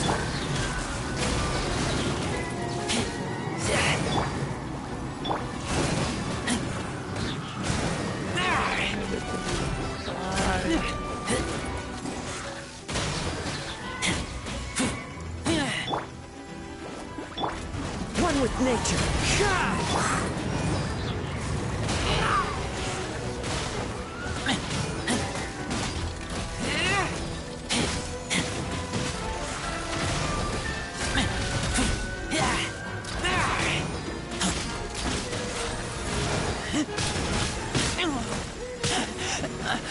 this blood. Keep up and shroud. I'll uproot you. Nice and swift. It literally just gained health, bro. I hate this.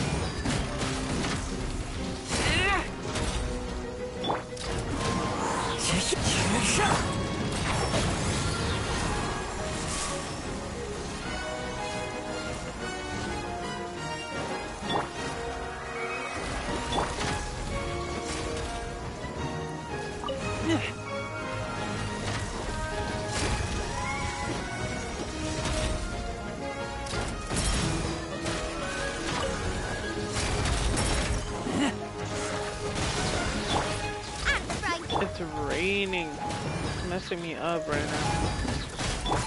The wind knows me. One with the force.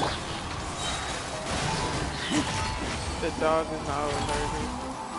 I don't want no smoke. Get away.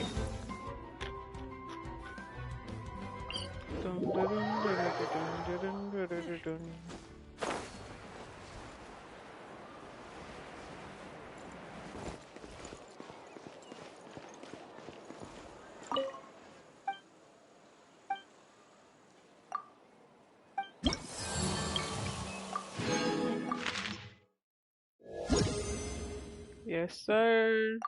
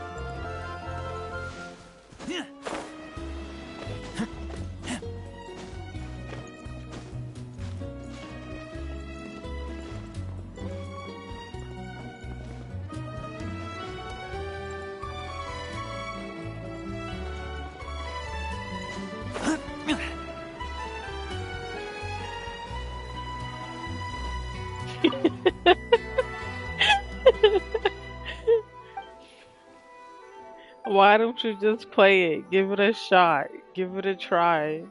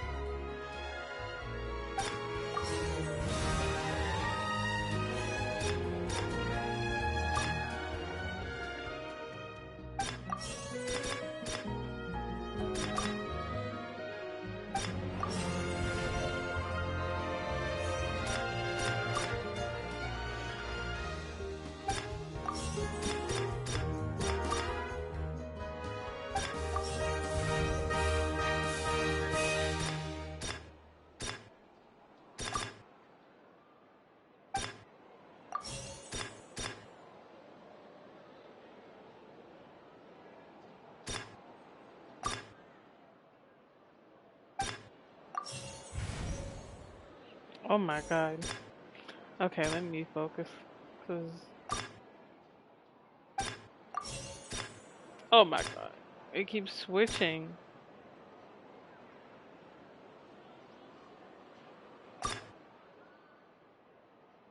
Not gonna lie, if you said something you couldn't hear it because your stream's hella freezing up every 5 seconds.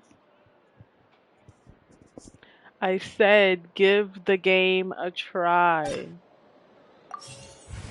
You can't hate on a game that you haven't tried. I will play Final Fantasy if you play Genshin. But you have to get to level 30. You have to get to level 30.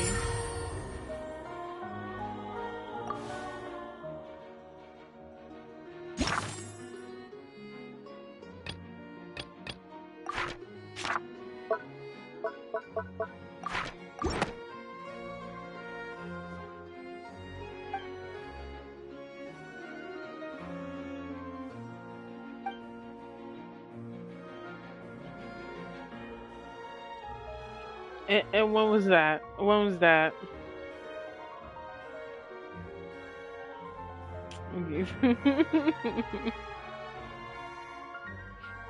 I think the quality is great. So if you had better Wi-Fi, would you play it?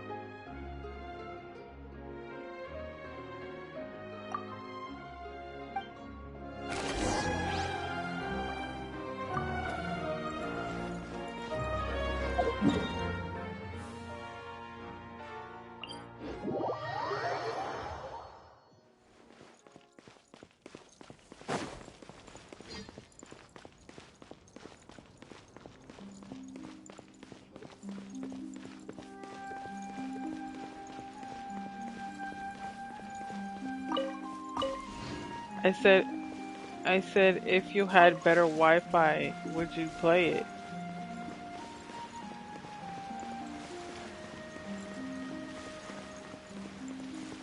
My Wi-Fi is great. Maybe it's just you. I think it's very much just you. Do you see that? I want to go touch it. I'm gonna hit it with my claymore. Can I hit it? Oh, what the hell? Humongous hat jellyfish. An extreme elastic Fontanian creature that can suck in and launch characters into the air. It is said to be the final evolutionary form of hat jellyfish. The energy of the cyan chromatic ball octopus can sometimes be used to move them to the other side. Oh, wait, do that again. I failed.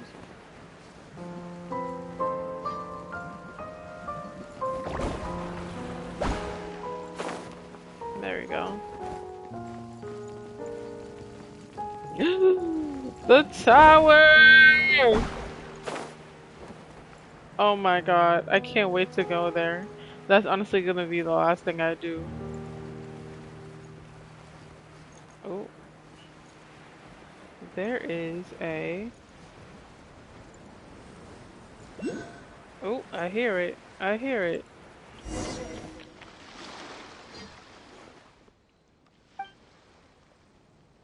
Telling me my Wi-Fi is trash is crazy.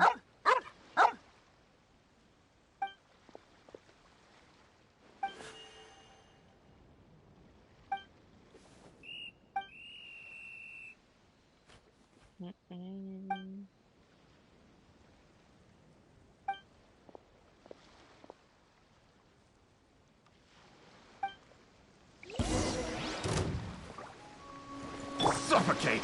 Into the wind! Come and again. trout! Nice and spicy!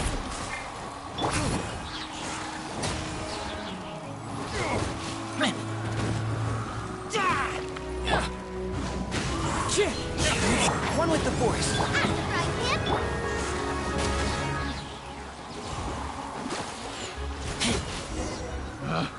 Picked the wrong test subject.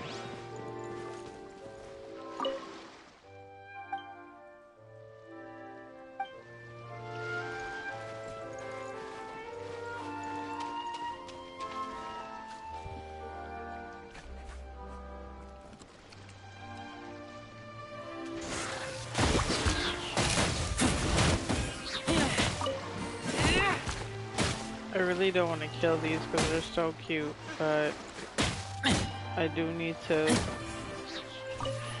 upgrade my characters. I will be back for whatever that is.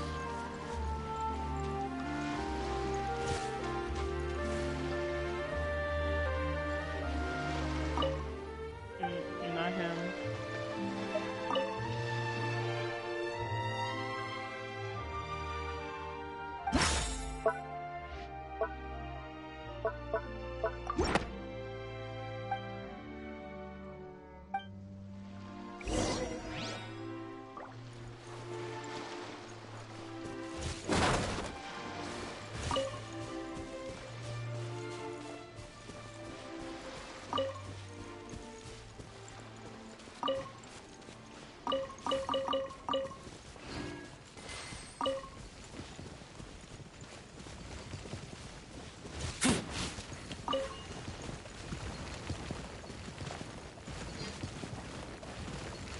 I'll let them live for now.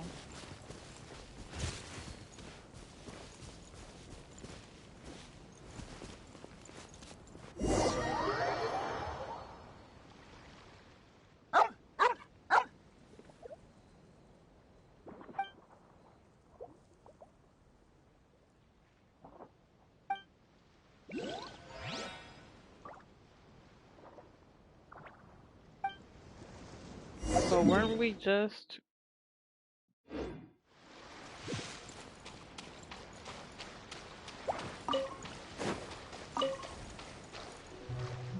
Ooh. Oh my god, oh my god, oh my god, oh my god, oh my god. Okay, that has to wait, that has to wait, that has to wait. Oh my god. Let me get out of here, let me get out of here.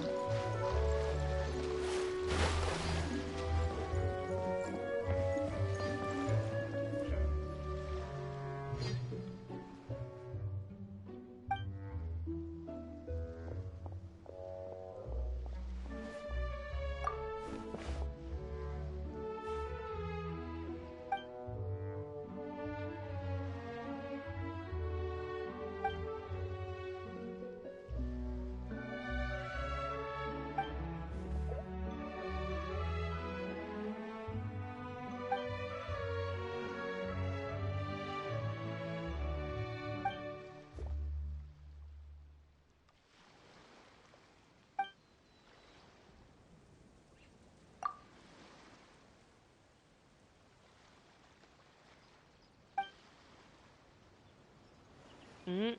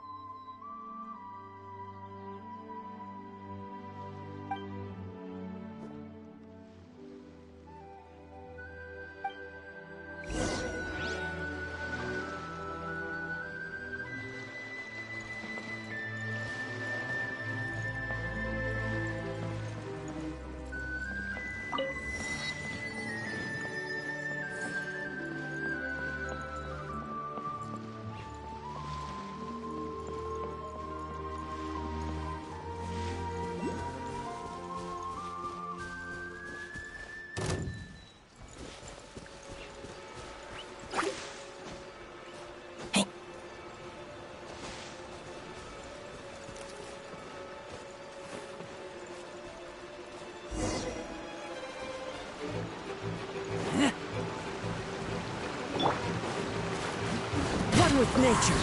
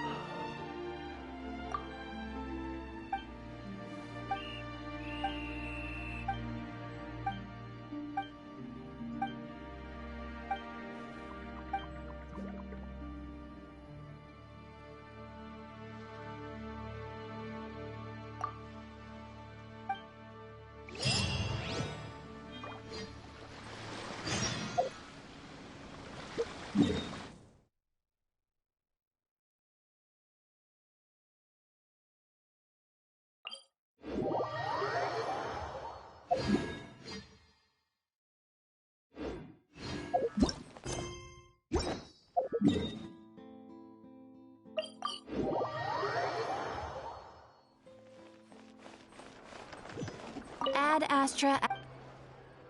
Thank you for Ad Astra.